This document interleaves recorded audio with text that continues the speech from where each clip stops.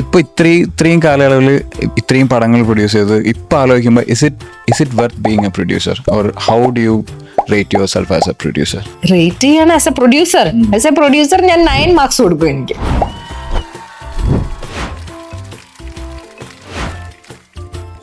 ഈ നമ്മൾ 100 CR club എന്നൊക്കെ പറയുന്നുണ്ടല്ലോ, മലയാളത്തിൽ നിന്ന് കുറച്ച് പടങ്ങൾ അതിൽ കയറിയിട്ടുള്ളൂ. ഇപ്പോൾ ഒരു 100 CR മൂവി എടുത്താല് ഒരു പ്രൊഡ്യൂസർക്ക് ഈ ചോദ്യത്തിൽ നിന്നൊന്ന് മാറ്റി അതിന്റെ കൗണ്ടർ പാർട്ടുണ്ട്. പിന്നെ അത് മറന്നുപോയി. ഇപ്പൊ അമ്മ, ഫെഫ്ക, WCC കുറെ സംഘടനകളുണ്ട്. ഇവരെ സൈഡിൽ നിന്നൊക്കെ ഉള്ള ഒരു സപ്പോർട്ട് എങ്ങനെയാണ്? ആകെപ്പാടെ ഉള്ളത് അമ്മയിലാണ്. പിന്നെ ഇനി ഞാനത് പറഞ്ഞിട്ടൊരു വിവാദമാക്കണം, വേണ്ട വിട്ടേരെ.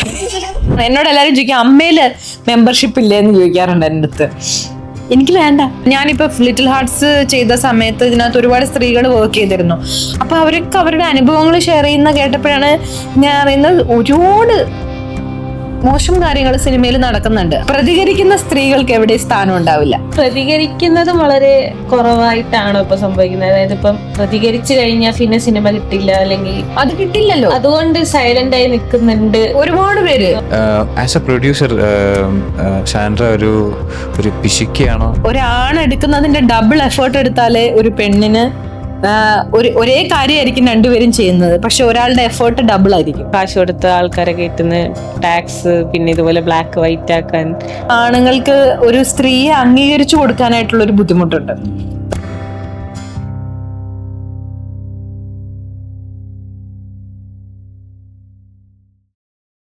ഇന്ന് നമ്മുടെ കൂടെയുള്ള ഗസ്റ്റിന് പ്രത്യേകിച്ച് ഒരു ഇൻട്രൊഡക്ഷൻ ആവശ്യമൊന്നുമില്ല. മലയാള ഫിലിം ഇൻഡസ്ട്രിയിലെ പ്രൊഡ്യൂസർ, ആക്ട്രസ്, പിന്നെ ഇപ്പം വ്ളോഗർ, നമ്മുടെ തങ്കക്കൊലുസുകളുടെ അമ്മയായ Sandra Thomas. Sandra, welcome to the show. Thank you Sandra, welcome. Thank you. സന്തോഷം. ഞാൻ നിങ്ങളെ വീഡിയോസ് ഒക്കെ ഫോളോ ചെയ്യുന്ന ഒരാളാണ്. നല്ല കണ്ടന്റ് ആണ്. ഞാൻ അത് പറഞ്ഞിട്ടും ഉണ്ട്. എനിക്ക് ഇഷ്ടമാണ് നിങ്ങളുടെ കണ്ടന്റ് ഒക്കെ. എനിക്ക് ഓർമ്മയുണ്ട്, നമ്മള് ഉപ്പിലിട്ടത് മീഡിയ ഫസ്റ്റ് ചാനൽ. അങ്ങനെ ഒരു പേരിടാൻ കാര്യം? നിങ്ങളിടുന്ന കണ്ടന്റ് ഇതുമായിട്ട് ഒരു റിലേറ്റഡ് അല്ല. ഇപ്പം കാലിക്കറ്റ് ബേസ്ഡ് ആണ് ഉപ്പിലിട്ടത് മീഡിയ. അപ്പൊ കാലിക്കറ്റ് വളരെ ഫേമസ് ആയിട്ടുള്ളതാണ്. ബീച്ചിലെ ഐശ്വര്യതി, ഉപ്പിലിട്ടത്, അങ്ങനത്തെ ആ ഒരു ടച്ച് കിട്ടാൻ നമ്മൾ ഉപ്പിലിട്ടത് എന്നുള്ളൊരു പേരിട്ടത്. പിന്നെ നമ്മൾ ആദ്യം ഇൻഫർടൈൻമെന്റ് ആയിരുന്നു, അതിന് പതിയെ ഫിനാൻസ് എന്നുള്ളൊരു നിശ്ചയിക്ക് മാറി. പക്ഷെ എന്താന്നറിയോ, ഇങ്ങനത്തെ പേര് എടുക്കുമ്പോ ഉപ്പിലിട്ടതെന്ന് വെക്കുമ്പോ ഇത് റിലേറ്റഡ് നിങ്ങളുടെ കോണ്ടന്റ് വേറെ, ഇത് ചാനലിന്റെ പേര് വേറെ. അപ്പൊ നിങ്ങൾക്ക് വരുന്ന ആളുകളുടെ എണ്ണം കുറയും, കാണാൻ വരുന്നവരുടെ എണ്ണം കുറയും. വലിയ സെർച്ച് ചെയ്യുമ്പോ അങ്ങനെയല്ലേ ചെയ്യുന്നത്. ട്രൂ ആണത്. പേര് മാറ്റിയാലും കുഴപ്പമൊന്നുമില്ല. നമുക്ക് ആലോചിക്കാം അതിനെ പറ്റി.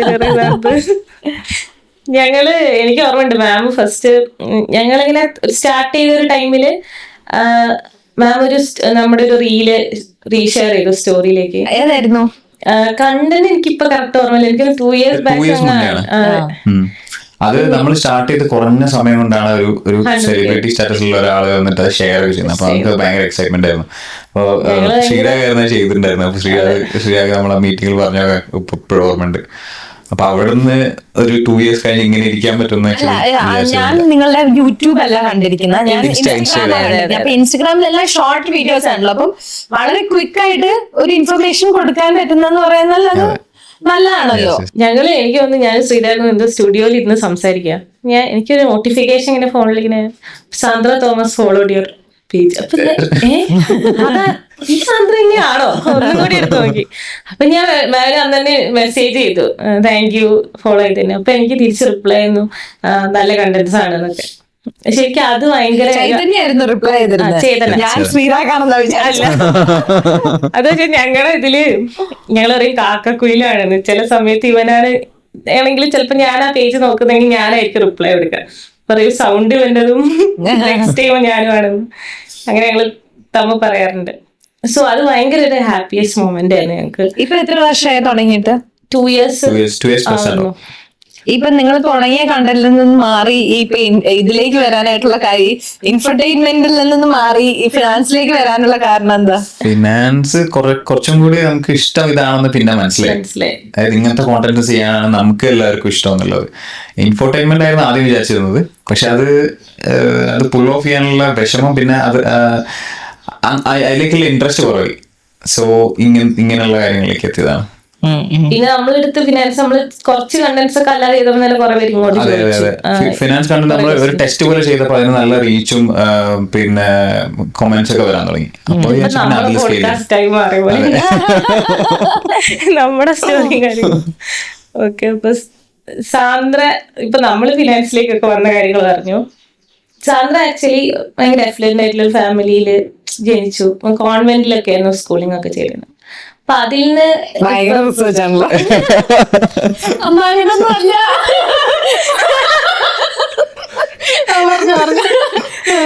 അതിൽ നിന്ന് ഇപ്പം എനിക്ക്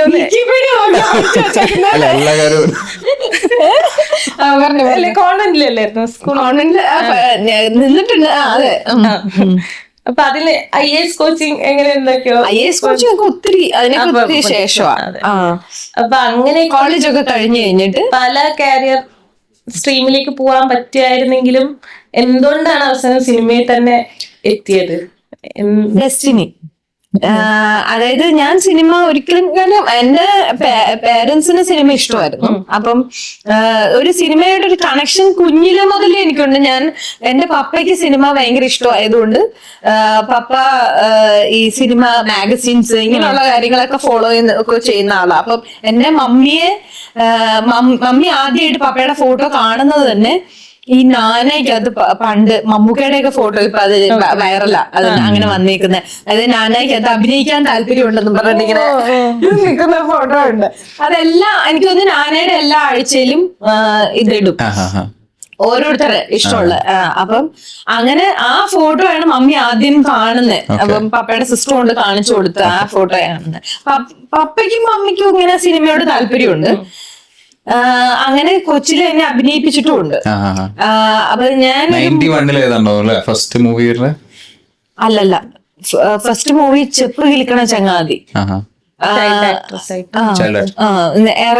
അതിനു മുമ്പ് ഒരു പടം ചെയ്തിരുന്നു, തിരനോട്ടം എന്ന് പറഞ്ഞിട്ട്, അത് ഇറങ്ങിയിട്ടില്ല. അതൊക്കെ പപ്പയുടെ ഈ ഒരു ഫിലിമിനോടുള്ള ഇൻട്രസ്റ്റ് കൊണ്ട് പപ്പയ്ക്ക് ഇങ്ങനെ, അപ്പൊ പപ്പ ഇങ്ങനെ പണ്ടിങ്ങനെ പപ്പ പറഞ്ഞിട്ടുണ്ട് ഈ മറ്റേ മമ്മൂക്കയും മറ്റേ സുമലതയും കൂടെ ഉള്ളൊരു പടം ഉണ്ടല്ലോ, പൂമാനമേ പാട്ടുള്ള ആ സിനിമയുടെ ലൊക്കേഷൻ. ആ പാട്ട് ഷൂട്ട് ചെയ്യുന്ന സമയത്ത് ഇവിടെ എറണാകുളത്ത് മറൈൻ ഡ്രൈവിലായിരുന്നു ഷൂട്ട് ചെയ്ത്. അപ്പൊ അത് പപ്പ വന്ന് കാണാനൊക്കെ വന്നിട്ടുണ്ടെന്നൊക്കെ പറഞ്ഞ് ഇങ്ങനെ കഥകളൊക്കെ ഇങ്ങനെ പറഞ്ഞ് കേട്ടിട്ടുണ്ട്. അപ്പൊ കൊച്ചിലെ ഇങ്ങനെ അങ്ങനെയൊക്കെ പപ്പയ്ക്ക് എന്തോ സിനിമാ ബന്ധങ്ങൾ ഉണ്ടായിരുന്നു. അപ്പൊ അങ്ങനെ കൊച്ചിലെ ഞാൻ അഭിനയിച്ചു, ഒരു 3-4 പടത്തിൽ ഞാൻ അഭിനയിച്ചു. എനിക്കൊരു അത്യാവശ്യം ബോധമായപ്പം എനിക്ക് വേണ്ട, സിനിമ എനിക്ക് താല്പര്യമില്ല എന്ന് പറഞ്ഞ് മാറിയെങ്കിലും നമ്മൾ എപ്പോഴും സ്കൂളിൽ ഇങ്ങനെ സിനിമാ നടി എന്നുള്ള പേരിലാണ് കൊച്ചില് ഇങ്ങനെ അഭിനയിച്ചു. എന്നാൽ സിനിമയായിട്ട് എനിക്ക് യാതൊരു ബന്ധവുമില്ല, അതിനുശേഷം സിനിമയായിട്ട് യാതൊരു ടച്ചും ഇല്ല. പക്ഷെ എന്നാലും സ്കൂളിലൊക്കെ എല്ലാരും എന്നെ, ഞാൻ വലുതാകുമ്പോൾ സിനിമ എന്തായാലും സിനിമയിലായിരിക്കും, അല്ലെ സിനിമാ നടിയാവും, അല്ലെ ഇങ്ങനൊരു ഇത് എനിക്ക് സ്കൂളിലെല്ലാം ഉണ്ട്. പക്ഷെ എനിക്ക് എന്റെ ഉള്ളിൽ അറിയാം ഞാൻ ഒരിക്കലും സിനിമയിൽ വരില്ല എന്ന് വിചാരിച്ചു. പിന്നെ കോളേജിൽ വന്നു, കോളേജ് കഴിഞ്ഞു. അത് കഴിഞ്ഞിട്ടാണ് ഈ IAS പഠിക്കാൻ കോച്ചിങ്ങിന് പോയെന്ന് ചെന്നൈ ചെയ്യുന്നത്. അവിടെ തന്നെ എനിക്ക് മനസ്സിലായി എനിക്ക് പറ്റിയ പണിയല്ല ഇത്, നടക്കില്ല എന്നുള്ളത് മനസ്സിലായി. അങ്ങനെ തിരിച്ചു വന്ന് എന്ത് ചെയ്യുന്നറിയില്ല, കൂടെ പഠിച്ചിരുന്ന ആൾക്കാരെല്ലാം ഓരോ ജോലിക്ക് കയറി എല്ലാ സ്ഥലങ്ങളിലും. ഈ പിന്നെ ക്യാമ്പസ് പ്ലേസ്മെന്റ്സ് ആയിട്ടും എല്ലാവരും ജോലിക്ക് കയറി. ഞാൻ മാത്രം വെട്ടിയാതാ ഇരിക്കെന്ന് പറഞ്ഞ പോലെ ഒന്നൊരു പണിയില്ലാതെ എന്ത് ചെയ്യുന്നറിയാതെ ഇങ്ങനെ ഇരുന്നു. അത് കഴിഞ്ഞപ്പോ ഞാൻ ഈ പത്രത്തിലൊക്കെ ഇങ്ങനെ കാണില്ലേ, ഇങ്ങനെ ഇത് വേണം ജോബ്, അപ്പം അഡ്മിൻ ജോബില് താജിലേക്ക് ഒരു ഇത് കിടക്കുന്നുണ്ട്. അങ്ങനെ അതിൽ അപ്ലൈ ചെയ്തു. അപ്പം അവര് ഇന്റർവ്യൂവിന് വരാൻ പറഞ്ഞു. ഞാൻ 100,000 ആൾക്കാർ ഇന്റർവ്യൂവിന്. പക്ഷെ അവിടെ ചെന്നു, പക്ഷെ അവരെടുത്തു തന്നെ. എടുത്ത് ഒരാഴ്ച ഞാൻ അവിടെ നിന്നുള്ളൂ.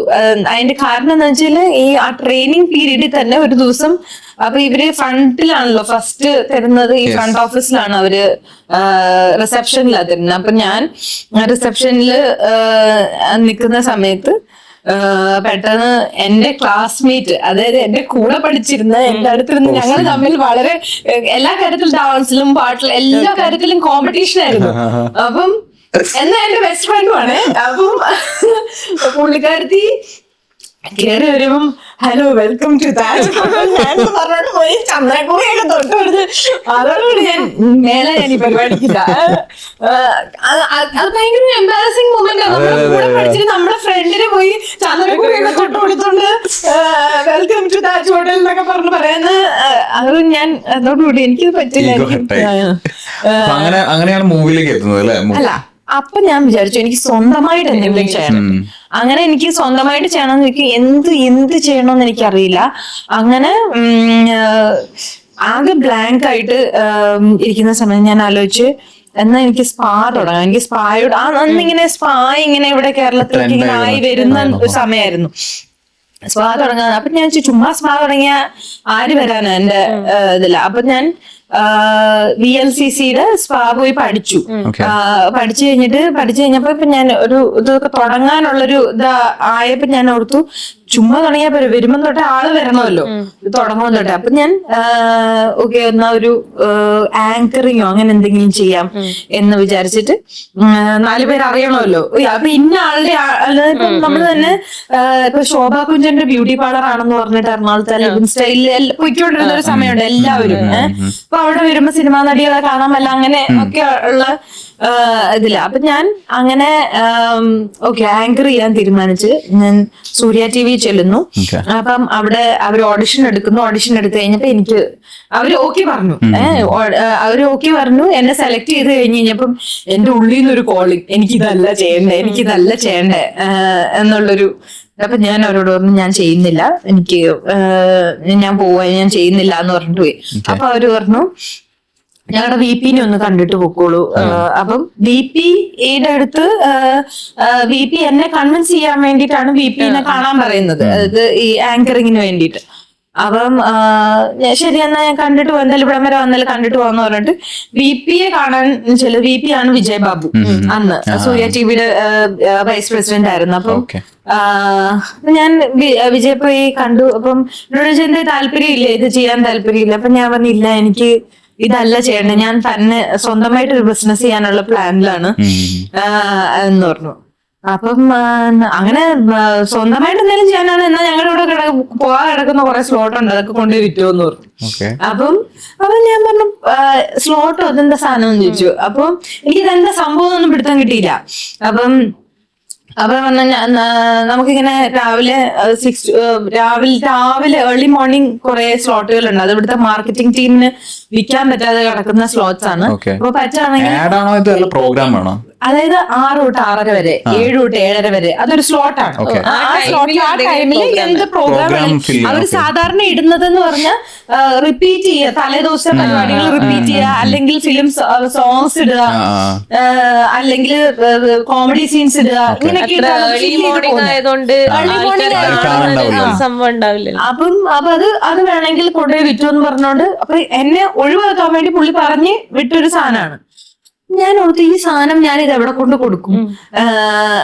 അങ്ങനെ പെട്ടെന്ന് എന്റെ തലയിലോട്ട് വന്നു പാസ്റ്റർമാരുടെ കയ്യിൽ കൊണ്ട് കൊടുത്താലോ എന്ന് വിചാരിച്ചു. അങ്ങനെയാണ് രാവിലത്തെ ഞാൻ ആദ്യം ഇവിടെ പത്തടിപ്പാലത്തുള്ള ഒരു മാസ്റ്റർ മിനിസ്ട്രീസ് എന്ന് പറഞ്ഞു. അന്ന് അവർക്ക് ബ്ലെസ്സിങ് ടുഡേ എന്നായിരുന്നു അന്ന് അവരുടെ പേര് മാസ്റ്റർ മിനിസ്ട്രീസ് എന്നായിരുന്നു. ഇപ്പൊ ബ്ലെസ്സിങ് ടുഡേ ആയി, അതായത് ആ പ്രോഗ്രാമിന്റെ പേരായി അവരുടെ. പ്രോഗ്രാം ഇല്ല, അതിപ്പോ നിന്നു. അപ്പൊ അത് അവർക്ക് കൊണ്ടാണ് ആദ്യം കൊടുത്തത്. അത് എനിക്ക് കിട്ടിയ റേറ്റിനേക്കാളും നല്ല റേറ്റിൽ ഞാൻ അവർക്ക് കൊടുത്തു. അപ്പൊ ഞാൻ അത് അപ്പൊ തന്നെ വിളിച്ച് ഇവരോട് ഞാൻ പറയുകയും ചെയ്തു. പറഞ്ഞു കഴിഞ്ഞാൽ വിജയ് പറഞ്ഞു കൊള്ളാലോ, ആദ്യമായിട്ടാണല്ലോ ഈ സ്ലോട്ട് പോകുന്നത് എന്ന് പറഞ്ഞു. അപ്പൊ പിന്നെ ഞാൻ അവിടെ ഉള്ള രാവിലെ തൊട്ടുള്ള എല്ലാ സ്ലോട്ടും എടുത്തു. പിന്നെ ഞാൻ എല്ലാ ചാനലിൽ നിന്നും എടുത്തു. ഓക്കെ ഇതൊരു ഫ്രീലാൻസർ ആയിട്ടാണോ അതെ അതെ ചെയ്തത്? അപ്പം എല്ലാ ചാനലിലും, അതായത് സൂര്യ, ഏഷ്യാനെറ്റ്, ഇന്ത്യ വിഷൻ ഒക്കെ ഉണ്ടെന്ന് റിപ്പോർട്ടർ, അങ്ങനെ എല്ലായിടത്തുനിന്നും രാവിലത്തെ സ്ലോട്ട് എടുത്ത് ഭക്തിക്ക് വിറ്റു. പല രീതിയിൽ അങ്ങനെ ഭക്തി വിറ്റാണ് കാശ് ഉണ്ടാക്കിയത്. ഞാനത് വിചാരിച്ചു രാവിലത്തേല് മറ്റേ സാധാരണ സൂര്യയില് അതിന് ശേഷമായിരിക്കാം മേ ബി ആസ്ട്രോളജീന്റെ ഒക്കെ ഒരു രാവിലെയാണ് പൊതുവെ വാരഫലമൊക്കെ പറയാ. അത് നമ്മള് വിചാരിക്കാത്ത ഫണ്ടാണ് അവരുടെ കയ്യിലിരിക്കുന്നത്. അപ്പൊ ഞാനിത് കൊണ്ടേ കൊടുത്തപ്പോ തന്നെ ആദ്യം കൊടുത്തതിനേക്കാൾ, അതായത് എനിക്ക് കിട്ടിയത് എന്റെ ഇരട്ടി വിലക്കാണ് ഞാൻ കൊണ്ട് കൊടുക്കുന്നത്, അവർക്ക് കൊടുക്കുന്നത്. അത് കഴിഞ്ഞ് പിന്നത്തെ അത് മാത്രമേ, അതായിരുന്നു ഏറ്റവും ചെറിയ റേറ്റ്. അത് കഴിഞ്ഞ് പിന്നെ കൊടുത്തതൊക്കെ ഭയങ്കര വലിയ മാർജിനോട് കൂടിയാ. പക്ഷെ അതൊന്നും അവർക്കൊരു പ്രോബ്ലമേ അല്ല. പല ഞാൻ പറയുന്നത് ഇപ്പൊ ഇവരുടെ മാത്രമല്ല, പല ഭക്തി ഗ്രൂപ്പുകൾക്കാണ് കൊടുത്തേക്കുന്നത്. അതിൽ ഹിന്ദുസ് ഉണ്ട്, ക്രിസ്ത്യൻസ് ഉണ്ട്, എല്ലാവരും ഉണ്ട്. പിന്നെ എങ്ങനെ മൂവിയിലേക്ക് എങ്ങനെ എത്തുന്നത്? മൂവി പ്രൊഡക്ഷൻ അതാ പറഞ്ഞ. അപ്പൊ ആ സമയത്ത് പ്രത്യേകിച്ച് പണിയില്ലല്ലോ എനിക്ക്. അതായത് ജസ്റ്റ് മേടിക്കാ കൊടുക്കുക, പക്ഷെ വെറുതെ ഇരുന്ന് പൈസ ഉണ്ടാക്കുന്നുണ്ട്. അപ്പം ഞാൻ അപ്പൊ എന്തെങ്കിലും നെക്സ്റ്റ് ചെയ്യാം എന്ന് വിചാരിച്ചു. അപ്പം ഈവന്റ്സ് ചെയ്യാം എന്ന് വിചാരിച്ചു. അങ്ങനെയാണ് ഈവന്റ്സിലേക്ക് വരുന്നത്. അപ്പൊ ഈവന്റ്സ് വന്നു കഴിഞ്ഞപ്പം ഈവന്റ്സിൽ ഞാൻ പരിചയപ്പെട്ട ഒരാളാണ് സാജിദ്, ഇപ്പോഴത്തെ ഡയറക്ടറാണ് സാജിദ് യഹിയ. അപ്പൊ ഞാനും സാജിദും കൂടെ ഒരുമിച്ചാണ്. സാജിദിനെ ഞാൻ പരിചയപ്പെടുന്നത് എന്റെ കോളേജ് ഫ്രണ്ട് വഴിയാണ്. സാജിദ് എന്റെ കസിൻ ആണ്, എന്റെ കോളേജ് ഫ്രണ്ട്. അപ്പം അങ്ങനെ പരിചയപ്പെടുത്തി തന്ന. അങ്ങനെ സായുധമായിട്ട് ഞാൻ കണ്ടപ്പോ തൊട്ടേ വൻ കമ്പനിയായി. അങ്ങനെ ഞങ്ങള് ഇവന്റ് തുടങ്ങി. അപ്പം ആ ഇവന്റ്സും അത്യാവശ്യം എല്ലാം നന്നായി പോയി. പക്ഷെ ചിലര് ഒരു നമ്മുടെ എല്ലാവരുടെ ലൈഫിൽ ഒരു 7 years പീരീഡ് ഉണ്ട്, എല്ലാം പോണ്ടായിരിക്കും. അപ്പം ആ സമയത്ത് ആ ഇവന്റ്സും എല്ലാം നന്നായിട്ട് പോയി. അത് ഇനി എന്ത് ചെയ്യും, ഇനി എന്താ നെക്സ്റ്റ് എന്ത് ചെയ്യും എന്ന് പറഞ്ഞാൽ ഇങ്ങനെ ഇരിക്കുമ്പോഴാണ് സാജിദ് എന്നോട് പറയുന്നത്. അതായത് ഇങ്ങനെ ഇടയ്ക്കിടയ്ക്ക് ഇങ്ങനെ കഥകൾ പറഞ്ഞുകൊണ്ടിരിക്കും. നമ്മൾ ട്രാവൽ ചെയ്യുമ്പോൾ എവിടെയെങ്കിലും പിച്ച് ചെയ്യാൻ പോകുമ്പോൾ ഓരോന്നൊക്കെ വേണ്ടിയിട്ടൊക്കെ പോകുമ്പോൾ കഥകൾ പറഞ്ഞുകൊണ്ടിരിക്കും. അപ്പം മൂവിക്ക് വേണ്ട സ്റ്റോറി എന്ന് എനിക്ക് മനസ്സിലായിട്ടില്ലായിരുന്നു. വെറുതെ സന്ത്രി ഈ കഥ എങ്ങനെയുണ്ട് പറഞ്ഞിട്ട് ഇങ്ങനെ കഥ പറയും. അപ്പൊ ഏതോ ഒരിക്കൽ ഞാൻ പറഞ്ഞ കുഴപ്പമില്ല എന്നൊക്കെ പറഞ്ഞിങ്ങനെ വിടും. ഒരു പ്രാവശ്യം ഞാനിങ്ങനെ പറഞ്ഞു, ആ കൊള്ളാല്ലേ സാധ്യത ഇത് എന്ന് പറഞ്ഞു. കൊള്ളാല്ലേ, ഞാൻ അതിന്റെ റൈറ്ററോടും ഡയറക്ടറോടും വരാൻ പറയട്ടെ, കാണാൻ പറയട്ടെ. ഞാൻ പറഞ്ഞു അല്ല പിച്ച് ചെയ്താന്നുള്ളത് എനിക്ക് പിന്നെ മനസ്സിലായ. അപ്പൊ അതുവരെ എന്നോട് ചുമ്മാ കഥ പറയാന്നാ ഞാൻ വിചാരിച്ചിരിക്കുന്നത്. അപ്പം അങ്ങനെ ആണ്. സാജിദിന്റെ കസിൻ ആയിരുന്നു നജീം കോയ, അതിന്റെ റൈറ്റർ. അങ്ങനെ നജീക വരുന്നു, നജീക വന്ന് കഥ പറയുന്നു. എനിക്ക് കഥ പറഞ്ഞപ്പോ എനിക്ക് ഇഷ്ടപ്പെട്ടു. പിന്നെ ഡയറക്ടർ വരുന്നു, ലിജിൻ വരുന്നു, ലിജിനെ പരിചയപ്പെടുന്നു. അപ്പൊ നമ്മളെല്ലാരും ഒരു ടീമായി. എല്ലാം ഇപ്പം എല്ലാരും യങ്സ്റ്റേഴ്സ് എല്ലാരും. അപ്പൊ ഒരു ടീമായിട്ട് അപ്പൊ എനിക്കിത് രസമുള്ള പരിപാടിയായിട്ട് തോന്നി. പിന്നെ അപ്പൊ ഞാൻ ഓർത്തു ഒരു പ്രോജക്റ്റ് ആക്കി എടുത്ത് ആർക്കെങ്കിലും കൊടുക്കാം. കാര്യം സിനിമ ആദ്യമായിട്ട് ഒരു സിനിമ പ്രൊഡ്യൂസ് ചെയ്യാനുള്ള കപ്പാസിറ്റി ഒക്കെ എനിക്കുണ്ടോ എന്ന് എനിക്ക് അറിയില്ലായിരുന്നു. അപ്പം ആർക്കെങ്കിലും കൊടുക്കാം എന്നുള്ള ഇതിലാണ് അപ്പം ആദ്യം പ്ലാൻ ചെയ്തിരുന്നത്. അങ്ങനെ സിനിമ തുടങ്ങി. അപ്പൊ ഇവരുടെ ഫ്രണ്ട് ആയിരുന്നു ഫഹദ്. അപ്പൊ ഫഹദാണ് ഫസ്റ്റ് പ്രോജക്റ്റിലേക്ക് വരുന്നത്. അത് കഴിഞ്ഞ് അങ്ങനെ നെക്സ്റ്റ് വിനീതിനോട് പറയുന്നു, വിനീതും വരുന്നു. അങ്ങനെ ആ സിനിമയുടെ പേര് ഹറാമീസ് എന്നായിരുന്നു. ഹറാമീസ് എന്ന് പറഞ്ഞ സിനിമയായിരുന്നു. പക്ഷെ ആ സിനിമ നടന്നില്ല. അത് നടന്നില്ല. അങ്ങനെ അത് നടക്കാത്തതിൽ വിഷമിച്ച് ഞങ്ങളിങ്ങനെ ഇനി എന്ത് ചെയ്യും എന്ന് പറഞ്ഞ് വിഷമിച്ച് കോമ്പൂട്ടറിൽ ഇങ്ങനെ ഇരിക്കുക. ആ സമയത്താണ് അത് അപ്പൊ ഇങ്ങനെ നജീക പെട്ടെന്ന് ചോദിച്ചു, ഇന്ന് എന്താ ഡേറ്റ് എന്ന് ചോദിച്ചു. ഇന്ന് 11/11/11. അപ്പൊ പറഞ്ഞു ഓക്കെ 11/11/11 ഒരു 4-5 സംഭവങ്ങൾ ഒരുമിച്ച് നടക്കുന്നു ആലപ്പുഴയിൽ. എല്ലാം നടക്കുന്ന ആലപ്പുഴയിലാണ്. അപ്പൊ 4-5 സാധനങ്ങൾ നടക്കുന്നു. ഇതെല്ലാം കൂടെ വന്ന് അവസാനം ഒരു ബോട്ട് അപകടത്തിൽ അവസാനിക്കുന്നു. അങ്ങനെ ഒരു നോൺ ലീനിയർ ആയിട്ടൊരു സബ്ജക്ട് എന്നിങ്ങനെ പറഞ്ഞപ്പോ ഞാൻ ഇതേപോലെ തന്നെ ഞാൻ പറഞ്ഞ കൊള്ളാലോ എന്ന് പറഞ്ഞു. അങ്ങനെയാണ് അപ്പൊ തന്നെ സിനിമയ്ക്ക് പേര് കിട്ടു 11/11/11 ഫ്രൈഡേ 11/11/11 എന്നാക്കി. അപ്പം അന്നാണ് കേട്ടോ ആരാധ്യ ബച്ചൻ ജനിച്ചത്. ഓക്കെ. അതുകൊണ്ട് അത് മറക്കത്തില്ല. അങ്ങനെയാണ് ഫ്രൈഡേ ഉണ്ടാവുന്നത്. ഫ്രൈഡേ ഉണ്ടായി. ഫ്രൈഡേ IFFK സ്ക്രീൻ ചെയ്ത് കഴിഞ്ഞപ്പോ ഞാൻ തീരുമാനിച്ചു ഓക്കെ ഇനി ഫ്രൈഡേ കംപ്ലീറ്റ് ഫണ്ടിങ്ങും സാലറി ആയിരുന്നു ചെയ്തിരുന്നത്. ഓക്കെ. എങ്ങനെ ധൈര്യം വന്നു? അങ്ങനെ ധൈര്യം ഒന്നും ഉണ്ടായില്ല. അല്ല ഇപ്പൊ നമ്മളൊന്നും പഠിച്ചിട്ടില്ലെങ്കിൽ നമുക്ക് എന്തിനാ പേടിക്കാനുള്ള? പഠിച്ചിട്ട് പോകുമ്പോഴാണ് നമ്മൾ ടെൻഷൻ ആവുക. നമ്മൾ ഉദ്ദേശിച്ച ഇത് വരുമോ? ആ ടെൻഷൻ നമുക്ക് വരുന്നത് നമ്മൾ നന്നായി പഠിച്ചിട്ട് പോയാലാ. ഞാൻ പഠിച്ചിട്ടില്ല. അപ്പൊ അതുകൊണ്ട് എല്ലാം വരുന്നിടത്ത് വെച്ച് കാണുക എന്നുള്ളതിലായിരുന്നു. അപ്പൊ എനിക്ക് ആദ്യമൊക്കെ ഇച്ചിരി നല്ല രീതിയിൽ ബുദ്ധിമുട്ടായിരുന്നു. കാര്യം ഒരു സ്ഥലത്ത് ഞാൻ ജോലി ചെയ്തിട്ടില്ല. അപ്പൊ ഈ വർക്ക് കൾച്ചർ എന്താന്ന് എനിക്ക് അറിയില്ല. അതിന്റെ കൂടെ പല സ്ട്രാറ്റാസിലുള്ള ആൾക്കാരാണ്. 23. 23 ആണ് ഫസ്റ്റ് പടം പ്രൊഡ്യൂസ് ചെയ്യുന്നത്. 24 ആണ് തോന്നുന്നു. അപ്പൊ പല തരത്തിലുള്ള ആൾക്കാർ വരുന്നു. എല്ലാരും വരുന്നു. പുല്ലുകാര് വരുന്നു, പൈസക്ക് വരുന്നു, അതിന്റെ കൂടെ ആർട്ടിസ്റ്റ് വരുന്നു. അപ്പം പിന്നെ ക്യാമറ നോക്കാതിരിക്കാൻ പൈസ എന്നൊക്കെ പറഞ്ഞിട്ട് പല രീതിയിൽ ആൾക്കാർ വരുമ്പോ എനിക്ക് പ്രാന്തായി അവസാനം. എനിക്ക് പറ്റൂല ഈ പരിപാടി. പിന്നെ നമ്മുടെ കൂടെ നിൽക്കുന്നവര് തന്നെ നമ്മളെ പറ്റിക്കുന്നു. അപ്പൊ നമുക്ക് മനസ്സിലാവുമോ നമ്മളെ പറ്റിക്കുക എന്നുള്ളത്. അപ്പം പിന്നെ ആദ്യമൊക്കെ എനിക്ക് അങ്ങ് വയലന്റ് ആവുമായിരുന്നു. ഞാൻ ഇതെന്തിനാണ് ഇങ്ങനെ നമ്മളെ പറ്റി. പിന്നെ ഞാൻ ചിരിച്ചോണ്ട് എല്ലാവരോടും പറയാൻ തുടങ്ങി, നിങ്ങൾ പറ്റിച്ചോ, പക്ഷെ എനിക്ക് മനസ്സിലാവാത്ത രീതിയിൽ പറ്റി. നമ്മൾ അറിഞ്ഞോണ്ട് ഇത് കണ്ടോണ്ടിരിക്കാൻ ബുദ്ധിമുട്ടല്ലേ, നമ്മുടെ പൈസ ആരെങ്കിലും ഇങ്ങനെ എടുത്തോണ്ട് പോകുന്ന കാണാൻ. പിന്നെ ഞാനിങ്ങനെ അതൊക്കെ ചിരിച്ചു പറയാനായിട്ട് പഠിച്ചു. ഈ ഫസ്റ്റ് ഫിലിം ഒക്കെ ചെയ്യുമ്പം ഒന്നും അറിയാത്ത ഒരാളാണ് ഇപ്പൊ പ്രൊഡ്യൂസ് ചെയ്യുന്നത്. അപ്പൊ ആരായിരുന്നു ഒരു കാര്യങ്ങളൊക്കെ പറഞ്ഞു തരാനൊക്കെ കാര്യങ്ങളും ഉണ്ടായിരുന്നു? ഇല്ല, അങ്ങനെ എനിക്കങ്ങനെ ഗൈഡൻസിനൊന്നും ആരും ഉണ്ടായിരുന്നില്ല. എല്ലാം ട്രയൽ ആൻഡ് എറർ മെത്തേഡിൽ കൂടെ എല്ലാം ചെയ്താണ് പഠിച്ചത്. അപ്പം ഓരോ സിനിമ കഴിയുമ്പോഴും ഓരോ പാഠങ്ങൾ പഠിക്കും. ഓരോ സിനിമ കഴിയുമ്പോഴും ഞാൻ വിചാരിക്കും ഇനി ഞാൻ എല്ലാം പഠിച്ചു. അടുത്ത പടം വരുമ്പോ അടുത്ത പ്രശ്നം, അതിന്റെ അടുത്ത പടം വരുമ്പോ വേറെ പ്രശ്നം. ഇപ്പൊ ലേറ്റസ്റ്റ് മൂവി ചെയ്ത് കഴിഞ്ഞപ്പോഴും അപ്പോഴും പഠിക്കാനുണ്ട്. പഠിക്കാനുണ്ട്. അപ്പൊ ഓരോ സിനിമയിലും ഇങ്ങനെ ഞാൻ പഠിച്ചാണ് വരുന്നത്. അപ്പം അതുകൊണ്ട് ഒരു ഇന്ന ആള് എല്ലാം ഗൈഡ് ചെയ്ത് അങ്ങനൊന്നും ഇല്ല. ഇല്ല, പിന്നെയും ഉണ്ടെങ്കിൽ തന്നെ എപ്പോഴും എന്റെ കൂടെ ഒരു ഇമോഷണൽ സപ്പോർട്ടിന് എന്റെ ഫാമിലി എപ്പോഴും കൂടെ ഉണ്ട്. ഇപ്പം ഫ്രൈഡേയിലെ സെറ്റിൽ തന്നെ എന്റെ കൂടെ സിസ്റ്റർ ഉണ്ടായിരുന്നു. അവള് ആയിരുന്നു അക്കൗണ്ട്സ് കംപ്ലീറ്റ് നോക്കിയിരുന്ന അവളായിരുന്നു. അവള് മങ്കി പെൻ കഴിഞ്ഞതിന് ശേഷമാണ് US പോകുന്നത്. അപ്പൊ അതുവരെയും അവള് കൂടെ ഉണ്ടായിരുന്നു. പിന്നെ പപ്പയും മമ്മിയും ഉണ്ട്. എല്ലാരും എന്റെ ചുറ്റിനും ഉണ്ട് ഒരു ഇമോഷണൽ സപ്പോർട്ടിന്. അങ്ങനെ എനിക്ക് ഇങ്ങനെ ഫോൾ ബാക്ക് ചെയ്യാൻ ഒരു സ്ഥലം ഉണ്ടെന്ന് പറഞ്ഞാൽ പിന്നെ എന്നെ പിടിച്ചേക്കില്ലല്ലോ, കുതിരനെ പോലെ. പക്ഷെ അതില്ലെങ്കിലാണ് നമ്മളിങ്ങനെ ഡൗൺ ആയി പോവാ. അപ്പൊ ഫസ്റ്റ് പടം വന്നു, പടം ഹിറ്റായി. ഹിറ്റ് എന്ന് പറയാൻ പറ്റില്ല, ക്രിട്ടിക്കലി ഹിറ്റായി എന്ന് പറയാം.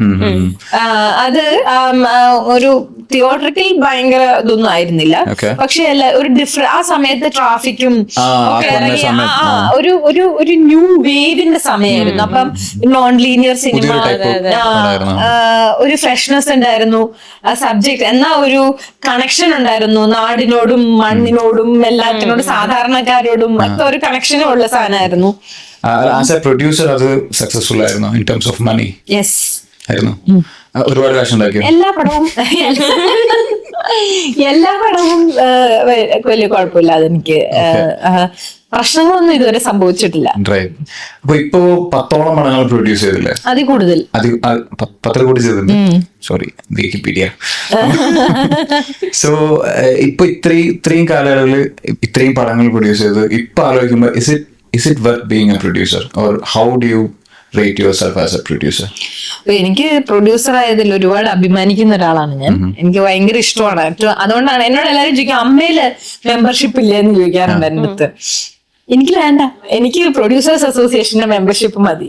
ഞാൻ അതില് പ്രൗഡ് ആയിട്ടുള്ള ഒരാളാണ് ഞാൻ ഒരു പ്രൊഡ്യൂസർ ആയിട്ടാണ് ഇൻഡസ്ട്രിയിലേക്ക് വന്നത്. അങ്ങനെ തന്നെ നിൽക്കാനാണ് ഞാൻ ആഗ്രഹിക്കുന്നതും. പിന്നെ ഒരു പ്രൊഡ്യൂസറിന് കിട്ടുന്ന ഒരു പ്രിവിലേജും ഒരു എന്താ പറയാ ഒരു റെക്കഗ്നേഷനും ഒന്നും വേറൊരു എന്താ പറയാ വേറൊരു പ്രൊഫഷനിലും, അതായത് നമ്മള് സിനിമയിൽ നിന്ന് കിട്ടുന്ന ഒരു സ്നേഹവും അംഗീകാരവും റെസ്പെക്റ്റും ഒന്നും നമ്മൾ വേറെ ഒരു പ്രൊഫഷനിലും കിട്ടില്ല. ഇപ്പൊ ഞാൻ ഇപ്പൊ IT ഫീൽഡിൽ വലിയ പുലിയാന്ന് തന്നെ വെച്ചിരിക്കുക. എത്ര പേർക്ക് അറിയാൻ പറ്റും? സിനിമ ഒരു മാജിക്കൽ വേൾഡാണ്. നമ്മള് വൺസ് ഇതിനകത്തേക്ക് വന്നു കഴിഞ്ഞാൽ പിന്നെ നമ്മള് തിരിച്ചു പോകൂല എന്ന് പറയുന്നതിന്റെ ഒരു കാരണം അതാണ്. എല്ലാരും വീണ്ടും വീണ്ടും സിനിമ ചെയ്യാൻ ആഗ്രഹിക്കുന്നത്, വീണ്ടും വീണ്ടും സിനിമ ചെയ്തുകൊണ്ടിരിക്കും. ഒരിക്കലെങ്കിലും സിനിമയിൽ അഭിനയിക്കണമെന്ന് മോഹിക്കാത്ത ആരും ഉണ്ടാവില്ല ലൈഫില്. അപ്പൊ ബാക്ക് ടു എങ്ങനെ റേറ്റ് ചെയ്യാൻ ആസ് എ പ്രൊഡ്യൂസർ ഞാൻ 9 മാർക്സ് കൊടുക്കും എനിക്ക്. ഞാൻ പൊളിയാതെ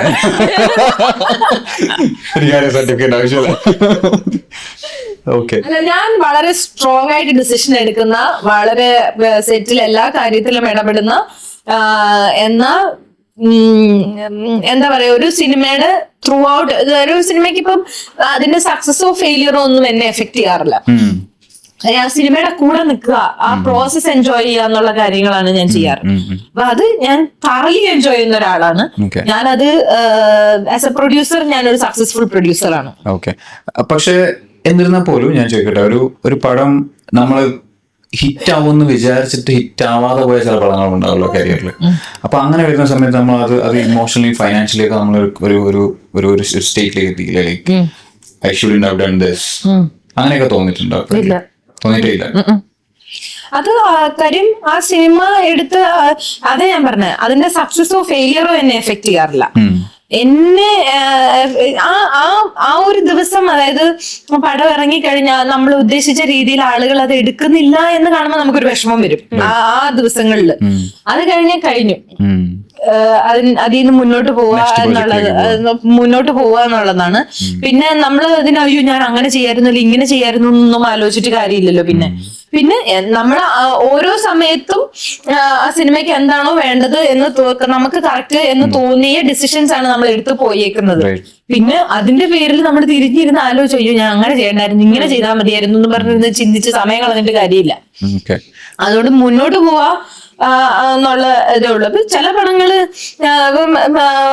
ഫോർ എക്സാമ്പിൾ എന്റെ ലാസ്റ്റ് മൂവി നല്ല നിലാവുള്ള രാത്രി, അത് ഞാൻ ഉദ്ദേശിച്ച രീതിയിൽ ആളുകൾ അത് എനിക്ക് തോന്നുന്നു അത് പല കാര്യങ്ങളും ഒരു സിനിമയ്ക്ക് കാരണം, അതായത് അതിന്റെ ഒരു സക്സസിനെയും ഫെയിലിയറിനെയും സിനിമയ്ക്ക് ഒരു ഭാഗ്യം ഉണ്ടെന്ന് പറയുന്നത് വിശ്വസിക്കുന്നുണ്ടോ? തീർച്ചയായിട്ടും 100% ഞാൻ അതിൽ വിശ്വസിക്കുന്നു. അപ്പം അത് ഇപ്പൊ നല്ല നിലാവുള്ള രാത്രിയുടെ കാര്യത്തിൽ അങ്ങനെയാണ്. അതിനൊരു റോങ് ടൈമിലാണ് ഇത് റിലീസ് ചെയ്തത്. ഭയങ്കര മഴ ആയിട്ടുള്ളൊരു സമയം, സ്കൂൾ തുറന്ന സമയം. അതിപ്പോ ലിറ്റിൽ ഹാർട്സും അതെ, ലിറ്റിൽ ഹാർട്സിന് മഴ ഉണ്ടായിരുന്നില്ല, പക്ഷെ സ്കൂൾ തുറന്ന ഒരു പടത്തിൽ നിന്ന് പഠിച്ച പാഠം ഞാൻ രണ്ടാമത്തേൽ വീണ്ടും റിപ്പീറ്റ് ചെയ്തു എന്നുള്ളതാണ്. അത് സ്കൂൾ തുറന്ന സമയം, വെക്കേഷൻ ടൈമിലേക്ക് ആയിരുന്നെങ്കിൽ കുറച്ചുകൂടെ ഫാമിലി ഓഡിയൻസ് വന്നെ എന്നൊക്കെയുണ്ട്. പിന്നെ ആട് എന്ന് പറയുന്ന സിനിമ ഒരുപാട് പ്രതീക്ഷിച്ച് ഉറപ്പായിട്ടും ഹിറ്റ് എന്ന് വിചാരിച്ച് തിയേറ്ററിൽ വന്ന്, അപ്പം ഇപ്പൊ അന്ന് സിനിമ ഫസ്റ്റ് ഡേ സിനിമ കാണാൻ അപ്പൊ ജയേട്ടന്റെ പടങ്ങൾക്കൊന്നും അത്രയും ഇനിഷ്യൽ ഒന്നും ഉണ്ടാവാറില്ലായിരുന്നു. പക്ഷെ ഇതിന് ഭയങ്കര ഇനിഷ്യലും ആയിരുന്നു. ഭയങ്കര ഇനിഷ്യലും ഒക്കെ വന്ന് ഓർക്കുന്നില്ല ഞാൻ 14-ലായിരുന്നു തോന്നുന്നു. അപ്പം മിഥുനാണെങ്കിൽ തിയേറ്ററിലേക്ക് ഷാജി പാപ്പന്റെ കോസ്റ്റ്യൂം ഒക്കെ ഇട്ടിട്ടാ വരുന്നത്. ട്രെൻഡ് ആയിരുന്നു ആ മുണ്ടും ആ ജുബയും ഒക്കെ ഇട്ടിട്ട് ഭയങ്കര കോൺഫിഡന്റ് ആയിരുന്നു. അപ്പം അങ്ങനെയാണ് തിയേറ്ററിലേക്ക് വരുന്നത്. അപ്പം അത് തിയേറ്ററിലാണെങ്കിലും ആൾക്കാർ ത്രൂ ഔട്ട് ഇരുന്ന് ചിരിക്കുന്നു, എല്ലാരും ചിരി, ലാസ്റ്റ് വരെ ഇരുന്ന് ചിരിച്ചിട്ട് അവസാനം ഈ എന്ത് പടം എന്ന് പറഞ്ഞിട്ട് എഴുന്നേറ്റ് പോയി. അപ്പം പിന്നെ അങ്ങോട്ട് ഓൺലൈനിലൊക്കെ കൊല വിളിച്ച് അപ്പോഴേക്കും പിന്നെ കളക്ഷൻ ഭയങ്കരമായിട്ട് ഡ്രോപ്പ് ആയി, താഴോട്ട് പോയി. അപ്പൊ അന്ന് നമ്മൾ ഇതേപോലെ ഒന്ന് വിഷമിച്ചു. അത് പക്ഷെ ഇന്നായിരുന്നെങ്കിൽ ഹ്യൂജ് ഹിറ്റ് അല്ലേ പടം. പറയാൻ പറ്റത്തില്ല. ഹിറ്റ് ആണെന്ന് പറയാൻ പറ്റത്തില്ല. ഓരോ സിനിമയ്ക്കും ഓരോ സമയവും ഓരോ ഇങ്ങനെ ഇപ്പൊ ഇറങ്ങിയാലും ചിലപ്പോ അങ്ങനെ തന്നെയായിരിക്കും. നമ്മള് ചില സിനിമകൾ പറയല്ലേ കാലം തെറ്റി ഇറങ്ങിയതാണ്, ഇപ്പം ദേവദൂതൻ റീമാസ്റ്റർ ചെയ്യുന്ന പോലെ. അത് പിന്നീട് കണ്ട ആൾക്കാർക്കൊക്കെ ഭയങ്കര ഫിലിം ഇഷ്ടപ്പെട്ടു. അതിന്റെ കാരണം എന്താണെന്നറിയോ? പിന്നീട് കണ്ട ആൾക്കാരെല്ലാം കാണുന്നത് റീ എഡിറ്റ് ചെയ്ത വേർഷനാണ്. ഓക്കെ, അങ്ങനെ അതായത് പടം ഫസ്റ്റ് ഡേ ഇങ്ങനെ ഇത് വർക്ക് ആവുന്നില്ല എന്ന് കണ്ടു കഴിഞ്ഞപ്പോഴേക്കും നമ്മള് ലിജോ ജോസ് പെല്ലിശ്ശേരി നമ്മുടെ വളരെ അടുത്ത ഫ്രണ്ട് ആയിരുന്നു. അപ്പം ലിജോയെ ഇരുത്തി നമ്മൾ റീ എഡിറ്റ് ചെയ്യിച്ചു സിനിമ. അതായത് നോൺ ലീനിയർ ആയിട്ടായിരുന്നു ഫസ്റ്റ് ഡേ ഇറങ്ങിയ സമയത്ത് ആട്.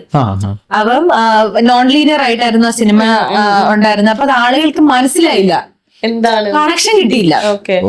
അവിടെയാണ് ഇത് ഇതായത്. അപ്പം രണ്ടാമത് അത് റീ എഡിറ്റ് ചെയ്ത് അത് പക്ഷെ അപ്ലോഡ് ആയി വരാൻ ഒരു 3-4 ദിവസം എടുത്തു. കാര്യം നമ്മൾ റീസെൻസർ ചെയ്യണം. സെൻസർ ചെയ്ത് കഴിഞ്ഞ് ക്യൂബിലും യോഫയിലും ഒക്കെ അപ്ലോഡ് ചെയ്ത് വന്നപ്പോഴേക്കും 3-4 ദിവസം കഴിഞ്ഞു. അപ്പോഴേക്കും അഭിപ്രായം സ്പ്രെഡായി. പിന്നെ ആരും അത് പക്ഷെ ഇപ്പൊ നിങ്ങൾ കാണുന്ന ഇപ്പം എല്ലായിടത്തും ഉള്ള വേർഷൻ എന്ന് പറയുന്നത് രണ്ടാമത് റീ എഡിറ്റ് ചെയ്ത ലീനിയർ ആയിട്ട് എഡിറ്റ് ചെയ്ത വേർഷനാണ്. ആസ് എ പ്രൊഡ്യൂസർ സാൻഡ്ര ഒരു പിശിക്കയാണോ അല്ല ഓവർ സ്പെൻഡ് ചെയ്യുന്ന ആളാണോ? രണ്ടുമല്ല, പിശിക്കുമല്ല ഓവർ സ്പെൻഡ് ചെയ്യുന്ന ആളുമല്ല. രണ്ടിന്റെ ഇടയിൽ എന്താ പേര് പറയാ? അല്ല, ഇപ്പൊ ഒരു പ്രൊഡ്യൂസർ ആകുന്ന സമയത്ത് എന്തായാലും പല ടൈപ്പ് ഓഫ് സ്ട്രെസ് ഒക്കെ എടുക്കേണ്ടി വരില്ലേ? പല കാര്യങ്ങൾ ടൈമിന് എത്തില്ല, പല ആളുകൾ ചിലപ്പോൾ സമയത്ത് എത്തില്ല, പലതും നമ്മൾ വിചാരിച്ച പോലെ നടക്കില്ല. അപ്പൊ ഇമോഷണലി എത്ര സ്ട്രെസ് ഒക്കെ എടുക്കേണ്ടി വന്നു? നല്ല രീതിയിൽ. അത് നമ്മുടെ ആയുസിന്റെ പകുതി തീരും സിനിമ എടുക്കുന്നു. അത്രയും സ്ട്രെസ്സാണ് നമുക്ക്. പലരോടും നമുക്ക് മോശമായിട്ട് സംസാരിക്കാൻ പറ്റില്ല അവരുടെ അടുത്ത്. അപ്പം പിന്നെ ടാൻഡ്രംസ്, ആർട്ടിസ്റ്റിന്റെ ടാൻഡ്രംസ്, ഇതൊക്കെ നമ്മൾ മാനേജ് ചെയ്യണ്ടേ ഓരോ സമയത്ത് ഓരോ മൂഡ്. അപ്പം ആർട്ടിസ്റ്റ് ഒരു ടാൻഡ്രം കാണിക്കുമ്പം ടെക്നീഷ്യൻസ് വേറെ ടാൻഡ്രംസ് കാണിക്കും. അപ്പം ഇത് എല്ലാരെയും മാനേജ് ചെയ്തുകൊണ്ട് പോവാ എന്ന് പറയുന്നതും, പിന്നെ ഒരു സെറ്റിൽ ഒരു ദിവസം ഒരുപാട് ആവശ്യങ്ങൾ വേണ്ടി വരും. എല്ലാം നമ്മൾ അറിഞ്ഞോണ്ടല്ലേ പോകുന്നേ. അവിടെ പോകുന്നു, ഇവിടെ പോകുന്നു, ഇതിന് പോകുന്നു, അതിന് പോകുന്നു, അതിന് വേണം പൈസ വേണം, ഇതിന് വേണം പൈസ വേണം, വണ്ടി അവിടെ വിടണം, വണ്ടി ഇവിടെ വിടണം, മറ്റൊരു വന്നിട്ടില്ല, ഓക്കെ അതെന്താണെന്ന് അന്വേഷിക്കുന്നത്. ഇതിങ്ങനെ ഒരു 100 കൂട്ടം കാര്യങ്ങളാണ് ഒരു ദിവസം ഹാൻഡിൽ ചെയ്യേണ്ടി വരുന്നത്. അപ്പം ചെറുതായിട്ടൊന്ന് കിളി പോകാറുണ്ട്. വന്നിട്ടുണ്ടോ? കരയാൻ എനിക്കങ്ങനെ ഓർമ്മയില്ല. കരഞ്ഞിട്ടുണ്ടാവണം, ഉറപ്പായിട്ടും കരഞ്ഞിട്ടുണ്ടാവണം. ഉണ്ട്, കരഞ്ഞിട്ടുണ്ട്. കരയുന്നെന്ന് പറഞ്ഞ അത്ര അല്ല, അങ്ങനെയല്ല. ഞാൻ ഭയങ്കര ഇമോഷണൽ ആയിട്ടുള്ള, എനിക്ക് പെട്ടെന്ന് കരച്ചിൽ വരും. വേറൊരു കാര്യമുണ്ട്, ഞാൻ കരഞ്ഞു കഴിഞ്ഞാൽ കൂടുതൽ സ്ട്രോങ് ആവും. കരഞ്ഞാലാണ് എന്നെ പേടിക്കേണ്ടത്. കരഞ്ഞു കഴിഞ്ഞാൽ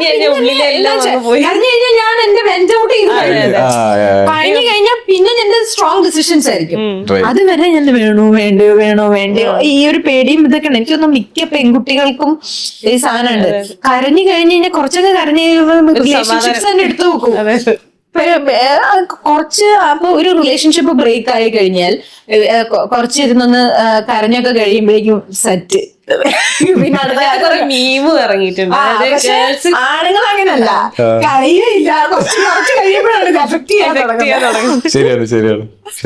നേരെ തിരിച്ചാ കരഞ്ഞങ്ങ് തീർത്തേക്കണം എന്ത് പ്രശ്നമാണെങ്കിലും. ഇപ്പൊ നമ്മള് ലിറ്റിൽ ഹാർട്സിന്റെ ഒരു മാർക്കറ്റിംഗ് കുറെ ഇൻഫ്ലുവൻസേഴ്സിനെയൊക്കെ വെച്ചിട്ട് വലിയ രീതിക്ക് ഒരു മാർക്കറ്റിംഗ് സ്ട്രാറ്റജി ഒക്കെ നടത്തിയിട്ടുണ്ടായിരുന്നു ലിറ്റിൽ ഹാർട്സ്.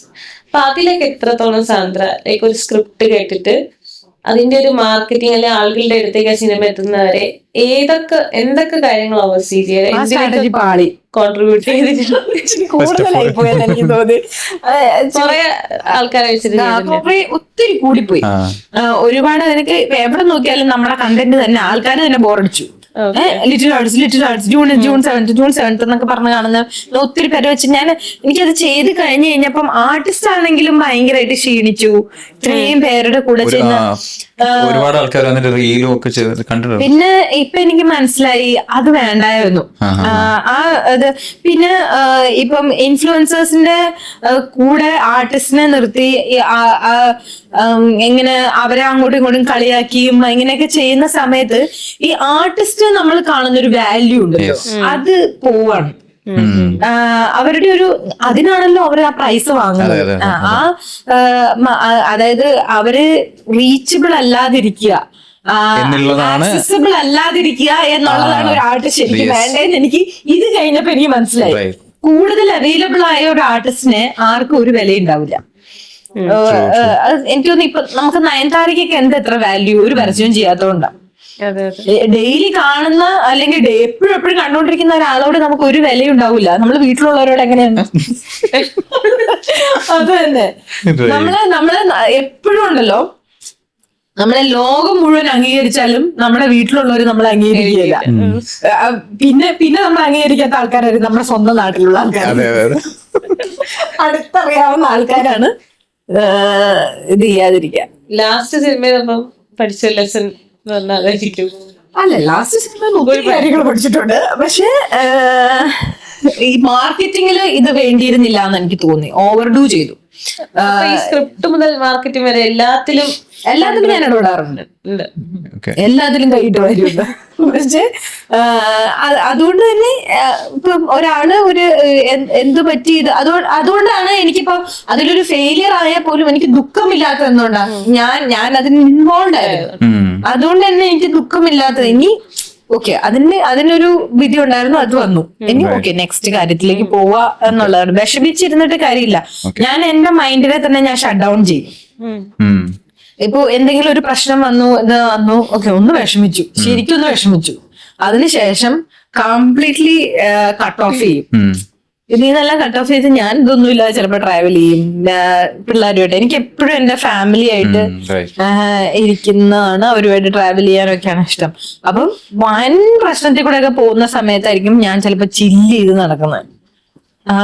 അത് നമ്മുടെ ഓരോരുത്തർക്കും ഓരോരുത്തരുടെ മൈൻഡ് പല രീതിയിലാണ് നമ്മളെ പ്രൊട്ടക്ട് ചെയ്യുക. അപ്പം ഞാൻ എന്റെ ഇതിനെ ഞാൻ കംപ്ലീറ്റ്ലി കട്ട് ഓഫ് ആക്കും. എന്നിട്ട് ഇതൊന്നും ആയിട്ടൊരു ബന്ധമില്ലാത്ത രീതിയിൽ പിന്നെ തിരിച്ചു വരും. തിരിച്ചു വരുമ്പോൾ ഫുൾ എനർജിയിലായിരിക്കും. അപ്പൊ നമ്മൾ പിന്നെ കുറച്ചുകൂടി ഒരു ക്ലിയർ മൈൻഡ് ഉണ്ടാവും നമുക്ക് എന്ത് ചെയ്യണം. അല്ല നമ്മൾ വിഷമിച്ചിരിക്കുമ്പോഴോ അല്ലെങ്കിൽ ടെൻഷൻ അടിച്ചിരിക്കുമ്പോഴോ നമ്മളൊരു ഡിസിഷൻ എടുത്താൽ പാളി പോകാൻ സാധ്യതയുണ്ട്. ഒരു പ്രൊഡ്യൂസർ എന്ന് പറയുമ്പോൾ അയാൾ നിർബന്ധമായിട്ട് നോക്കിയിരിക്കേണ്ട കുറച്ച് ഡിപ്പാർട്ട്മെന്റ്സ് പറയുകയാണെന്നുണ്ടെങ്കിൽ ഏതൊക്കെയായിരിക്കും? എല്ലാം നോക്കണമെന്നാണോ പറയാ? ഞാനെല്ലാം നോക്കുന്ന ഒരാളാണ്. പക്ഷെ ഇപ്പൊ ഞാൻ അതിൽ നിന്നൊന്ന് അങ്ങനെ ഇപ്പൊ എല്ലാത്തിനും കയറി ഇടപെടലില്ല. കാര്യം പണ്ട് എന്നോട് ലാലേട്ടൻ പറഞ്ഞിട്ടുണ്ട്. ലാലേട്ടൻ മറ്റേ ഡയറക്ടർ ലാലേട്ടൻ പാടില്ല. അപ്പൊ ലാലേട്ടൻ എന്നോട് പറഞ്ഞിട്ടുണ്ട്, ഈ എന്നാ മത്തങ്ങ ഉരുണ്ടു പോകുന്നതിനിടയ്ക്ക് ഉരുണ്ടു പോകുന്നത് പിടിക്കാൻ അല്ല, കടുകുമണികൾ ഉരുളുന്നത് നോക്കാൻ പോകുമ്പോ മത്തങ്ങ ഉരുണ്ടു പോകുന്നത് കാണത്തില്ല എന്ന് പറഞ്ഞു എന്റെ അടുത്ത്. അപ്പൊ എനിക്ക് മനസ്സിലായി, ഞാൻ ഈ കുഞ്ഞു കുഞ്ഞു കാര്യങ്ങളുടെ പുറകെ നടക്കുമ്പോ വലിയ സാധനം ഞാൻ അവിടെ എന്തോ മിസ്സാക്കുകയാണ്. അപ്പൊ ഞാൻ അതുകൊണ്ട് എല്ലാത്തിലും കയറി ഇടപെടുന്നതൊക്കെ മാറ്റി ഓരോ ഡിപ്പാർട്ട്മെന്റ് ഹെഡ്സിനെ മാത്രം ഒന്ന് വാച്ച് ചെയ്യുക എന്നുള്ള പരിപാടിയിലേക്ക് വന്നു. പക്ഷെ എന്നാലും പണ്ടത്തെ തന്നെ ആയിരുന്നു കുറച്ചുകൂടി എഫക്റ്റീവ് എന്നാണ് എനിക്ക് തോന്നുന്നത്. എല്ലാത്തിലും നോക്കിക്കൊണ്ടിരുന്നത്. അപ്പൊ ഒരു ബേസിക് ആയിട്ടുള്ള ഒരു പ്രൈവറ്റ് ലിമിറ്റഡ് കമ്പനി ഓപ്പറേറ്റ് ചെയ്യുന്ന രീതിയിൽ തന്നെയാണോ പ്രൊഡക്ഷൻ ഹൗസ് ഓപ്പറേറ്റ് ചെയ്യുന്നത്? ഓരോന്നിനും ഓരോ ഹെഡ്സ് വെച്ചിട്ട് അവർ തന്നെയാണ് കാര്യങ്ങളൊക്കെ ചെയ്യുന്നത്. അപ്പൊ നമ്മൾ നോർമൽ കമ്പനി ഇപ്പോൾ HR ഉണ്ടാവും, ഫൈനാൻസ് ഉണ്ടാവും, ബാക്കി ഓരോ ഡിപ്പാർട്ട്മെന്റ്സ് ഉണ്ടാവുമല്ലോ, പ്രോജക്ട്സ് വൈസ് ഡിപ്പാർട്ട്മെന്റ്സ് ഉണ്ടാവും. അങ്ങനെ തന്നെയാണോ കാര്യങ്ങൾ നോക്കുന്നത്? അങ്ങനെ തന്നെയാണ് കാര്യങ്ങൾ. എല്ലാ ഡിപ്പാർട്ട്മെന്റിന്റെ ഹെഡ് സെൻട്രൽ ഓഫീസ് അല്ല, ഓരോ സിനിമ ഓരോ പ്രോജക്റ്റ് ആയിട്ടാണ്. അപ്പൊ ഓരോ പ്രോജക്റ്റിന് ഒരു ഫിനാൻസ് കൺട്രോൾ ഉണ്ടാവും, ഒരു പ്രൊഡക്ഷൻ കൺട്രോളർ ഉണ്ടാവും. അങ്ങനെ ഓരോ സിനിമയ്ക്കായിട്ട് ഒരു പ്രൊഡക്ഷൻ ഹെഡ് ഉണ്ടാവും. സിനിമയ്ക്ക് വേണ്ടിയിട്ടായിരിക്കും ഹയർ ചെയ്യാം. ഇപ്പൊ കണ്ടിന്യൂസ് ആയിട്ട് ഞാനിപ്പം ഒരു ഫിനാൻസിന് ഒരാളെ തന്നെയാണ് വെക്കാറ്. അപ്പൊ എന്റെ കംപ്ലീറ്റ് അക്കൗണ്ട്സ് അവർക്ക് അറിയാം എന്താണ് എന്നുള്ളത് അറിയാം. അപ്പൊ അതുകൊണ്ട് പക്ഷെ ഒരു പ്രോജക്റ്റ് ആയിട്ട് അല്ലാത്ത സമയത്ത് നമുക്ക് അവരെ മെയിൻറ്റെയിൻ ചെയ്യേണ്ട കാര്യമില്ല. പ്രോജക്റ്റിന്റെ സമയത്ത് മാത്രം ഹയർ ചെയ്താൽ മതി.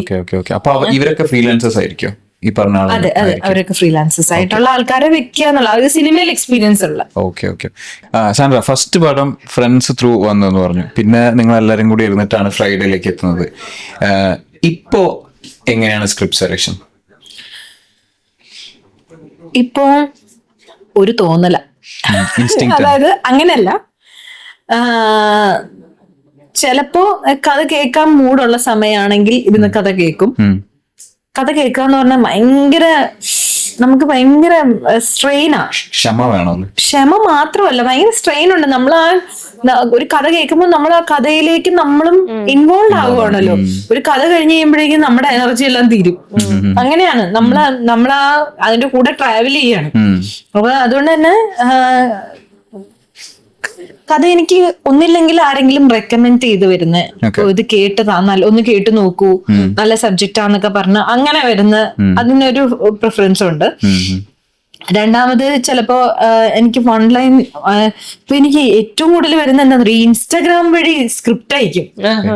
എന്റെ ദൈവമേ, അവരെന്താണ് ഉദ്ദേശിക്കുന്നതെന്ന് എനിക്ക് മനസ്സിലാവുന്നില്ല. ഇൻസ്റ്റാഗ്രാം വഴി സ്ക്രിപ്റ്റ് അയക്കുന്നതില് ചുമ്മാ വല്ലവർക്കൊക്കെ ഇങ്ങനെ സ്ക്രിപ്റ്റ് അയച്ചു കൊടുക്കുകയാണ്. ഞാനിരുന്ന് ഇൻസ്റ്റാഗ്രാമിൽ ഇരുന്ന് സ്ക്രിപ്റ്റ് വായിക്കാൻ പോകുന്നുണ്ടോ? ഇല്ല. അപ്പം എപ്പോഴും ഒരു 1 ലൈൻ അങ്ങനെ അയക്കുന്നവർ ചെയ്യേണ്ടതെന്നാന്ന് വെച്ചാൽ 1 ലൈൻ അയക്കുമ്പോ നമ്മള് കൊള്ളാലോ, അത് എന്താ അതിന്റെ ബാക്കി എന്ന് നമ്മൾ ചോദിക്കില്ലേ, അത് ചോദിപ്പിക്കുക വേണ്ട. എന്താ അപ്പൊ എന്തുണ്ടായി എന്ന് ചോദിപ്പിക്കുന്ന ഒരു സാധനം, ഒരു 1 ലൈൻ, അത് അങ്ങനെ ഒരു ക്യൂരിയോസിറ്റി ഉണ്ടാക്കുന്ന ഒരു 1 ലൈൻ അയക്കാനായിട്ട് നോക്കുക. അതാകുമ്പം അല്ലെങ്കിൽ ഒരു വലിയ പാരഗ്രാഫ് ഒക്കെ അയച്ചാലും നമ്മൾ വായിക്കത്തില്ല. ഒരു ഇഷ്ടം പോലെ മെസ്സേജ് വന്നോണ്ടിരിക്കുന്ന അടുത്ത് ഈ ഫുള്ള് മെസ്സേജ്, കഥ പറഞ്ഞു തുടങ്ങുമ്പോൾ തന്നെ ഞാൻ മാറ്റും. കഥയാണെന്ന് മനസ്സിലാവുമ്പോ തന്നെ അത് അല്ലെങ്കിൽ ഷോർട്ടായിട്ട് 1 ലൈനർ ആയിട്ട് അയക്കണം. ലോഗ് ലൈൻ എന്ന് പറയില്ല, അതേപോലെ അയച്ചു കഴിഞ്ഞാൽ നമ്മള് നോക്കും. ശ്രീരാഗിന്റെ കയ്യിൽ ഒരു നല്ല കഥ കേട്ടോ. ആരുടെ കയ്യിലില്ലാത്ത എല്ലാവരുടെ കയ്യിലും കഥയുണ്ട്. ഏറ്റവും ബെസ്റ്റ് വേ എന്തായിരിക്കും? ഒരു 1 ലൈൻ ആയിട്ട് അയക്കുന്നതായിരിക്കും, സാൻഡ്രയ്ക്ക് ഡയറക്റ്റ് അയക്കുന്നതായിരിക്കും? 1 ലൈൻ ആണ് എനിക്ക് പ്രിഫർ ചെയ്യുന്നത്. അതെനിക്ക് കേട്ടിട്ട് ഇഷ്ടമാണെങ്കിൽ ഞാൻ സിനോപ്സിസ് കേൾക്കും. സിനോപ്സിസും കേട്ടിട്ട് ഇഷ്ടപ്പെട്ടെങ്കിൽ സ്ക്രിപ്റ്റ് വാങ്ങിക്കും. എന്നിട്ട് ഞാൻ എന്റെ ടീമിന് അയച്ചു കൊടുത്തിട്ട് അവര് വായിച്ചിട്ട് അവര് പറയുകയാണെങ്കിൽ ഞാൻ ഇരുന്ന് വായിക്കും. അല്ലാതെ ഞാൻ എല്ലാ സ്ക്രിപ്റ്റും ഇരുന്ന് വായിക്കത്തില്ല, മടിയാ വായിക്കാനായിട്ട്. അങ്ങനെയാണ് പൊതുവെ സ്ക്രിപ്റ്റ്സ് തെരഞ്ഞെടുക്കുന്നത്. സ്ക്രിപ്റ്റ് ആണ്, കഥ തന്നെയാണ് ആദ്യം എപ്പോഴും നോക്കുന്നത്. അത് കഴിഞ്ഞിട്ടേ ഉള്ളൂ ആർട്ടിസ്റ്റും ബാക്കി എല്ലാ കാര്യങ്ങളും നോക്കുന്നത്. ഈ ഒരു സ്ക്രിപ്റ്റ് ഇപ്പൊ നമ്മൾ സെലക്ട് ചെയ്ത് കഴിഞ്ഞു, അത് കഴിഞ്ഞിട്ട് എന്താ ഇതിന്റെ ഒരു പ്രോസസ്സിലേക്ക്, അത് കഴിഞ്ഞ നേരെ ആർട്ടിസ്റ്റിലേക്ക് എത്തണോ, ഡയറക്ടർ ആയിരിക്കോ, അല്ലെങ്കിൽ ഇമ്പോർട്ടൻസ്? അല്ല, മിക്കപ്പോഴും കഥ വരുന്ന സമയത്ത് ആ കൂട്ടത്തിൽ ഡയറക്ടറും ഉണ്ടാവും. ഡയറക്ടർ ഇല്ലാതെ വരുന്നത് വളരെ വളരെ റെയറാ. അപ്പോ നെക്സ്റ്റ് സ്റ്റേജ് എന്ന് പറയുന്നത്, അപ്പൊ നമ്മൾ കഥ കേൾക്കുമ്പോൾ തന്നെ നമുക്ക് ഈ കഥാപാത്രങ്ങളെല്ലാം നമുക്ക് മനസ്സിലാവൂല എന്താണ് ഓരോ കഥാപാത്രങ്ങൾ. അപ്പൊ ഇത് ആര് ചെയ്താൽ നല്ലതാവും എന്ന് വെച്ചിട്ട് ഓരോ ക്യാരക്ടേഴ്സിനും ഒരു 1, 2 അല്ലെങ്കിൽ 2, 3 ഓപ്ഷൻസ് വെച്ച് വെക്കും. എന്നിട്ട് ഫസ്റ്റ് ലീഡ് ആക്ടറിനെ അപ്രോച്ച് ചെയ്യും. ഈ ലീഡ് ആക്ടർ അപ്പൊ അയാൾ പറഞ്ഞില്ല എന്ന് വെക്കാം, അടുത്ത നമ്മുടെ ഓപ്ഷനിൽ നെക്സ്റ്റ് ആളിലേക്ക് പോകുന്നു, അവിടെ പിച്ച് ചെയ്യുന്നു. അവിടെ പറഞ്ഞു കഴിഞ്ഞാൽ പിന്നെ എല്ലാം ചടപടച്ചിട്ട് ഈ ലീഡ് ആക്ടർ പറയുന്നോടം വരെ ഇത് ആമ പോകുന്ന പോലെ ആയിരിക്കും. അത് കഴിഞ്ഞിട്ട് ഒരു തിയേറ്ററിലേക്കൊക്കെ എത്തുമ്പം എങ്ങനെയാണ്? വൺസ് മൂവി കംപ്ലീറ്റ് ചെയ്തു തിയേറ്ററിലേക്ക് എത്തി, തിയേറ്ററിൽ നിന്ന് ഇത് റവന്യൂ ജനറേറ്റിംഗ് ആയി വരുന്ന ഒരു പ്രോസസ് ഉണ്ടല്ലോ, അതെങ്ങനെയാ ശരിക്കും? മൂവി കംപ്ലീറ്റ് ചെയ്ത് കഴിഞ്ഞാലുള്ള ബാക്കി കാര്യങ്ങളൊക്കെ എങ്ങനെയാണ്? ഡിസ്ട്രിബ്യൂഷൻ, തിയേറ്റേഴ്സിലേക്ക് കറക്റ്റ് ടൈം എത്തിക്കുന്നത്, റവന്യൂ കളക്ഷൻ, അതൊക്കെ അതൊരു സിമ്പിൾ ആയിട്ട് കുറച്ച് സ്റ്റെപ്സ്. മൂവി ഫസ്റ്റ് എന്ന് പറയുന്നത് എന്റെ ഡെവലപ്മെന്റ് സ്റ്റേജ് ആണ്. അതായത് ഒരു സ്റ്റോറി ഡെവലപ്മെന്റ് സ്റ്റേജ്. ആ സ്റ്റോറി ഫുള്ളായിട്ട് ഡെവലപ്പ് ചെയ്ത് എല്ലാം കഴിഞ്ഞ് കഴിയുമ്പം നമ്മൾ അതിന് ഈ പറയുന്ന ആർട്ടിസ്റ്റിലേക്ക് പോകുന്നു. ആർട്ടിസ്റ്റ് വരുന്നു, ആർട്ടിസ്റ്റ് എല്ലാം വന്നു കഴിഞ്ഞ് ഇതൊരു പ്രോജക്റ്റ് ആവുന്നു. ഈ പ്രോജക്റ്റ് ആയതിനു ശേഷം ഇതിന്റെ പ്രീ പ്രൊഡക്ഷൻ സ്റ്റാർട്ട് ചെയ്യുന്നു. അപ്പം പ്രീ പ്രൊഡക്ഷനിൽ എന്താ ബേസിക്കലി ഇവരെന്താ ചെയ്യുന്നതെന്ന് പറഞ്ഞാൽ ഷോർട്ട് ഡിവൈഡ് ചെയ്യുന്നു, സീൻ വൈസ് ഓരോ ഇത് ഡിവൈഡ് ചെയ്യുന്നു, എത്ര ദിവസത്തിൽ ഷൂട്ട് ചെയ്യണമെന്ന് പ്ലാൻ ചെയ്യുന്ന ഈ പ്ലാനിങ് ആണ്, ചാർട്ടിംഗ് ആണ് മെയിൻ ആയിട്ട് നടക്കുന്നത് പ്രീ പ്രൊഡക്ഷനിൽ. പിന്നെ ഓരോ സീനും എങ്ങനെ ചെയ്യണമെന്ന് പ്ലാൻ ചെയ്യുന്നു. ഓരോ സീനും അതിന്റെ സബ് സീൻസ് ഇതെല്ലാം എങ്ങനെ ചെയ്യണം, ഈ പ്ലാനിങ് ആണ് പ്രീ പ്രൊഡക്ഷനിൽ നടക്കുന്നത്. പ്ലാനിങ് നന്നായി ചെയ്തു കഴിഞ്ഞാൽ പ്രൊഡക്ഷൻ ഈസി ആയിരിക്കും. പ്ലാനിങ് ഇല്ല എന്നുണ്ടെങ്കിൽ ഇല്ലെങ്കിൽ പ്രൊഡക്ഷൻ ഡിഫിക്കൾട്ട് ആയിരിക്കും. അപ്പോ പ്രൊഡക്ഷൻ കഴിഞ്ഞു കഴിഞ്ഞാൽ ഇമ്മീഡിയറ്റ്ലി ചെയ്യുന്ന എന്താന്ന് വെച്ചാൽ ഇതിന്റെ പോസ്റ്റ് പ്രൊഡക്ഷനിലേക്ക് കയറും. അതായത് എഡിറ്റിംഗ്, DI, എഡിറ്റ് കഴിഞ്ഞ് എന്റെ ഫൈനൽ എഡിറ്റ് കഴിഞ്ഞെങ്കിൽ മാത്രമേ ബാക്കിയുള്ള കാര്യങ്ങളിലേക്ക് പോകാൻ പറ്റുള്ളൂ. അപ്പം DIക്ക് പോകുന്നു, മ്യൂസിക്കിന് പോകുന്നു, RRന് പോകുന്നു, ഇങ്ങനെയുള്ള കാര്യങ്ങളെല്ലാം മിക്സിന് പോകുന്നു. ഇതെല്ലാം കഴിഞ്ഞ് ആ പോസ്റ്റ് കഴിഞ്ഞു കഴിഞ്ഞാൽ പടം റെഡിയായി. പടം റെഡി ആയി കഴിഞ്ഞാൽ അത് ഡിസ്ട്രിബ്യൂഷന് പോകുന്നു. അതായത് തിയേറ്റേഴ്സ് എടുക്കുന്നു, ഇത് ഡിസ്ട്രിബ്യൂട്ട് ചെയ്യുന്നു പടം. പടം അതായത് ആ പടം ഇറങ്ങുന്നതിനും പടം റെഡി ആവുന്നതിനും ഇടയിലാണ് ഒരു 10-15 ദിവസമാണ് നമ്മൾ ഈ പ്രൊമോട്ട് ചെയ്യുന്നത്, മാർക്കറ്റിംഗ് സ്റ്റാർട്ട് ചെയ്യുന്നത്. ഒത്തിരി നേരത്തെയും തുടങ്ങാൻ പറ്റില്ല, ഒരുപാട് ലേറ്റ് ആയിട്ടും തുടങ്ങാൻ പറ്റില്ല. കാര്യം ഇപ്പൊ എല്ലാം ഇന്റർനെറ്റിൽ ഒരു 1 വീക്ക് or 2 വീക്സ് നിൽക്കുന്നുള്ളൂ. അപ്പം അതുകൊണ്ട് തന്നെ ഈ റിലീസിന് ഒരു 2 വീക്സ് മുമ്പായിരിക്കും പ്രൊമോഷൻ കംപ്ലീറ്റ് നടക്കുക. പ്രൊമോഷൻസ് കഴിഞ്ഞിട്ട് തിയേറ്ററിലേക്ക് ഈ പടം എത്തിക്കഴിഞ്ഞു കഴിഞ്ഞാൽ പിന്നെ പൈസ വന്നോളും. ഈ ഡിസ്ട്രിബ്യൂട്ടേഴ്സിനൊക്കെ കിട്ടാൻ ബുദ്ധിമുട്ടായിരിക്കും അതോ അവര് സിനിമയുടെ ഒരു വാല്യൂ പോലെ ഇരിക്കും. അതിന്റെ ഒരു നല്ലൊരു പ്രോജക്റ്റ് ആണെങ്കിൽ ഈസി ആയിട്ട് ഡിസ്ട്രിബ്യൂട്ടേഴ്സിനെ കിട്ടും. അല്ല എന്നുണ്ടെങ്കിൽ ഇച്ചിരി ഡിഫിക്കൾട്ട് ആയിരിക്കും കിട്ടാനായിട്ട്. എനിക്ക് തോന്നുന്നു മറ്റേ ഇപ്പൊ ഇറങ്ങിയ മൂവി വർഷങ്ങൾക്ക് ശേഷം അതില് അജു വർഗീസ് ഇങ്ങനെ ആ ഒരു മൂവി സക്സസ് ആയി കഴിഞ്ഞിട്ട് പിന്നെ ഫോണും കൊണ്ട് കുറെ അങ്ങോട്ടും ഇങ്ങോട്ടും നെഗോഷിയേറ്റ് ചെയ്യുന്നു. നമുക്കത് കാണുമ്പോ എന്താണ് കറക്റ്റ് അങ്ങോട്ട് മനസ്സിലാവുന്നില്ല. ഞാൻ സിനിമ കണ്ടില്ല, അതുകൊണ്ട് എനിക്ക് മനസ്സിലായില്ല. സിനിമ ഇറങ്ങി കഴിഞ്ഞിട്ട് എങ്ങനെ നെഗോഷിയേറ്റ് ചെയ്യുന്ന, ആരുമായിട്ട് നെഗോഷിയേറ്റ് ചെയ്യുന്നത്? സാറ്റലൈറ്റ് റൈറ്റ്സിന് വേണ്ടിയിട്ട് 2 ചാനലാണ് വിളിക്കുന്നത് തോന്നുന്നു. അപ്പൊ ആ 2 ചാനലിന്റെ CEO ആയിട്ട് നെഗോഷിയേറ്റ് ചെയ്യാണ്, ഇത്ര കാശ് വേണം എന്നൊക്കെ പറഞ്ഞിട്ട്. അങ്ങനെ ഒരു നെഗോസിയേഷൻ ഒക്കെ ഉണ്ടാവോ? അങ്ങനെയെങ്കിലും ഒന്ന് നടന്നാൽ മതി.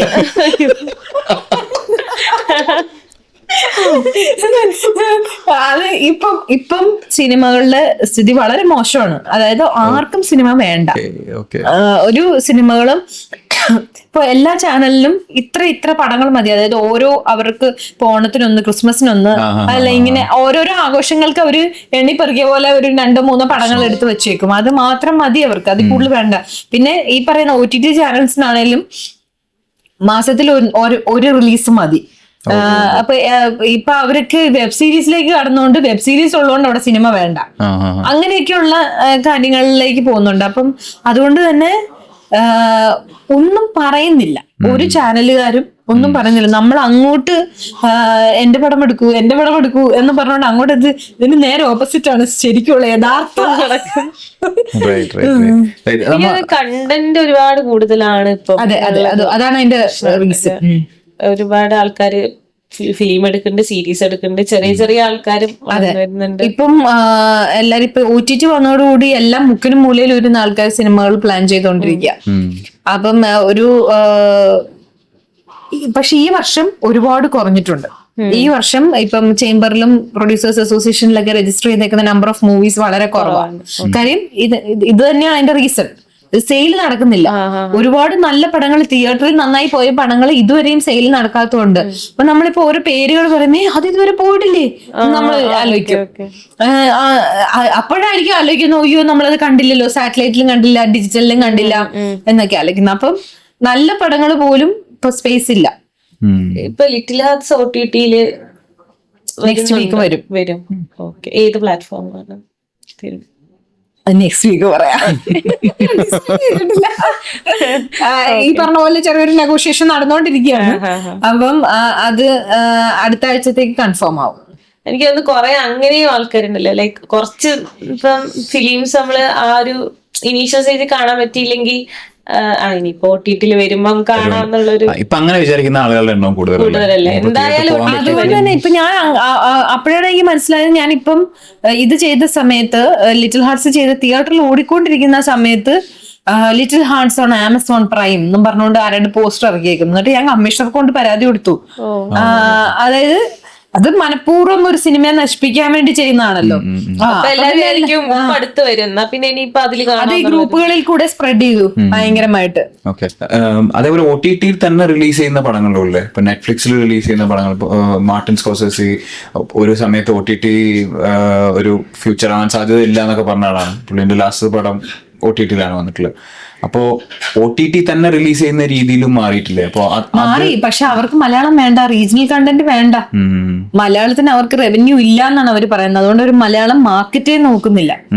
ഏറ്റവും ലീസ്റ്റ് ഇമ്പോർട്ടൻസ് കൊടുക്കുന്ന ഒരു റീജിയനാണ് മലയാളം, കേരള എന്ന് പറയുന്നത്. അവർക്ക് ആർക്കും വേണ്ട മലയാളം. എന്നാ ഈ വർഷത്തെ ഏറ്റവും കൂടുതൽ ഹിറ്റ്സ് വന്നേക്കുന്നത് കേരളത്തിൽ നിന്നാണ്, മലയാളത്തിൽ നിന്നാണ്. എനിക്കറിഞ്ഞൂടാ എന്താ റീസൺ എന്ന് എനിക്ക് അറിഞ്ഞൂടാ. ഇനി വലിയ വലിയ പടങ്ങള് അവർക്ക് കൊണ്ട് വലിയ പൈസക്ക് കൊടുത്തതാണോ അതിന്റെ റീസൺ എന്നുള്ളത് അറിയില്ല. അതുകൊണ്ട് ചെറിയ പടങ്ങൾക്കും സ്പേസ് ഇല്ലാണ്ടായി. ഈ നമ്മള് 100 CR ക്ലബ് എന്നൊക്കെ പറയുന്നുണ്ടല്ലോ, മലയാളത്തിൽ നിന്ന് കുറച്ച് പടങ്ങൾ അതിൽ കയറിയിട്ടുണ്ട്. ഇപ്പൊ ഒരു 100 CR മൂവി എടുത്താല് ഒരു പ്രൊഡ്യൂസർക്ക് ഈ ചോദ്യത്തിൽ നിന്നൊന്നും മാറ്റി അതിന്റെ കൗണ്ടർ പാർട്ടുണ്ട്. പിന്നെ അത് മറന്നുപോയി.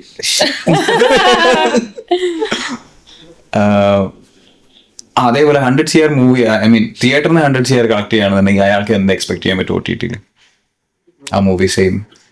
ഇപ്പം 2 സിനിമകളാണ് ഇവിടെ 100 crores പോയത് ഈ വർഷം. അതായത് മഞ്ഞുമൽ ബോയ്സും പ്രേമലു.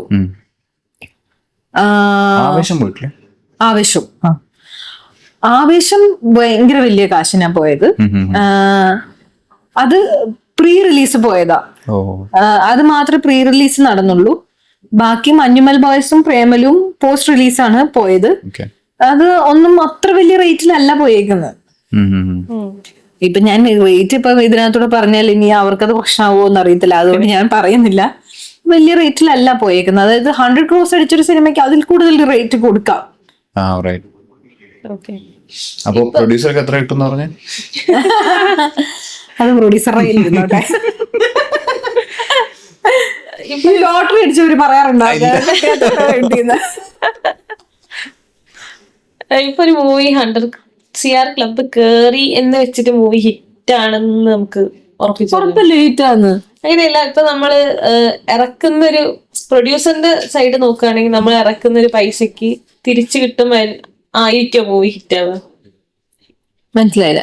അപ്പൊ നമ്മളൊരു ബഡ്ജറ്റ് ഇട്ടു ഫിലിമിന്, ആ ഒരു ബഡ്ജറ്റിന്റെ മുകളില് കളക്ഷൻ കിട്ടുന്ന മൂവീസിനെയാണോ ഈ പറയുന്ന സിനിമകളൊക്കെ ഉണ്ടല്ലോ. ഇപ്പൊ ഈ 100 crores അടിച്ചു എന്നൊക്കെ പറഞ്ഞാൽ പ്രൊഡ്യൂസർക്ക് 100 crores കിട്ടിയെന്ന് പറയുന്നത് എന്റെ കോസ്റ്റ്. ഇപ്പൊ ഈ 100 എന്ന് പറയുമ്പോൾ ഒരു പ്രൊഡ്യൂസർക്ക് 34, 33, 34, 35 crores ആയിരിക്കും മാക്സിമം കിട്ടുക. അപ്പം ഈ കിട്ടുന്നതിനകത്ത് തന്നെ ഇതിന്റെ പ്രൊഡക്ഷൻ കോസ്റ്റ് എത്രയായിരിക്കും? 20 കോടി, 22 കോടി, 23 കോടി അത്രേ ഉണ്ടായിരുന്നു. പിന്നെ മാർക്കറ്റിംഗും ആ ചെലവ് ഈ ചെലവ് ഇതെല്ലാം കൂടെ കൂടി ഏതാണ്ട് അടുത്തടുപ്പിച്ച് വലിയ കാര്യമായിട്ടുള്ള പ്രോഫിറ്റ് ഒന്നും കിട്ടിയിട്ടുണ്ടാവില്ല. നോക്കുമ്പോ ഒരു മൂവി 100 crores അടിച്ച സിനിമയുടെ കാര്യമാണ് ഈ പറയുന്നത്.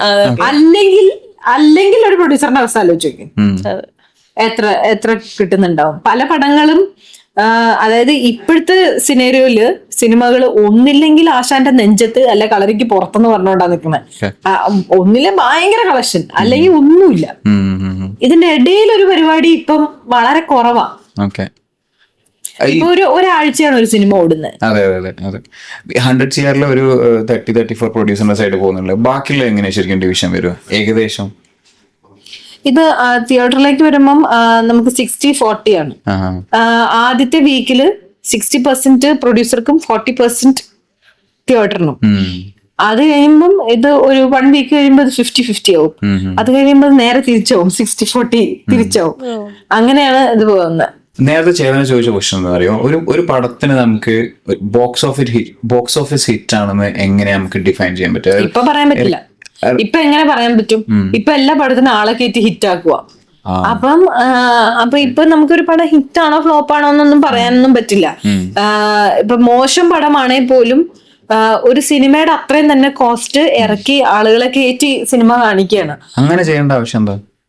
അപ്പൊ സിനിമ ഹിറ്റ് ആണെന്ന് കാണിക്കുന്ന സമയത്ത് സാറ്റലൈറ്റും OTT-യും സെയിൽ നടക്കും എന്നുള്ള പ്രതീക്ഷയിലാണ് അത് കാണിക്കുന്നത്. പിന്നെ ഒരു പ്രൊഡ്യൂസറെ സംബന്ധിച്ചിടത്തോളം അല്ലെ അതിന്റെ ക്രൂവിനെ സംബന്ധിച്ചിടത്തോളം ആ സിനിമ പൊട്ടി എന്ന് പറയുന്നതിനേക്കാൾ വിജയിച്ചു എന്ന് പറയാനല്ലേ താല്പര്യം. അപ്പം മാർക്കറ്റിംഗിൽ വേറുള്ള ഏരിയയിൽ പൈസ ചെലവാക്കുന്നതിലും ആളുകൾ സിനിമ കാണിക്കാനായിട്ട് പൈസ ചെലവാക്കിയാൽ ആ പൈസയിൽ തന്നെ പകുതി തിരിച്ച് ഇങ്ങോട്ടല്ലേ വരുന്നത്. അതെ അതെ അതെ അവര് ഇറക്കുന്ന പൈസയിൽ പകുതി ഇങ്ങോട്ട് തന്നെയാണല്ലോ തിരിച്ചു വരുന്നത്. മാത്രമല്ല അത്രയും പേര് പടം കണ്ടു കഴിയുമ്പോൾ അത്രയും മൗത്ത് പബ്ലിസിറ്റി ആവുന്നു. പിന്നെ അത്രയും ദിവസം കൂടെ പടം ഓടുന്നു. അപ്പൊ ഓടുന്ന അനുസരിച്ച് നോക്കി പടം സക്സസ് ആയി എന്ന് പറയും. പക്ഷെ ഇന്നിറങ്ങുന്ന എല്ലാ പടങ്ങളിലും ആളെ കയറ്റിയാണ് സക്സസ് ആക്കുന്നത്. ഈ ആളെ കയറ്റി സക്സസ് ആക്കുന്നത് ഇത് പടം വിജയിപ്പിച്ചു എന്ന് പറയാൻ വേണ്ടി മാത്രമാണോ, അല്ല ബ്ലാക്ക് വൈറ്റ് ആക്കുന്ന പരിപാടി ഉണ്ടോ? അതൊന്നും എനിക്കറിയില്ല. ബ്ലാക്ക് വൈറ്റ് ആക്കാനൊക്കെ എന്ത് ഞാൻ ചോദിക്കട്ടെ, ബ്ലാക്ക് ഇരിക്കുന്ന ആൾക്കാണ് പകുതി ഇത് പോവല്ലേ? ബ്ലാക്ക് വൈറ്റ് ആക്കാൻ വേറെ എന്തെല്ലാം മാർഗങ്ങളുണ്ട് ഇല്ലേ? അപ്പൊ സിനിമയിൽ കൊണ്ടിറക്കും. ഇപ്പൊ ഇവിടെ കൊണ്ട് തിയേറ്ററിൽ കൊണ്ട് ഈ പൈസ കൊടുക്കുന്ന സമയത്ത്, ആളെ കയറ്റാൻ വേണ്ടി കൊടുക്കുന്ന സമയത്ത് പകുതി പൈസ ഗവൺമെന്റിനും തിയേറ്ററിനും ഇതെല്ലാം പോവല്ലേ? പകുതിയിലേ തിരിച്ചു കിട്ടുന്നുള്ളൂ. നഷ്ടമല്ലേ? ശരിയാണ് ശരിയാണ്. ഇപ്പൊ ഈ മഞ്ഞുമൽ ബോയ്സിന്റെ ഒക്കെ ഇഷ്യൂ ഉണ്ടായിരുന്ന സമയത്ത് ഏകദേശം ഇങ്ങനെയുള്ള കുറെ കാര്യങ്ങളൊക്കെ വന്നിട്ടില്ലേ? അത് മഞ്ഞുമൽ ബോയ്സിന്റെ പ്രൊഡ്യൂസേഴ്സിനോട് ചോദിക്കുന്നു. ഒരു റീൽ ആ ടൈമില് ആരോ ചെയ്ത് കണ്ടിട്ടുണ്ട് ഇതുപോലെ. കാശ് കൊടുത്ത ആൾക്കാരെ കിട്ടുന്ന ടാക്സ്, പിന്നെ ഇതുപോലെ ബ്ലാക്ക് വൈറ്റ് ആക്കാൻ അങ്ങനെ കുറെ ആൾക്കാരെ ഇങ്ങനെ ചെയ്യുന്നുണ്ട് എന്നൊക്കെ പറയും. അതൊക്കെ പറയുന്നുണ്ട്. പക്ഷെ ഇതിനകത്തൊരു ലോജിക് ഉണ്ടോ എന്നുള്ളത് എനിക്കറിയില്ല. ഈ കാര്യം ഇത് പകുതി പൈസ പോകുന്നിടത്ത് ഇപ്പൊ വേറെ എന്തൊക്കെയോ മാർഗങ്ങളില്ലേ പൈസ വൈറ്റ് ആക്കാൻ വേണ്ടി, ഹവാലയും അതും ഇതൊക്കെ ഉള്ളപ്പം ഇത് ചെയ്യുന്ന ആൾക്കാർ എന്തിനു സിനിമയെ കൊണ്ടിട്ട് പകുതി പൈസ കളയണം? അത് കളയില്ലല്ലോ. ആളെ കയറ്റുന്നതിന്റെ കാര്യം പടം സക്സസ് ആണെന്ന് കാണിക്കാനും അതിന്റെ പേരിൽ സാറ്റലൈറ്റ് ഡിജിറ്റലും വിൽക്കാനുമാണ്. ഇപ്പൊ ഈ അടുത്തൊരു ഓപ്പറേഷൻ, ഏഷ്യാനെറ്റ് ന്യൂസിന്റെ ഒരു ഓപ്പറേഷൻ ഒരു ന്യൂസ് ഉണ്ടോന്ന് അറിയില്ല, ഇതേപോലെ ഒരു ലോബി ഇതിന്റെ ബാക്കിലുണ്ടെന്നു, അവരാണ് ആളെ കയറ്റുന്നത് എന്നൊക്കെ പറഞ്ഞിട്ട്. അപ്പൊ ഇത് എല്ലാ മൂവിക്കും നടക്കുന്നുണ്ടോ? അതൊക്കെ സത്യമാണ്. ആ പറഞ്ഞതൊക്കെ സത്യമാണ്. അത് നടക്കുന്ന എല്ലാ പടത്തിനും ഇതേപോലെ ആളെ കയറ്റുന്നുണ്ട്. എനിക്കും അത് പുതിയതായിരുന്നു. നമുക്കും ഇതിപ്പോ ആളെ കയറ്റണം. അപ്പൊ അവരിങ്ങനെ ഒരു ലിസ്റ്റ് എടുത്ത് തരും. ഈ ആളെ കയറ്റുന്നത് മാത്രമല്ല, book my show, IMDb rating, ഇതെല്ലാം ഫേക്ക് ആണ്. എല്ലാം മാനിപ്പുലേറ്റ് ചെയ്യുന്ന സാധനങ്ങളാണ്. അപ്പം ഇത് കണ്ടിട്ട്, ഇതിന്റെ റേറ്റിംഗ് കണ്ടിട്ട് സിനിമയ്ക്ക് പോകുന്ന ഞാൻ അടക്കമുള്ള ആളുകൾ ഉണ്ടായിരുന്നു. ആ പടത്തിന് ഇത്ര റേറ്റിംഗ് ഉണ്ട്, അപ്പം അത് പോയി കാണാം, നല്ല പടം. പിന്നെ നമ്മള് ഞാനിപ്പൊ ഈ പടം ചെയ്തപ്പോഴാണ് എനിക്ക് മനസ്സിലായത് ഏറ്റവും വലിയ ടാർഗറ്റ് മഞ്ഞയാക്കുക എന്നുള്ളതാണ്. അതായത് ബുക്ക് മൈ ഷോയിൽ യെല്ലോ കളർ ആക്കുക സീറ്റ്. അപ്പം നമ്മൾ തന്നെ ടിക്കറ്റ് ബുക്ക് ചെയ്ത് ഫുൾ യെല്ലോ കളർ ആക്കി ഇടുക. അപ്പൊ ബാക്കിയുള്ള സീറ്റുകൾ പൊക്കോളും എന്നുള്ളതാണ്. അപ്പൊ ഞാൻ നേരത്തേക്ക് ഞാൻ തന്നെ പ്രൊഡ്യൂസറായിട്ട് ഇത്രയും നാളെ ഇൻഡസ്ട്രി നിന്ന ഞാൻ ഇപ്പൊ ഈ അടുത്ത് വരെ സിനിമ കാണാൻ പോകുമ്പോൾ ഇതെല്ലാം യെല്ലോ കളറാണല്ലോ, അപ്പൊ ഈ സീറ്റ് എല്ലാം പോയി എന്ന് വിചാരിച്ചിട്ട് നമ്മൾ നോക്കുമ്പോൾ നല്ല സീറ്റ് എല്ലാം പോയേക്കാണ്. പക്ഷെ സത്യത്തിൽ അത് ബ്ലോക്ക് ചെയ്തിട്ടേക്കുന്നതാ. വേണമെങ്കിൽ നമുക്ക് ഇത് ഷോ തുടങ്ങുന്നതിന് അരമണിക്കൂർ മുമ്പ് ക്യാൻസൽ ചെയ്താൽ ഈ പൈസ തിരിച്ചു കിട്ടും. അപ്പോഴേക്കും ബാക്കി ടിക്കറ്റ്സ് പോയി കഴിയുമ്പം ഈ അത്രയും പോയേക്കുന്ന കാണുമ്പം ഈ ടിക്കറ്റ്സ് ബാക്കി കയറിക്കോളും. ഇങ്ങനത്തെ പല പരിപാടികളും നടക്കുന്നുണ്ട്. പുറകെ നിൽക്കണം. അതിനു വേണ്ടി ഇപ്പൊ എനിക്ക് മനസ്സിലായി, ഡിസ്ട്രിബ്യൂഷന് നമ്മളൊരു ടീമിനെ വെച്ച് ഓപ്പറേറ്റ് ചെയ്യണം. അങ്ങനെയാണ് പല സിനിമകളും ഇവിടെ നടത്തുന്നത്. അങ്ങനെ ഓപ്പറേറ്റ് ചെയ്ത് കഴിഞ്ഞാൽ നമുക്കൊരു ഏത് സിനിമ, ഏത് പൊട്ടപ്പടവും നമുക്ക് സക്സസ് ആക്കി എടുക്കാം. ഇപ്പൊ ഞാൻ ഈ അടുത്ത് കേട്ടത് ഒരു പടം 3.5 കോടി രൂപയ്ക്കാണ് ആളെ കയറ്റിയത്. അത് അത്രയും രൂപയ്ക്ക് ആളെ കയറ്റുക. അപ്പൊ എനിക്ക് മനസ്സിലാവാത്തത്, ഇനിയിപ്പോ ആളുകൾ ഫ്രീ ആയിട്ടല്ല സിനിമ കിട്ടുന്നതെങ്കിൽ പോവോ സിനിമ കാണാൻ? അതായത് 2 3 പടം ഫ്രീ ആയിട്ട് ടിക്കറ്റിൽ സിനിമ പോയി കണ്ടു. 4ാമത്തെ പടം അവർ മനസ്സനുവദിക്കുവോ പൈസ കൊടുത്ത് പോയി കാണാൻ? അല്ലേ? ഫ്രീ ആയിട്ട് കണ്ട് ശീലിച്ചവർക്ക് പിന്നെ അത് പൈസ കൊടുത്ത് കാണാൻ മനസ്സനുവദിക്കുകയല്ല. ഞാൻ റീസെന്റ് അനുപമ ചോപ്രയുടെ ഒരു ഇന്റർവ്യൂ കണ്ടിരുന്നു, ഫസ്റ്റിലായിട്ട്. അപ്പൊ അതില് ആ ഇന്റർവ്യൂലല്ല, അതിന് മുന്നുള്ള പല ഇന്റർവ്യൂസിലും അനുപമ ചോപ്ര ഭയങ്കര നമ്മളെ ഇൻഡസ്ട്രീനെ പറ്റി ഭയങ്കര പോസിറ്റീവായിട്ട് പറയുന്നതാണ്. ബാക്കിയുള്ള ഇൻഡസ്ട്രീനെ കമ്പയർ ചെയ്യുമ്പോൾ ബോളിവുഡ് ആണെങ്കിലും ടോളിവുഡ് അല്ലെങ്കിൽ തമിഴ് നമ്മൾ ഏറെക്കുറെ സെയിം ആണ്. അതായത് ചെറിയ ബഡ്ജറ്റിൽ നല്ല സ്റ്റോറിയുള്ള കഥകൾ എടുക്കാനുള്ള ഒരു നമ്മളെ കഴിവ്, നമ്മളെ കോണ്ടന്റ് വൈസ് നമ്മൾ എത്ര സ്ട്രോങ് ആണെന്നുള്ളത്. ചെറിയ ബഡ്ജറ്റ് എന്നൊക്കെ വെറുതെ പറയുന്നത്, ഇവിടെ ഇപ്പൊ എല്ലാം വലിയ ബഡ്ജറ്റേ ഉള്ളൂ. ഇപ്പൊ നമ്മള് ആക്ച്വലി എല്ലാ ഇൻഡസ്ട്രിയിലും ഉള്ളതിനേക്കാൾ കൂടുതൽ ബഡ്ജറ്റാണ് ഇവിടെ. പക്ഷെ ഒരു ബോളിവുഡ് പടം പുൾ ഓഫ് ചെയ്യേണ്ട അത്ര ബഡ്ജറ്റ് ഇവിടെ വരുന്നുണ്ടോ? ബോളിവുഡ് എന്ന് പറഞ്ഞാൽ ഷാറൂഖ് ഖാൻ പടമൊന്നുമല്ല. എല്ലാം ഒരു സാധാരണ ഒരു ബോളിവുഡ് പടത്തിന്റെ അവിടെ 6-7 കോടി രൂപയേ ആവുന്നുള്ളൂ ഒരു സാധാരണ ഒരു പടം ചെയ്യാനായിട്ട്. ഇവിടെയും ഒരു നോർമൽ ഒരു ചെറിയ ആർട്ടിസ്റ്റിനെ വെച്ച് ചെയ്യണമെങ്കിൽ അത്രയാവുന്നുണ്ട് ഇപ്പൊ. അപ്പൊ അങ്ങനെ ഇപ്പൊ സാൻഡ്രയുടെ ഫസ്റ്റ് വെഞ്ചർ ആയിട്ടുള്ള ഫ്രൈഡേ ഫിലിം ഹൗസ്, അപ്പൊ അതിന്റെ ഒരു തുടക്കം അങ്ങനെയായിരുന്നല്ലേ, ചെറിയ ചെറിയ മൂവീസ് എന്നാണല്ലോ പിന്നെ പെരിച്ചാഴിയിലേക്ക് മൂവ് ചെയ്യുന്നത്. അപ്പൊ അതൊരു വലിയ ലീപ്പായിരുന്നു. ആ ലീപ്പ് ഇപ്പൊ ആലോചിക്കുമ്പോ എടുക്കേണ്ടിയിരുന്നോ, അല്ലെങ്കിൽ അത് റൈറ്റ് ഡിസിഷൻ ആയോ? What do you think? അതൊരു റൈറ്റ് ഡിസിഷൻ തന്നെയായിരുന്നു. ബിക്കോസ് നല്ല കൊച്ചു സിനിമകൾ ചെയ്ത ഒരു ബ്രാൻഡ് വന്ന് മോഹൻലാൽ പോലൊരു ആർട്ടിസ്റ്റിനെ വെച്ചിട്ട് ഒരു സിനിമ ചെയ്തപ്പോഴാണ് ഫ്രൈഡേ ഫിലിം ഹൗസ് എന്ന് പറഞ്ഞ ബ്രാൻഡ് ഉണ്ടാവുന്നത്. അവിടെ ബ്രാൻഡ് ബിൽഡിംഗ് മാത്രമേ നമ്മൾ നോക്കിയിട്ടുള്ളൂ. അവിടെ ഒരു തട്ടുപൊളിപ്പൻ പടമായി പോയി അത്. പക്ഷെ അതൊരു നല്ല പടം കൂടെ ആയിരുന്നെങ്കിൽ വേറെ രീതിയിൽ ആയേനെ. പക്ഷെ എന്നിട്ടും ഫ്രൈഡേ ഫിലിം ഹൗസിന് പെരിച്ചാഴി സിനിമ കാണിക്കുന്ന സമയത്ത് നമ്മുടെ സിഗ്നേച്ചർ ഫിലിം കാണിക്കുമ്പോൾ കയ്യടി അടിമാലി പോലത്തെ സ്ഥലങ്ങളിൽ നിന്നൊക്കെ കയ്യടിയായിരുന്നു. അത് പിന്നെ നമ്മുടെ പടം നോക്കി, നമ്മുടെ ബാനർ നോക്കി ആൾക്കാർ സിനിമ കാണാനായിട്ട് വരാൻ തുടങ്ങി പിന്നീടുള്ള സിനിമകൾക്കൊക്കെ. അപ്പൊ അതൊക്കെയാണ് ഈ ആടിലും ഭയങ്കര ഇനിഷ്യൽ വരാനൊക്കെ ഉള്ള റീസൺ. അല്ല ഫൈനാൻഷ്യലി അത് ഓക്കെ ആയിരുന്നു ആ ഒരു മൂവി. നമുക്ക് ഒരു പടത്തിലും നഷ്ടം വന്നിട്ടില്ല. അങ്ങനെ ആ പരിപാടിക്ക് നമ്മൾ പോകത്തില്ല. ഇപ്പൊ ഫ്രൈഡേ ഫിലിം ഹൗസ് പോലത്തെ ഒരു ബ്രാൻഡ് ഇപ്പം ഈ രീതിക്കൊക്കെ ബിൽഡ് ചെയ്ത് കൊണ്ടുവന്നു. ഇപ്പം തങ്കക്കൊലുസ് ഉണ്ടെങ്കിൽ എനിക്ക് തോന്നുന്നൊരു ഫസ്റ്റ് ചൈൽഡ് എന്നൊക്കെ പറയാൻ പറ്റിയ ഫ്രൈഡേ ഫിലിം ഹൗസ് ആയിരിക്കില്ലേ. അപ്പൊ അതെങ്ങനെ വിട്ടുകൊടുക്കുമ്പോ എത്ര ഹേർട്ട് ആയിട്ടുണ്ടാവണം? ആ സമയത്ത് എനിക്ക് വിഷമം ഉണ്ടായിരുന്നു. അത് കഴിയുമ്പം അത് കഴിഞ്ഞു. ഞാൻ ഒന്നിനോട് ഓവർ അറ്റാച്ച്ഡ് ആവാറില്ല.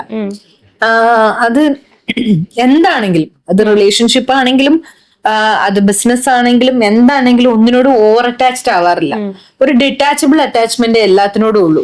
എന്നാൽ അറ്റാച്ച്ഡ് ആണ്, ഞാൻ വളരെ ഇമോഷണൽ ആണ്, ഭയങ്കര അറ്റാച്ച്ഡ് ആയിട്ടുള്ള ആളാണ്. എന്നാൽ ഇതൊന്നും ഒന്നിനോടും ഇപ്പം നമ്മളെ ചില ആൾക്കാരുണ്ടാവില്ലേ, ഒരു വീട് ആ വീട് വിട്ടു പോവാൻ ഭയങ്കര ബുദ്ധിമുട്ടായിരിക്കും, ആ വീട് വിറ്റിട്ട് പോവാൻ ബുദ്ധിമുട്ടായിരിക്കും, അല്ലെ വേറൊരു സ്ഥലത്തേക്ക് മാറി താമസിക്കാൻ ബുദ്ധിമുട്ടായിരിക്കും. അങ്ങനൊന്നും എനിക്കൊരു പ്രശ്നമില്ല. ചെല്ലുന്നിടം പിയോ അതാണ്. അപ്പം എനിക്ക് ആക്ച്വലി ഇങ്ങനെ ഇപ്പം കുറച്ചുനാൾ സെറ്റ് ഇങ്ങനെ കിടന്ന് ചെയ്യുമ്പോ തിരിച്ചും മാറ്റിയിടാൻ തോന്നും, അല്ലെങ്കിൽ സാധനം മാറ്റിയിടാൻ. എനിക്കിങ്ങനെ ഷിഫ്റ്റ് ചെയ്തുകൊണ്ടിരിക്കണം എപ്പോഴും. അതേപോലെ തന്നെ ഒരേ സാധനം കുറെ നാൾ ഒരേപോലെ ചെയ്തുകൊണ്ടിരിക്കുമ്പോ അതിൽ നമ്മൾ മടുക്കും. അപ്പൊ അടുത്ത ഇതിലേക്ക് മാറണം എന്നുള്ളതാണ് ഒരേ ഇതിൽ തന്നെ ചെയ്തുകൊണ്ടിരിക്കുന്നതില്. അപ്പൊ അതുകൊണ്ട് എനിക്കത് പോയില്ലെങ്കിൽ അങ്ങനെ ഒരു വിഷമവും ഇല്ല. സന്തോഷത്തോടു കൂടിയാണ് ഞാൻ അത് വിട്ടുകൊടുത്തത്. അപ്പൊ അത് അവിടെ ഓരോ പ്രോജക്റ്റ് ചെയ്യുമ്പോഴും നമ്മുടെ കുട്ടികൾ നന്നായിരിക്കുന്നത് കാണുമ്പോൾ ഒരു സന്തോഷം ഉണ്ടല്ലോ, ആ സന്തോഷമാണ് എനിക്ക്. ആ സമയത്തൊരു വിഷമം ഉണ്ടായി എന്ന് പറഞ്ഞല്ലേ, ലൈക്ക് ഒരു ഫേസിൽ കൂടെ കടന്നു പോയപ്പോ. അപ്പം ഏറ്റവും കൂടുതൽ സപ്പോർട്ട് ചെയ്തത് ആരാ? ലൈക്ക് ഫാമിലി ഓഫ് കോഴ്സ് നമ്മൾ കൂടെ ഉണ്ടാവും. അതല്ലാതെ ഇപ്പൊ ഫ്രണ്ട്സ്, ഇപ്പൊ ഫിലിം ഫീൽഡ് ആയാലും അല്ലാതെയും ഭയങ്കരമായിട്ട് നമ്മളെ സപ്പോർട്ട് ചെയ്ത് കൂടെ നിന്നു എന്ന് പറയാനുള്ളൊരു ആളാരായിരിക്കും? അങ്ങനെ ഇല്ല, അങ്ങനെ ഒരാളെ പറയാനായിട്ടില്ല. ബിക്കോസ് ഞാൻ ഓൾറെഡി അത്യാവശ്യം നല്ല സ്ട്രോങ് ആയിട്ടുള്ള ഒരാളാണ്. പിന്നെ നമുക്ക് അത്യാവശ്യം ബോൾഡ് സ്ട്രോങ് ആയിട്ടുള്ള ആളുകൾക്ക് അധികം ഫ്രണ്ട്സ് ഉണ്ടാവില്ല. അല്ലെങ്കിൽ ഇച്ചിരി ഡോമിനേറ്റിംഗ് ആയിട്ടുള്ള ആളുകൾക്ക്, ഇച്ചിരി ബോസി ആയിട്ടുള്ള ആളുകൾക്ക് ഫ്രണ്ട്സ് അങ്ങനെ അധികം ഉണ്ടാവില്ല. അപ്പം മാത്രല്ല അതെന്താന്നറിയോ, അതിന്റെ ഒരു വൺ ഓഫ് ദ റീസൺ എന്ന് പറയുന്നത് നമുക്ക് നമ്മുടെ വേവ് ലെങ്തുമായിട്ട് പലരും മാച്ച് ആവില്ല. നമ്മൾ ചിന്തിക്കുന്നത് വേറെ ലെവലിലായിരിക്കും. അപ്പൊ അവരെപ്പോഴും പറയും അയ്യോ അത് പറ്റൂല, അല്ല അത് ചെയ്യാൻ പറ്റില്ല എന്ന് പറയുമ്പോൾ നമ്മളെ ഡൗൺ ആക്കും. അപ്പം നമ്മൾ അതിൽ നിന്ന് വിട്ടുമാറാൻ നോക്കൂലോ.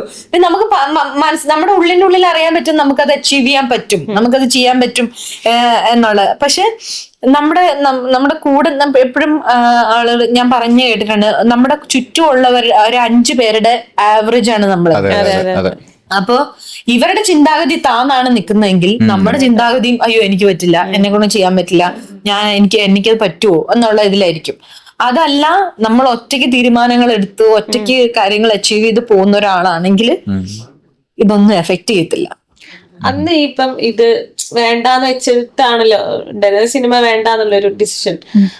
അതിൽ നിന്ന് ലൈക്ക് വാട്ട് നെക്സ്റ്റ് എന്നാലോചിക്കുമ്പോ പിന്നെ ഒരു ബിസിനസ് വേറെ എന്തെങ്കിലും തുടങ്ങണം എന്നൊക്കെ പിന്നെ ഞാൻ പോത്തിനെ വളർത്തിയാലോ എന്ന് ആലോചിച്ചായിരുന്നു. ആ സമയത്ത് പോത്തിന് ട്രെൻഡിങ് ആയിരുന്നു. മഞ്ജു പിള്ള ചെയ്തായിരുന്നു. അതിനൊക്കെ ശേഷം മഞ്ജു ചേച്ചിയൊക്കെ ചെയ്ത അതിന് ശേഷം. അപ്പൊ ഞാൻ അത് ആലോചിച്ചാൽ എനിക്ക് കൃഷി ചെയ്യാൻ ഭയങ്കര ഇഷ്ടമാണ്. കൃഷി, നാട്.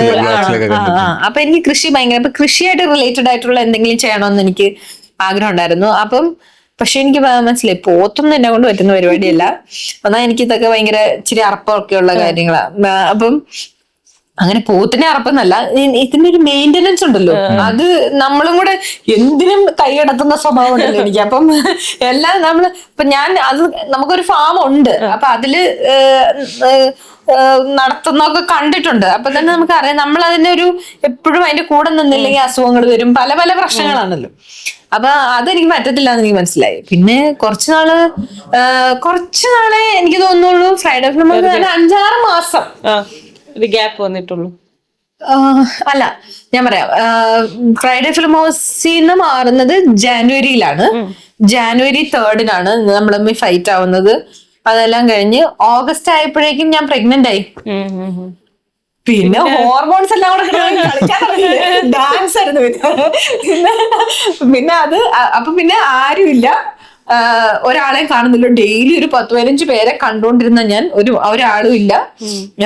വീട്ടിൽ ഇരിക്കുന്നു, ഒന്നുമില്ല, എവിടെയും പോകാനില്ല, വീട്ടിനകത്ത് തന്നെ ഇരിക്കുന്നു. കൊറിയൻ ഡ്രാമ ഫുഡടി, കൊറിയൻ ഡ്രാമ ഫുഡടി ഇത് തന്നെ. അപ്പൊ ഞാൻ കുറച്ച് കഴിഞ്ഞപ്പോഴേക്കും എനിക്ക് ഭ്രാന്താവാൻ തുടങ്ങി. അപ്പം അത് ബേസിക്കലി ഡിപ്രഷൻ അത് ഞാൻ തന്നെ റിയലൈസ് ചെയ്തു എന്നുള്ളതാണ് അതിന്റെ. അത് ഞാൻ എന്നിട്ട് ഡോക്ടറോട് പോയി പറഞ്ഞു, എനിക്ക് ഡിപ്രഷൻ ആവുന്നുണ്ടോ എന്നുള്ളൊരു സംശയമുണ്ട്. അപ്പം ഡോക്ടറിന്റെ അടുത്ത് പറഞ്ഞു, ഒട്ടും സംശയിക്കുന്നുണ്ട് ഇപ്പൊ. പക്ഷെ ഒന്നും ചെയ്യണ്ട, സാൻഡ്രയ്ക്ക് അതിനെ റിക്കവർ ചെയ്യാൻ പറ്റും, അതുകൊണ്ട് മരുന്നും എടുക്കണ്ട, ഒന്നും ചെയ്യണ്ട. ബിക്കോസ് ഇത് റിയലൈസ് ചെയ്യുക എന്നുള്ളതാണ് അതിന്റെ ഏറ്റവും വലിയ മരുന്ന്. ഇപ്പൊ പലരും തിരിച്ചറിയില്ല അവർക്ക് ഡിപ്രഷൻ ആണെന്നോ, അല്ലെങ്കിൽ അവരിങ്ങനത്തെ ഒരു എന്താണ് സംഭവിക്കുന്നത് എന്നുള്ള മനസ്സിലാവില്ല. ഇത് തിരിച്ചറിഞ്ഞെന്ന് പറയാൻ തന്നെ അതിന് മരുന്ന് കണ്ടുപിടിച്ചു എന്നുള്ളതാണ് അതിനകത്ത്. പിന്നെ പ്രഗ്നന്റ് ആയിട്ടിരിക്കുന്നു, പിന്നെ എനിക്ക് ഡെയിലി ഇഞ്ചക്ഷൻസ് അതും ഇതൊക്കെ ഉണ്ടായിരുന്നു. അപ്പൊ ഇത് എല്ലാം കൂടെ ആയപ്പം ആർക്കാണെങ്കിലും ഇതെല്ലാം സംഭവിക്കാം. അപ്പൊ ഞാൻ ഡോക്ടർ പറഞ്ഞു, അപ്പൊ പേടിക്കാനൊന്നുമില്ല എന്ന് പറഞ്ഞു. അപ്പൊ പിന്നെ ഞാൻ തന്നെ ഇപ്പൊ ഞാൻ ഇതിനെ ഓവർകം ചെയ്യുന്നത് എന്താ പറയാ, എനിക്കൊരു വിഷമം വന്നു കഴിഞ്ഞാൽ ഞാൻ എന്റെ ചുറ്റും നിൽക്കുന്നവർക്ക് ഇരിക്കപ്പുറത്തേ കൊടുക്കൂല, പറഞ്ഞുകൊണ്ടിരിക്കും. പപ്പയോടും മമ്മിയോടും ഹസ്ബൻഡിനോടും എല്ലാരോടും, എന്റെ ഹസ്ബൻഡ് പാരന്റ്സ് ഉണ്ട്, അവരോടൊക്കെ ഇങ്ങനെ പറഞ്ഞു. പിന്നെ പിള്ളേര് ഉണ്ടായി കഴിഞ്ഞപ്പോ മുതല് അപ്പോഴും എനിക്കത് മാറിയില്ല. ഒരു പിള്ളേരുണ്ടായ ഒരു 8 മാസത്തോളം ഇതിങ്ങനെ നിലനിന്നു കുറച്ചാണ്. പിന്നെ പയ്യെ ഞാൻ റിക്കവറായി വന്ന് കഴിഞ്ഞപ്പോഴാണ് പിള്ളേരിങ്ങനെ ലീല വർത്താനം ഒക്കെ തുടങ്ങി കഴിഞ്ഞപ്പോ നമ്മള് പിന്നെ ട്വിൻസ് ആയതുകൊണ്ട് എനിക്ക് ഒന്നിനും സമയം കിട്ടുന്നില്ലായിരുന്നു. ഞാൻ തന്നെ അവരെ കുളിപ്പിച്ചോണ്ടിരുന്ന, ഫുഡ് കൊടുത്തോണ്ടിരുന്ന. അപ്പൊ ഇതെല്ലാം എനിക്ക് സമയമില്ല, ഒന്നും നിവർന്ന് വരുമ്പോഴേക്കും കരയും. രണ്ടുപേരും ഒരുമിച്ച് നോക്കാന്ന് പറയുന്നത്. അപ്പൊ അതുകൊണ്ട് ആ ഡിപ്രഷൻ അങ്ങോട്ട് അറിഞ്ഞില്ല രണ്ടുപേരും. അതുകൊണ്ട് അതിനെ അങ്ങ് ഫൈറ്റ് ചെയ്ത് ഓവർകം ചെയ്തു. പിന്നെ ആ ടൈമിലാണ് ബ്ലോഗിങ് തുടങ്ങുന്നത്. നമ്മള് പാലക്കാട് ഒരു സ്ഥലം എടുത്തു, ഫാം. അപ്പൊ പപ്പയും മമ്മിയും എടുത്തു. അപ്പൊ അവിടെ വെറുതെ ഒന്ന് പോയി അവരെ കാണാൻ വേണ്ടി പോയതാണ്. അവിടെ ചെന്ന് കഴിഞ്ഞപ്പോ നമ്മൾ ഈ സിനിമയിലൊക്കെ കണ്ടിട്ടുള്ള പോലെ, അല്ലെ കഥയിലൊക്കെ വായിച്ചു കേട്ടിട്ടുള്ള പോലത്തെ ഒരു നാട്ടിൻപുറം, ഇങ്ങനെ മലകളും പാടവും, എന്താണ് ഇൻസ്റ്റാഗ്രാമൊന്നും അവിടെ ഉള്ളവർക്കൊന്നും അറിയത്ത പോലുമില്ല. അങ്ങനെയൊക്കെ അങ്ങനെ അവർക്ക് സിനിമ കാണണമെങ്കിൽ ഒത്തിരി ദൂരെ പോകണം, അങ്ങനെ സിനിമയൊന്നും കാണാറില്ല. അവർക്ക് പുറം ലോകവുമായി വലിയ ബന്ധങ്ങളൊന്നും ഇല്ലാത്ത ഒരു ഗ്രാമപ്രദേശം. പിന്നെ നമ്മള് നല്ല രസം കാണാൻ, ആട്, പശു, കിളികൾ, ഇങ്ങനെ കുളം, മഴ, ഇങ്ങനെ നാടിൻ്റെതായ എല്ലാ എലമെന്റ്സും ഉള്ള ഒരു സ്ഥലം. അപ്പൊ അവിടെ ചെന്ന് കഴിഞ്ഞപ്പം ഞങ്ങള് ഞാൻ എന്റെ പിള്ളേരെ മഴ വന്ന സമയത്ത് മഴയത്തോട്ടൊക്കെ, അപ്പൊ അവിടെ ഉള്ളവരും മഴയത്ത് നനയത്തില്ല. പിള്ളേരെ എല്ലാം ഇങ്ങനെ പൊതിഞ്ഞു വെച്ചാണ് ഇപ്പോഴത്തെ കാലത്തെ ആൾക്കാർ വളർത്തുന്ന പോലെ. ഇപ്പൊ എന്റെ പിള്ളേരെ വിടുന്ന കണ്ടിട്ടാണ് അവിടെ ഉള്ളവരും പയ്യെ പിള്ളേരെയൊക്കെ മഴയത്തോട്ടൊക്കെ വിടാൻ തുടങ്ങി. അപ്പൊ ഞാൻ വെറുതെ വീഡിയോ എടുത്ത് ഒന്ന് ഇട്ട് കഴിഞ്ഞപ്പോഴേക്കും അത് ഭയങ്കര റീച്ച്. അതിപ്പോ ഇങ്ങനെ കോവിഡിന്റെ ഭയങ്കര കോവിഡ് തുടങ്ങിയ സമയത്ത് ആളുകൾക്ക് ഭയങ്കര ഡിപ്രഷൻ വരുമായിരുന്നു കോവിഡിന്റെ സമയത്ത്. അപ്പൊ അങ്ങനെ ഡിപ്രഷനിലായിട്ടൊക്കെ ഇരുന്ന ആൾക്കാരൊക്കെ ഈ വീഡിയോസ് കണ്ട് അതില് സൂയിസൈഡ് ചെയ്യാൻ പോയ ഒരാള് അത് വേണ്ടാന്ന് വെച്ച് വീഡിയോ കണ്ടിട്ട് പിള്ളേരുടെ വർത്താനം കണ്ടിട്ട് എനിക്ക് ഒരു വീഡിയോ ഒക്കെ ആൾക്കാരെ ഇങ്ങനെ ഇൻഫ്ലുവൻസ് ചെയ്യാൻ പറ്റുന്ന കണ്ടപ്പോഴാണ് എനിക്കത് ഭയങ്കര ഇതായി. പോസിറ്റീവായിട്ട് ആളുകളെ ഇൻഫ്ലുവൻസ് ചെയ്യുന്നു കാണുമ്പോഴേ ഞാനും ഒരുപാട് കണ്ടിട്ടുണ്ട് വീഡിയോസ്. അല്ല, അന്ന് എനിക്കത് മനസ്സിലായില്ല കേട്ടോ. ഇന്ന് ഞാൻ ഈ പിള്ളേരുടെ വീഡിയോസ് എടുത്ത് ഞാൻ പഴയ വീഡിയോസ് എടുത്തിരുന്ന് കാണുമ്പോ ആ വാർത്ത കുറ്റുമ്പി ഒക്കാണോ എന്നൊക്കെ പറഞ്ഞ് കുഞ്ഞു പിള്ളേരുടെ ആ വർത്താനം ഒടക്കാണോ എന്നൊക്കെ പറയുന്നത്. പക്ഷെ അത് ആ ഓന്ത് കറ്റും എന്നൊക്കെ പറയുന്നത് കേൾക്കാൻ ഭയങ്കര രസമാ. കുഞ്ഞു പിള്ളേരുടെ ആ വർത്താനം. അവര് മണ്ണിൽ കളിക്കുന്നു, അവര് പേടിയില്ലാതെ മണ്ണിൽ കളിക്കുന്നു, മഴയത്ത് കളിക്കുന്നു, പാടത്തിറങ്ങി പോകുന്നു, ഞണ്ടിനെ പിടിക്കുന്നു. ഇതൊക്കെ കാണുമ്പോൾ എനിക്ക് ഏറ്റവും കൂടുതൽ ഫോളോവേഴ്സ് ഉണ്ടായിരുന്നത് ഈ ദുബായ്, കുവൈറ്റ് ഇങ്ങനെ ഇരിക്കുന്ന ആൾക്കാരായിരിക്കും. പിന്നെ കോവിഡ് രോഗികളായിരുന്നു ഏറ്റവും കൂടുതൽ കണ്ടിരുന്നത്. ഒത്തിരി അതായത് ഞാനൊരു ഫീമെയിൽ പ്രൊഡ്യൂസർ ആണെങ്കിലും പെണ്ണുങ്ങൾക്ക് എന്നെ കണ്ണെടുത്താൽ കണ്ടുകൂടായിരുന്നു. അംഗീകരിക്കുന്നില്ല. അല്ല, അങ്ങനെയല്ല. ഇപ്പൊ കൂടുതൽ ഇപ്പൊ ഞാൻ പറഞ്ഞില്ല, ആമേനും ആടും ഒക്കെ ചെയ്തിട്ടും ആണുങ്ങൾക്കാണ് കൂടുതലും എന്നെ കാണുമ്പോ നോക്കിയേ ആടിലെ ചേച്ചി അല്ല ആമേനുള്ളല്ലേ എന്നൊക്കെ പറഞ്ഞു. പെണ്ണുങ്ങൾ അവിടെ ഇങ്ങനെയായിരുന്നു. മറ്റേ ആ പടമൊക്കെ പ്രൊഡ്യൂസ് ചെയ്തിട്ടുള്ള ആളാ എന്നൊക്കെ പറഞ്ഞിങ്ങനെ. പക്ഷെ വ്ളോഗ് വന്നതിന് ശേഷം ഇങ്ങനെ അവര് ചിന്തിക്കാൻ പോലും നിൽക്കില്ല. എന്നെ കാണുമ്പോ തന്നെ ഓടി വന്ന് കെട്ടിപ്പിടിക്കുകയും മക്കളെന്ത് ചെയ്യും, ഇതെന്ത് വിശേഷങ്ങൾ ചോദിക്കുകയും. അതായത് അവരുടെ വീട്ടിൽ ഒരാളെ പോലെ എന്നെ കാണാൻ തുടങ്ങി. ഡെയിലി വ്ളോഗ്സ് ഇടുമ്പോൾ ഒരു സാധാരണ സീരിയല് പോലെ, ഈ മെഗാ സീരിയല് പോലെ എല്ലാ ദിവസവും ആൾക്കാർ കാത്തിരിക്കുകയാണ്. 7 മണി രാവിലെ 7 മണിക്കാണ് ഞാൻ ഇടുന്നത്. അപ്പൊ ഈ രാവിലെ 7 മണിക്ക് 6:45 തൊട്ട് ചേച്ചി ഇടാറായോ എന്ന് ചോദിച്ചുകൊണ്ട് മെസ്സേജ് വന്നുകൊണ്ടിരിക്കും. അപ്പൊ അങ്ങനെ ഒരു റിയൽ സ്നേഹമില്ലേ ആളുകളുടെ റിയൽ സ്നേഹം ഞാൻ അനുഭവിക്കുന്ന വ്ളോഗ് വന്നതിന് ശേഷം. അതുവരെ നമ്മൾ സിനിമയിലാണ് ഇങ്ങനെ ആളുകൾക്ക് പടം കണ്ടിട്ട് നമ്മളെ ഇഷ്ടമാണ് എന്നൊക്കെ പറയുമെങ്കിലും നമുക്കൊരു കണക്ഷൻ ഇല്ല ആൾക്കാരുമായിട്ട്, യാതൊരു കണക്ഷനും ഇല്ല. പക്ഷെ ഈ കണക്ഷൻ വരുന്നത് വ്ളോഗ് വന്നതിന് ശേഷം. അതായത് ഭയങ്കര സ്നേഹവും ആ സ്നേഹം ഫീൽ ചെയ്യുന്നത് അപ്പോഴാണ്. ഇപ്പൊ ഒരു പ്രൈവസി റീസൺ ഒക്കെ പറഞ്ഞിട്ടാണ് വ്ളോഗ് ഒരു ലൈവ് ഒക്കെ ഇട്ടിട്ട് സ്റ്റോപ്പ് ചെയ്യുന്നത്. ഇനിയിപ്പം പിള്ളേരെ വെച്ചിട്ടല്ലെങ്കിലും സാന്ദ്രേന്റെ ഒരു വ്ളോഗായിട്ടൊക്കെ ഇനി റീസ്റ്റാർട്ട് ചെയ്യാൻ പ്ലാൻ ഉണ്ടോ? ഞാൻ ഭയങ്കര മടിച്ചാ. എനിക്ക് വ്ളോഗ് ചെയ്യാൻ ബേസിക്കലി എനിക്ക് മടിയായിട്ടാ നിർത്തിയത്. പക്ഷെ എന്നാലും അതിനകത്ത് വേറൊരു കാര്യം എന്ന് പറയുന്നത്, പിള്ളേര് ഇത് കുറച്ചുകൂടെ വലുതാവാൻ തുടങ്ങുമ്പോഴേ, ഇപ്പൊ അവരുടെ ഒരു ഏജ് എന്ന് പറയുന്നത് 6 വയസ്സാണ്. അപ്പൊ 6 വയസ്സിലൊക്കെ ഈ 5-6 വയസ്സ് അവരുടെ ഞാൻ വ്ളോഗ് ഇട്ട് 2.5 വയസ്സിലാണ്. അപ്പം ഒരു 2.5 മുതൽ 4-4.5 വയസ്സ് വരെ ഇട്ടു, 4 വയസ്സ് വരെ. അപ്പൊ അത് കഴിഞ്ഞപ്പോ ഒരു 5 വയസ്സായപ്പോഴേക്കും ഇവര് കാണുന്നതും കേൾക്കുന്നതും എല്ലാം പറയാനൊക്കെ തിരിച്ചു തുടങ്ങി. അവിടുന്ന് ഇവിടുന്ന്. അപ്പം ആളുകൾ ജഡ്ജ് ചെയ്യാൻ തുടങ്ങി. അപ്പം പിന്നെ ഇവര് നല്ലത് മാത്രമേ ചെയ്യാൻ പാടുള്ളൂ, നല്ലത് മാത്രമേ ചെയ്യുള്ളൂ. പിന്നെ ചെറിയ ഹോട്ടലിൽ നിന്ന് ഭക്ഷണം കഴിക്കുക, അങ്ങനെയൊക്കെയുള്ള കാര്യങ്ങൾ മാത്രമേ അവർ ചെയ്യാൻ പാടുള്ളൂ. ഇത് ആളുകൾ തന്നെ അവർക്ക് കൊടുക്കുന്ന ചില കാര്യങ്ങളുണ്ടല്ലോ, ഈ കുട്ടികൾ ഇങ്ങനെ ആയിരിക്കണം, അങ്ങനെ അവര് ഒരു ബോക്സിനകത്തേക്ക് ഇടാൻ തുടങ്ങിയപ്പം ഞാൻ അത് അപ്പോഴാണ് ഞാൻ വിചാരിച്ചത് വേണ്ട, അവർക്ക് അവരുടെ സ്വാതന്ത്ര്യം വേണം, അവർക്ക് അവരായിട്ട് ജീവിക്കാൻ പറ്റണം, അവര് തെറ്റുകൾ ചെയ്തും പഠിക്കണം. ശരി മാത്രമല്ല, ആളുകൾ വിചാരിക്കുന്ന പോലെ അവരുടെ ശരി ആയിരിക്കില്ല ഇവരുടെ ശരി.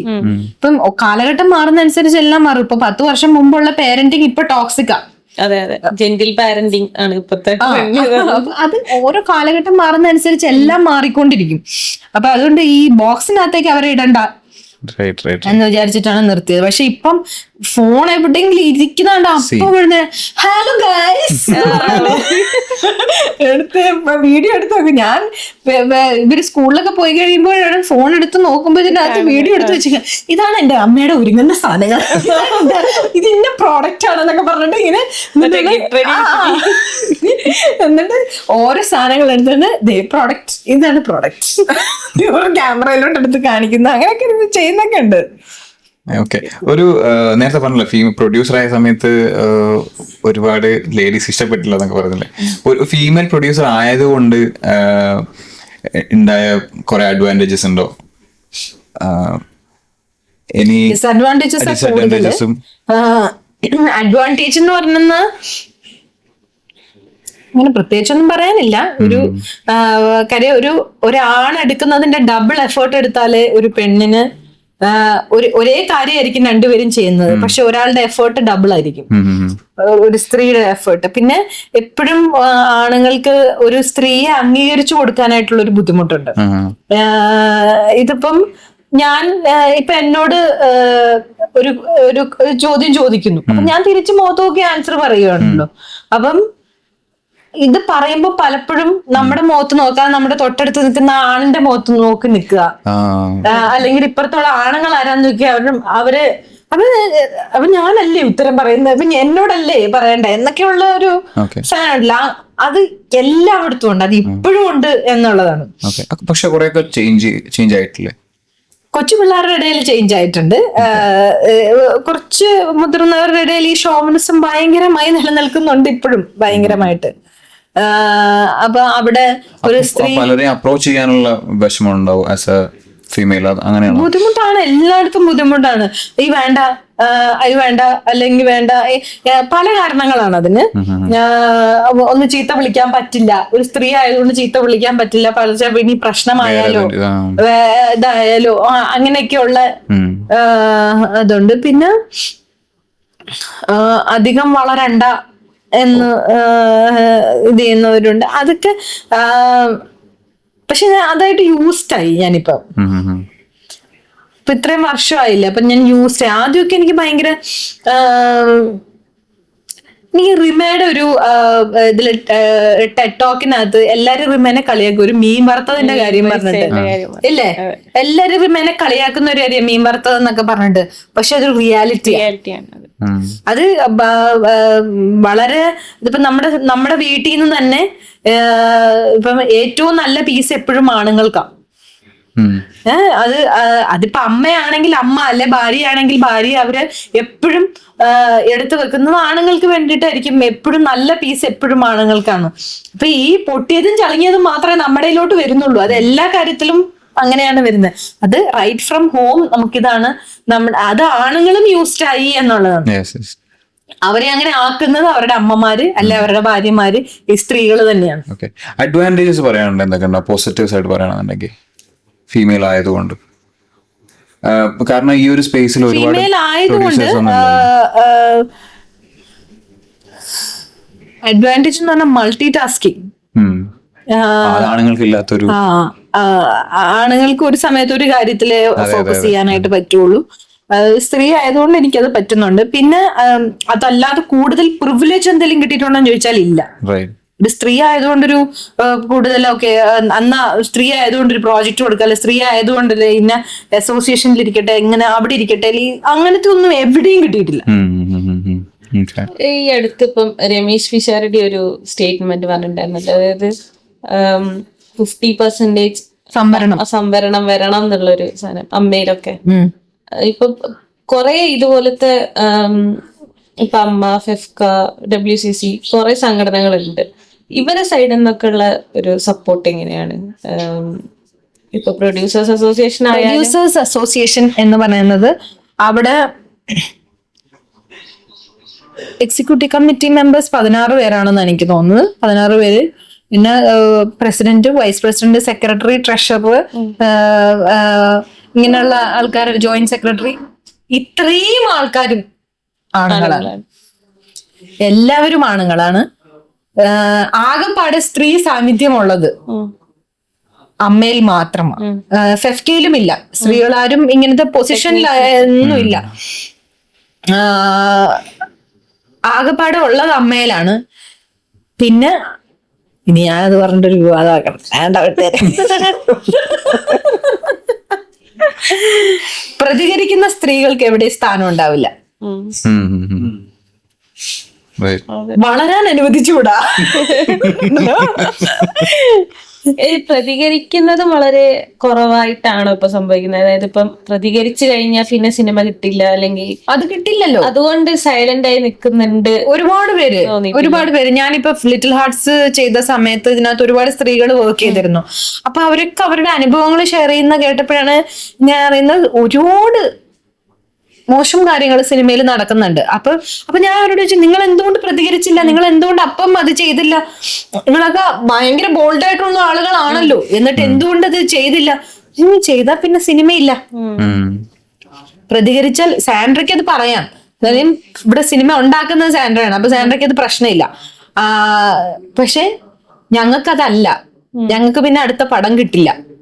അപ്പൊ ഞാൻ ആലോചിച്ചപ്പോ ശരിയാണ്. അവരൊരു പടത്തിൽ ഒരു പ്രശ്നം പറഞ്ഞു കഴിഞ്ഞാൽ, ഓ വേണ്ട, പ്രശ്നക്കാരിയാ കണ്ട് കംപ്ലൈന്റ് കൊടുത്തതാ, അല്ല ഇനി അവളെ വെക്കണ്ട എന്നുള്ള സാധനമായിരിക്കും. പിന്നെ അവർക്ക് പടമില്ല, അവരുടെ ഉപജീവന മാർഗം എന്താണ്, സിനിമയാണ്. ഇതിനൊക്കെ എതിരെ എന്തെങ്കിലുമൊക്കെ ചെയ്യണം, അല്ലെങ്കിൽ ഇവരെയൊക്കെ സപ്പോർട്ട് ചെയ്യണം തോന്നിയിട്ട് എന്തെങ്കിലും ചെയ്യാൻ വിചാരിച്ചിട്ടുണ്ടോ? ഞാൻ സത്യത്തിൽ അതിനൊക്കെ ഞാൻ ഇങ്ങനെയൊക്കെയുള്ള കാര്യങ്ങൾ ഞാൻ നല്ല രീതിയിൽ പ്രതികരിക്കുന്ന ഒരാളാണ്.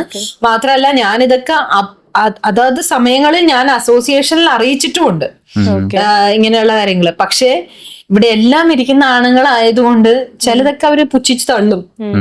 എന്തിനാണ് സാൻഡ്ര ഇതിന്റെയൊക്കെ പുറകെ പിടിക്കുന്നത്, വിട്ടുകളാ, അത് പോട്ടെ, അവർക്ക് പ്രശ്നമില്ല, പിന്നെ സാൻഡ്രയ്ക്ക് എന്തിനാ പ്രശ്നം എന്ന് ചോദിക്കും. അപ്പൊ ഞാൻ ആലോചിക്കുന്നത് ശരിയാണ്, അവർക്ക് പ്രശ്നമില്ല, പിന്നെ എനിക്കെന്തിനാ.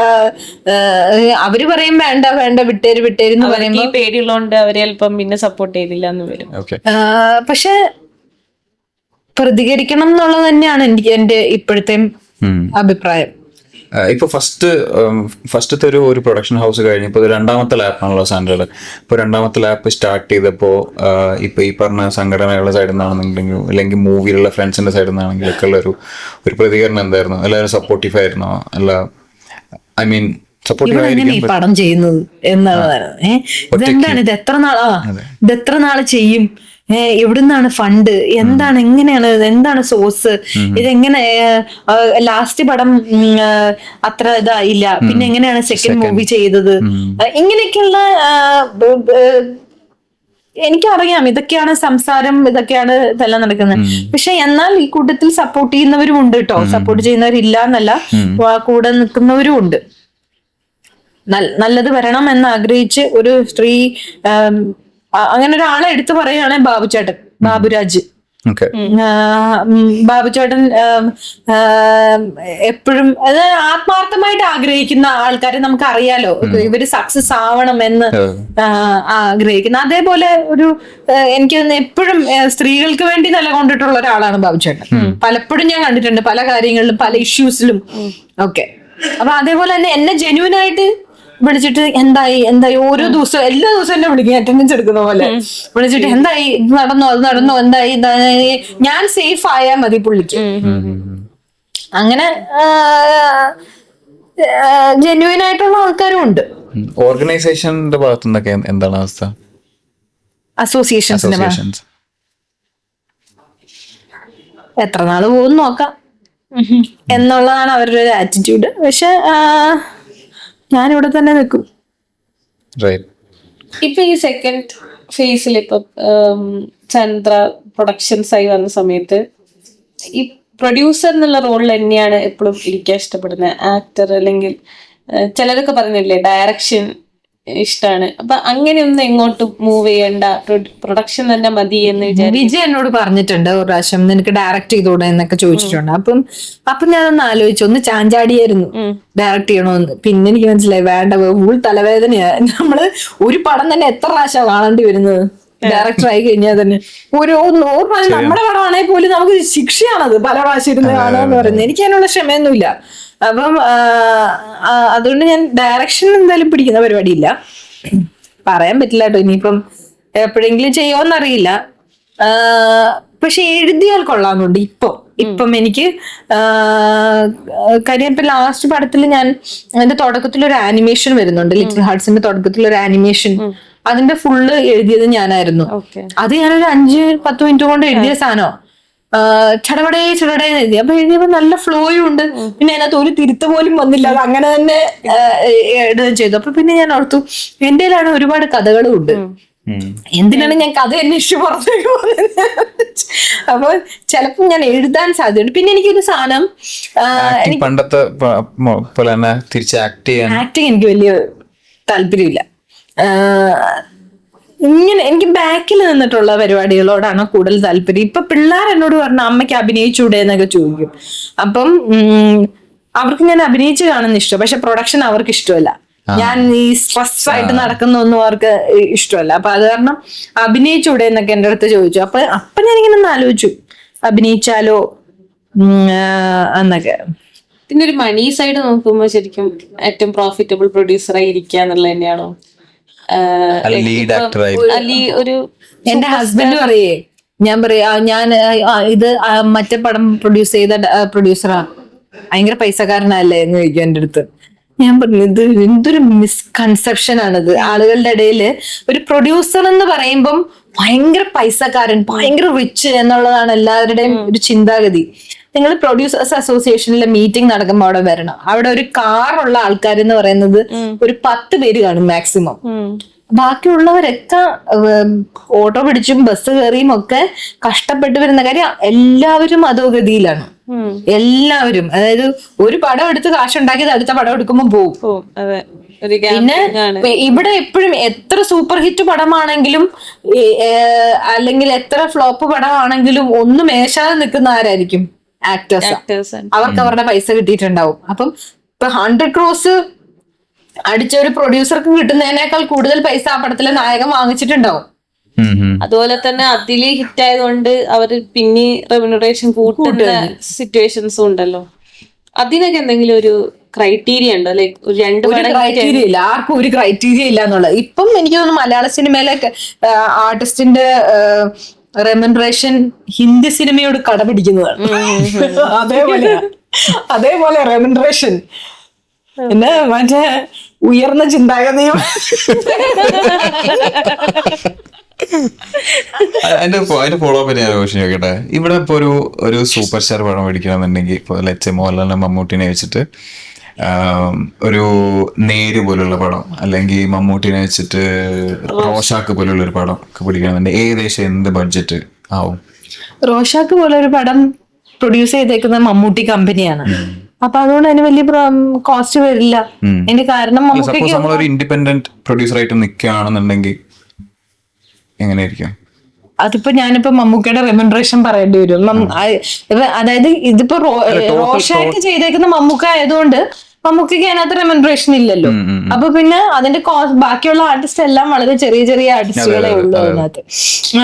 അപ്പം കോസ്റ്റ് വൈസ് വലിയ കാര്യമായിട്ട് വരുന്നില്ല. നേരാണെങ്കിലും ലാലേട്ടൻ ഒഴിച്ചു ബാക്കി എല്ലാരും ചെറിയ ചെറിയ ആർട്ടിസ്റ്റുകളാണ്. അപ്പം അത് ആ ഒരൊറ്റ ആർട്ടിസ്റ്റിന്റെ കോസ്റ്റ് മാത്രമേ അതിനകത്തൊരു മേജർ കോസ്റ്റ് ആയിട്ട് വരുന്നുള്ളൂ. അല്ലെങ്കിൽ ഒരു പെർ ഡേ കോസ്റ്റിൽ കാൽക്കുലേറ്റ് ചെയ്താൽ മതി. അതിന് ഒരു ദിവസം ഇപ്പൊ ഒരു ലാലേട്ടൻ മമ്മൂക്ക പടത്തിന് വരുന്ന ഒരു പെർ ഡേ കോസ്റ്റ് മാത്രമേ അതിന് വരുന്നുള്ളൂ. ഒരു 25 CR ഒക്കെ ഉണ്ടെന്നുണ്ടെങ്കിൽ ഇങ്ങനെ ഒരു പടം പുൾ ഓഫ് ചെയ്യാൻ പറ്റുമോ? എങ്ങനെ? ഉറപ്പായിട്ടും എല്ലാ കോസ്റ്റും ഇൻക്ലൂഡിങ് ഇങ്ങനെയുള്ള ഒരു സ്റ്റോറി, വലിയൊരു സ്റ്റോറിയും വലിയ പ്ലോട്ട് അങ്ങനെയൊന്നല്ലാതെ അത് നേരെ മറിച്ച് നമ്മളിപ്പോ ഒരു സെക്കൻഡ് ജനറേഷൻ എന്ന് പറയുന്നില്ല, യങ് ആയിട്ടുള്ള ആൾക്കാർ ഇപ്പോ ഫഹദ് ഫാസിലിനെയോ അല്ലെങ്കിൽ നിവിൻ പോളിനെയൊക്കെ വെച്ച് ചെയ്യുകയാണെന്നുണ്ടെങ്കിൽ അത് ഇനിയും കുറയോ, നല്ല രീതിയിൽ കുറയോ? 10 CR ഉള്ളിലൊക്കെ ചെയ്യാൻ പറ്റും. കാരണം എന്താ വെച്ചാൽ നമ്മള് ഇപ്പൊ ഒരുപാട് ചെയ്യാൻ പറ്റില്ല. കാര്യം അവരുടെ റെമ്യൂണറേഷൻ തന്നെ അത്രയൊക്കെ തന്നെ വരില്ലേ. അപ്പോൾ പ്രൊഡക്ഷൻ കോസ്റ്റ് എന്ന് പറയുന്നത് വളരെ മിനിമം ആണ്. റെമ്യൂണറേഷൻ ആണ് കൂടുതൽ. ഒരു മോർ ദാൻ 50-60% റെമ്യൂണറേഷൻ മാത്രമായിരിക്കും വരുന്നുണ്ടാവും അല്ലെ? 70%, ഇൻക്ലൂഡിങ് എല്ലാ സപ്പോർട്ടിംഗ് ആർട്ടിസ്റ്റിന്റെ എല്ലാ റെമ്യൂണറേഷനും കൂടെ 70% വരും. ബാക്കി 30% പ്രൊഡക്ഷൻ ചാർജ്. ഈ ഇൻക്ലൂഡിങ് എല്ലാ ബാക്കി എല്ലാവരും എന്ന് പറയുന്നുണ്ടല്ലോ, അവർക്കൊക്കെ വെരി മിനിമം ആയിരിക്കും. മിനിമലാണ്. അതായത് ഒരു സെക്കൻഡ് ലെയർ ആർട്ടിസ്റ്റിന് വരുന്നത് എല്ലാം ഒരു 15 ലക്ഷം 20 ലക്ഷം രൂപ റേഞ്ചിലായിരിക്കും. മറ്റവർക്ക് വരുന്നത് ക്രോസിലാ. ഇവിടെ വരുന്നത് ഒരു 15, 20, 10, 5 ആ റേഞ്ചിലായിരിക്കും. അതിന് താഴോട്ട് വരുന്നവർക്ക്, അതായത് തൊട്ട് താഴെ നിൽക്കുന്നവരുടെ കാര്യം ഞാൻ പറയണേ, അതിന് താഴോട്ട് നിൽക്കുന്നവർക്ക് വളരെ മിനിമൽ കോസ്റ്റല്ലേ ഉള്ളൂ. എനിക്ക് എന്തൊരു ഭാവന നടികർ എങ്ങനെ റിലീസ് ആയത് സമയത്ത് ഒരു ഇന്റർവ്യൂല് പറയുന്നുണ്ടായിരുന്നു, ഞാൻ പണ്ട് ഒരു ചുരിദാർ എങ്ങാനും റെമ്യൂണറേഷൻ മേടിച്ചിട്ട് ഇനീഷ്യൽ സ്റ്റേജില് ഒക്കെ സിനിമ ചെയ്തിട്ടുണ്ട്. അപ്പൊ അങ്ങനെ ഒരു സൈഡ് അല്ലെങ്കിൽ ചെറിയ റോളിൽ വരുന്ന ആൾക്കാർക്ക് ഒരു ചുരിദാറിനൊക്കെ എന്തൊരു പേയ്മെന്റ് ഉണ്ടാവും. അപ്പൊ അങ്ങനത്തെ ലെവലില് ഒക്കെ കോസ്റ്റ് വരുന്നുള്ളൂന്നും, പക്ഷെ ലീഡ് റോളിൽ വരുന്ന ആൾക്കാർക്കാണ് ഏറ്റവും കൂടുതൽ പോകുന്നതെന്നുള്ള രീതിക്ക് ഒരു ഇന്റർവ്യൂ. ചുരിദാറിന്റെ ഒക്കെ കോസ്റ്റ് നമുക്ക് പറയും. ഇപ്പൊ ചുരിദാറിന് അങ്ങനെ കോസ്റ്റ് ഒക്കെ ഉള്ള ചുരിദാറുകളുണ്ട്. അപ്പൊ അതാണോ ഭാവന ഉദ്ദേശിച്ചെന്ന് അറിയില്ല. പക്ഷെ എന്നാലും പൊതുവെ നായികമാർക്ക് വളരെ കുറവാണ്, വളരെ വളരെ കുറവാണ്. അത് ഇവരുടെ മാർക്കറ്റ് അനുസരിച്ചാണ് ഈ പൈസ. അപ്പൊ അതിനകത്ത് ഒരു സ്ത്രീ ആയതുകൊണ്ട് കുറവ് റെമ്യൂണറേഷൻ എന്നുള്ളതല്ല. ഇവിടെ മാർക്കറ്റ് അനുസരിച്ചാണ് പേ ചെയ്യുന്നത് എന്നുള്ളതാണ്. ഇപ്പൊ ഇപ്പം ആവേശം പോലെ ഒരു പടത്തിനകത്ത് പെണ്ണുങ്ങളില്ല, പക്ഷെ അത് സൂപ്പർ ഡൂപ്പർ ഹിറ്റ് ആണ്. അപ്പൊ അങ്ങനെ ആണുങ്ങളെ കാണുമ്പോഴാണ് ഇവിടെ ഏറ്റവും കൂടുതൽ മൂവി ഗോയിങ് ഓഡിയൻസ് എന്ന് പറയുന്നത് ആണുങ്ങൾ തന്നെയാണ്. ആണുങ്ങൾ പോയി ഇഷ്ടപ്പെട്ടതിന് ശേഷമാണ് വീട്ടിൽ നിന്ന് ഭാര്യമാരെ അല്ലെങ്കിൽ അമ്മമാരെ കുടുംബത്തെ കൊണ്ടുപോകുന്നത്. അപ്പൊ അതുകൊണ്ട് ആദ്യം കാണുന്നത് ആണുങ്ങളായതുകൊണ്ട് തന്നെ ഒരു മെയിൽ ഡോമിനേറ്റഡ് ആണ് സ്റ്റോറീസും എല്ലാം. ഇപ്പൊ ഇത്രയൊക്കെ റെമ്യൂണറേഷൻ വാങ്ങുമ്പം ഒരു സിനിമ വിജയിച്ചില്ലെങ്കിൽ അതിന്റെ റെസ്പോൺസിബിലിറ്റിയും കൂടി ആക്ടേഴ്സ് ഏറ്റെടുക്കേണ്ടതല്ല. വിജയിച്ചാൽ റെസ്പോൺസിബിലിറ്റി ഏറ്റെടുക്കും. അല്ലെ കണ്ടുനോക്ക്, പടം സക്സസ് ആയി കഴിഞ്ഞാൽ ആർട്ടിസ്റ്റിനെ എല്ലായിടത്തും കാണാം. അവിടെ പോകുന്നു, ഇവിടെ പോകുന്നു, തിയേറ്റർ വിസിറ്റ് ചെയ്യുന്നു, മറ്റൊടത്ത് പോകുന്നു, ഭയങ്കര പരിപാടി. അല്ലെങ്കിൽ ഇവരെ പൊടിയിട്ട് നോക്കിയാൽ കാണില്ല. അപ്പൊ ഈ പ്രൊമോഷനില് ഇവര് ഒരു സിനിമേനെ പ്രൊമോട്ട് ചെയ്ത് ഹിറ്റ് ആക്കേണ്ട പ്രൊഡ്യൂസറിനെ മാത്രം റെസ്പോൺസിബിലിറ്റി ആയി പോകുന്നുണ്ട്. ആയി മാറും. അങ്ങനെയാണ് സാധാരണ എല്ലാ പടത്തിനും. അല്ല, പടം ഹിറ്റാണ് ആയി കഴിയുമ്പോൾ മാത്രമേ എല്ലാരും ഇത് ഏറ്റെടുക്കുന്നുള്ളൂ. അല്ലെങ്കിൽ പ്രൊഡ്യൂസർ തന്നെയാണ് ഓടി നടന്ന് പ്രൊമോട്ട് ചെയ്യുകയും ഫുൾ തലവേദന എടുക്കുന്നത് പ്രൊഡ്യൂസറാ. ഇതിനൊരു അങ്ങനെ ഒരു എഗ്രിമെന്റ് ഒന്നുമില്ല, ലൈക്ക് ഇവര് എന്തായാലും ഇപ്പൊ എഗ്രിമെന്റ് ആയി. ഇപ്പൊ പ്രൊമോഷൻ ചെയ്യണമെന്നുള്ള എഗ്രിമെന്റ് ആയി. നേരത്തെയൊക്കെ കാല് പിടിക്കേണ്ട അവസ്ഥ വന്നിട്ടുണ്ട് പ്രൊമോഷന് വരാൻ വേണ്ടിയിട്ട്. ഇപ്പോഴും നമ്മള് ഡേറ്റ് ചോദിച്ചാൽ ഒരു 4 ദിവസം ഡേറ്റ് ചോദിച്ചാൽ ഒരു ദിവസം അല്ല 1.5 ദിവസം റേഷൻ പോലെ തരും. അതിന്റെ ഉള്ളിൽ എല്ലാം കൂടെ നമ്മൾ പിടിക്കണം. അപ്പൊ തന്നെ ഇവരൊരു 4 ഇന്റർവ്യൂ കഴിയുമ്പോഴേക്കും പറയും അയ്യോ വയ്യാണ്ടായി, ഇനി പറ്റൂല എന്ന് പറയും. ആകെപ്പാട് തന്നേക്കുന്ന ഒരു ദിവസമാണ്. അതിനകത്ത് അവര് തന്നെ ടയേർഡ് ആവുകയും ചെയ്യും. അപ്പം അതിനൊക്കെ ഒരു പ്രോപ്പർ സിസ്റ്റം വരണം. ഇപ്പൊ എല്ലാരും എന്താണെന്നറിയോ, എല്ലാരും ഈ വെള്ളത്തിൽ മുങ്ങിച്ചാവാൻ പോകുന്ന പോലെയാണ്. ഈ നമ്മൾ രക്ഷിക്കാൻ വരുന്ന പോലെയും കൂടെ പിടിച്ച് താത്തും. അപ്പൊ എല്ലാരും അവരവരുടേതായ റേസിലാ. അപ്പൊ ഈ ഇങ്ങനെയുള്ള കാര്യങ്ങളിലേക്കൊക്കെ അതൊരു ഇൻഡസ്ട്രിക്ക് നല്ല രീതിയിൽ പല ചേഞ്ചസ് വരാനായിട്ടുണ്ട് ഇവിടെ. അത് വരണം. ഈ അസോസിയേഷൻസ് ഒക്കെ ഒരു മുൻകൈ എടുത്താലേ അങ്ങനെ വരുള്ളൂ. ഓക്കെ, ഞാൻ ലാസ്റ്റ് മുന്നേ ഏതൊരു പടം ഇതേപോലെ വിചാരിച്ചത്ര സക്സസ് ആവാത്തത് കൊണ്ട് രജനീകാന്ത് കുറെ കാശൊക്കെ പുള്ളി തിരിച്ചു കൊടുത്തെന്ന് പറഞ്ഞിട്ടൊരു ന്യൂസ് വായിച്ചിട്ടുണ്ട്. ഏത് പടമാണ് കറക്റ്റ് ഓർമ്മയില്ല. അപ്പൊ അതേപോലെ ഇവിടെയുള്ള സൂപ്പർ സ്റ്റാർസ് അല്ലെങ്കിൽ സ്റ്റാർസ് തയ്യാറാവണ്ടേ? അങ്ങനെ ആയാ മതിയായിരുന്നു. അങ്ങനെ ആയിരുന്നെങ്കിൽ ഒരുപാട് പ്രൊഡ്യൂസേഴ്സ് ഇവിടെ രക്ഷപ്പെട്ടേനെ. അതായത് പലരും ഭയങ്കര ബുദ്ധിമുട്ടിലാണ്. ഭയങ്കര ഹിറ്റ് സിനിമ എടുത്ത പ്രൊഡ്യൂസേഴ്സ് ഒരു മരുന്ന് വാങ്ങാൻ പോലും കാശില്ലാതൊക്കെയാണ് മരിച്ചു പോകുന്നത് ഇവിടെ. അപ്പൊ അങ്ങനത്തെ സിറ്റുവേഷനിലേക്ക് വരാതിരുന്നേനെ. കുറച്ചുകൂടെ ഒക്കെ ഒരു മാനുഷികപരമായിട്ട് പെരുമാറിയിരുന്നെങ്കിൽ.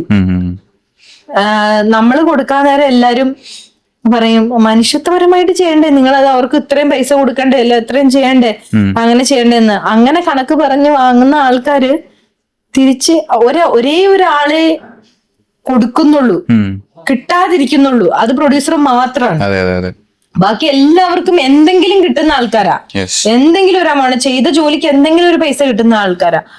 പ്രൊഡ്യൂസർ മാത്രം ഒരു 80 to 90% പ്രൊഡ്യൂസേഴ്സിനും പൈസ പോകുന്നവരാ. ചെയ്തു കഴിഞ്ഞ കാര്യം ഒരു പടം ചെയ്തു കഴിയുമ്പോ പിന്നെ നമ്മൾ ആ ലോക്കിനകത്തായി. പിന്നെ അതിന്റെ അടുത്തത് എന്ന് പറഞ്ഞിട്ട് ചെയ്തുകൊണ്ടിരിക്കും. പിന്നെ ചോദിക്കും നഷ്ടമാണെങ്കിൽ പിന്നെ എന്തിനാ ഈ പണിക്ക് നിൽക്കുന്നതെന്ന് ചോദിക്കും. ഇതൊരു മാജിക് വേൾഡ് ആണ്. നമ്മള് ഒരെണ്ണം ചെയ്തു കഴിയുമ്പോൾ പിന്നെ നമ്മൾ ഈ ഞാൻ ശരിക്കും പറഞ്ഞാൽ ഗാംബ്ലിംഗ് ഒക്കെ പോലെ തന്നെയാണ് സിനിമ. നമ്മൾ ആദ്യം ചെയ്യുമ്പോ ഓക്കെ രസമുണ്ടല്ലോ, ഇപ്പൊ നമ്മൾ അടുത്ത് ചെയ്യും, അപ്പൊ പൈസ പോകും, അപ്പൊ നമുക്ക് ഇനി കൂടുതൽ പിടിക്കാമെന്ന് വിചാരിച്ച് വീണ്ടും ഇടും, വീണ്ടും പോകും, വീണ്ടും പൈസ ഇടും. അതിങ്ങനെ ചെയിനായിട്ട് ഇങ്ങനെ പൊയ്ക്കൊണ്ടിരിക്കും. എന്തെങ്കിലും ഒരിക്കൽ ഏതെങ്കിലും ഒരെണ്ണം അടിക്കും എന്നുള്ളൊരു പ്രതീക്ഷയിലാണ് എല്ലാ പ്രൊഡ്യൂസേഴ്സും. അത് ഈ ആളുകളുടെ ഒരു പൊതു വിചാരം പോലെ പ്രൊഡ്യൂസേഴ്സ് എന്ന് പറയുമ്പോൾ ഭയങ്കര കാശുള്ളവരും ഭയങ്കരമായിട്ട് ഉള്ളവരും ഒന്നും അല്ല. അവരും ഇതേപോലെ തന്നെ സിനിമ സ്വപ്നം കണ്ട് ഇവര് കാണുന്ന അതേ രീതിയിൽ തന്നെ ആ സിനിമേനെ കാണാൻ അതിനേക്കാൾ നന്നാക്കി കൊണ്ടുവരാനായിട്ട് ശ്രമിക്കുന്ന ഒരാളാണ്. ഓക്കെ, അതേപോലെ ഇപ്പൊ മൂവില് നമ്മളിപ്പോ ടെക്നോളജിക്കലി ഒരുപാട് ചേഞ്ചസ് ഒക്കെ വരുന്നുണ്ടല്ലോ. പല പല പുതിയ ടെക്നിക്സും മൂവിയിൽ യൂസ് ചെയ്യപ്പെടുന്നുണ്ട്. അപ്പൊ ഇങ്ങനെ ടെക്നോളജിയിൽ ഇംപ്രൂവ്മെന്റ്സ് വരുമ്പോ മൂവി പ്രൊഡക്ഷന്റെ കോസ്റ്റ് കുറയല്ലേ ചെയ്യാ? ഇപ്പൊ അത് കൂടുകയാണ് ചെയ്തേക്കുന്നത്.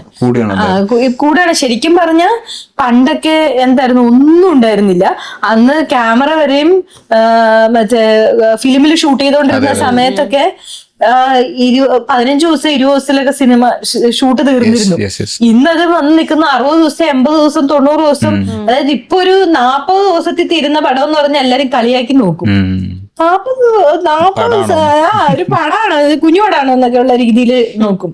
പിന്നെ ഒരു പടം എന്ന് പറഞ്ഞാൽ ഒരു മിനിമം 80 ദിവസം 75 ദിവസം 80 ദിവസമാണ് ഇപ്പൊ പോകുന്നത്. അപ്പം എന്നാ എന്താ ഡിജിറ്റലായി എല്ലാം ടെക്നോളജിക്കലി എല്ലാം അഡ്വാൻസ്ഡ് ആവും തോറും നമ്പർ ഓഫ് ഡേയ്സും എല്ലാം കൂടിക്കൊണ്ടിരിക്കുകയാണ്. ഞാൻ സ്പെസിഫിക്കലി പറയുകയാണെന്നുണ്ടെങ്കിൽ ഇപ്പോൾ OpenAIന്റെ സൊറ എന്ന് പറഞ്ഞിട്ടൊരു വീഡിയോ പ്രൊഡക്ഷൻ മോഡൽ വരുന്നുണ്ട്. അപ്പൊ അതിൽ നമ്മളൊരു പ്രോംപ്റ്റ് കൊടുത്തു കഴിഞ്ഞാൽ ഒരു എൻറ്റയർ സീന് ക്രിയേറ്റ് ചെയ്ത് തരികയാണത്. അപ്പോൾ നമ്മളെ മൂവിയിൽ ഇപ്പോൾ കംപ്ലീറ്റ് ആയിട്ട് യൂസ് ചെയ്തിട്ടില്ലെങ്കിലും പല ഭാഗത്തും അങ്ങനെ ഇങ്ങനെയുള്ള ഒരു മോഡൽസ് വെച്ചിട്ട് നമുക്ക് വീഡിയോ പ്രൊഡക്ഷൻ പോസിബിൾ ആയി കഴിഞ്ഞാൽ അത് വരണം എന്നുള്ളതാണ് എന്റെ അഭിപ്രായം. കാര്യം ഇപ്പൊ എന്റെ ലിറ്റിൽ ഹാർട്സ് എന്ന് പറഞ്ഞ സിനിമയിൽ ഞാൻ തുടക്കത്തിൽ ഒരു ആനിമേഷൻ ചെയ്തിട്ടുണ്ട്.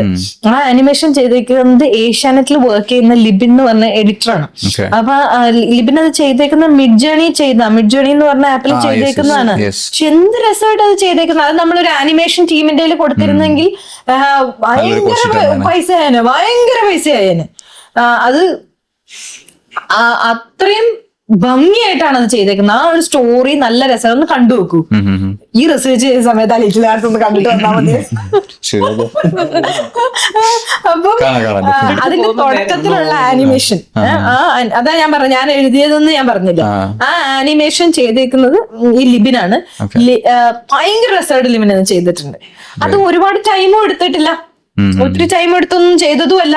നമ്മളിപ്പോ ഒരു VFX ടീമിന്റെ കൊടുത്ത നമ്മുടെ സമയവും പോയി, കാശും പോയി, പിന്നെ അവരുടെ കാലും പിടിച്ചോണ്ട് നടക്കുന്നത് 77 ചോദിച്ചോണ്ട്. ഇത് അതൊന്നും ഉണ്ടായില്ല. ഇത് നമ്മൾ ഉദ്ദേശിച്ചതിനേക്കാൾ നന്നായിട്ട് വരികയും ചെയ്തു. അപ്പൊ ഇങ്ങനെ ഇപ്പൊ പുതിയ ടെക്നോളജീസ് വരുമ്പോ സാന്ദ്ര തോമസ് ഇൻസ്പിറേഷൻസ് എടുക്കുന്ന എവിടുന്ന് ഏതെങ്കിലും സ്പെസിഫിക് ആൾക്കാരുണ്ടോ? പുതിയ ടെക്നിക്സിനെ പറ്റി പഠിക്കുന്നതും അല്ലെങ്കിൽ അങ്ങനെയൊന്നുമില്ല, പോസ്റ്റ് കട്ടിങ്ങിനെ പറ്റി പഠിക്കുന്നതും അങ്ങനെ പഠിത്തമൊന്നുമില്ല. അതൊക്കെ ഇങ്ങനെ വരുന്ന വഴിക്ക് നമ്മൾ എൻകൗണ്ടർ ചെയ്യും എവിടെയെങ്കിലും ഒക്കെ വെച്ച്. അപ്പൊ ഓക്കെ, അപ്പോഴാണ് ഇപ്പൊ ഈ മിഡ് ജേണി എന്ന് പറഞ്ഞ സാധനം ഇപ്പൊ നമ്മുടെ ഈ സിനിമയ്ക്ക് വേണ്ടി ഇത് ഉപയോഗിക്കേണ്ടി വന്നു. അങ്ങനെ എവിടെയെങ്കിലും ഒക്കെ ഇത് അതിനു വേണ്ടി ഇത് പഠിക്കാൻ പുതിയ സാധനം വരുന്നുണ്ട്, ഇതിന്റെ സ്കോപ്പ് ഇത്രയാണ്, അതുകൊണ്ട് അത് പഠിക്കണം, VFX ഇതുണ്ട്, അങ്ങനെയൊന്നും ഞാൻ അതിന്റെ പുറകെ ഒന്നും പോയി ഒരു സാധനം ചെയ്യാറില്ല. ഓരോ സിനിമയ്ക്കും ആവശ്യമായ കാര്യങ്ങൾ നമ്മുടെ അടുത്തേക്ക് തന്നെ വരും. അപ്പം ഒരു ടെക് എന്നുള്ളത് വിട്ടാൽ ഇപ്പൊ മെന്റർഷിപ്പ് എന്നുള്ള രീതിയിൽ അങ്ങനെ മെന്റർഷിപ്പിന് വേണ്ടിയിട്ട് നോക്കാറുണ്ട് ആരെങ്കിലും? മെന്റേഴ്സ് ഉണ്ടായിട്ടുണ്ടോ മുന്നേ? ഇല്ല, തനിയെ വന്നതാണ്. അങ്ങനെ ഒരു മെന്റർ എന്നൊന്നും പറയാൻ ആരും ഉണ്ടായിരുന്നില്ല. പിന്നെ ഞാൻ ആളുകളോട് അഭിപ്രായങ്ങൾ ചോദിക്കും. എന്റെ ചുറ്റും നിൽക്കുന്ന ആൾക്കാരോട്, എന്റെ ഫാമിലി, എന്റെ ഫ്രണ്ട്സ്, അങ്ങനെ പലരോടും അഭിപ്രായങ്ങൾ ചോദിക്കും. ഇപ്പൊ ഞാനൊരു കാര്യം ചെയ്യാൻ പോവാണ്, ഞാൻ അതിനെപ്പറ്റി ഇങ്ങനെ അഭിപ്രായം ചോദിച്ചോണ്ടിരിക്കും. അപ്പൊ ഇവരൊക്കെ ചിലപ്പോ നല്ലതാന്ന് പറയും, ചിലപ്പോ ചീത്തയാന്ന് പറയും, ചിലപ്പോ അതിന്റെ പ്രോസ് ആൻഡ് കോൺസിനെ പറ്റി പറയും. അപ്പൊ ഇതെല്ലാം പറഞ്ഞ് കേൾക്കും. ഇതെല്ലാം കേട്ടിട്ട് ഞാൻ എന്റേതായ ഒരു കൺക്ലൂഷനിലേക്ക് വരും.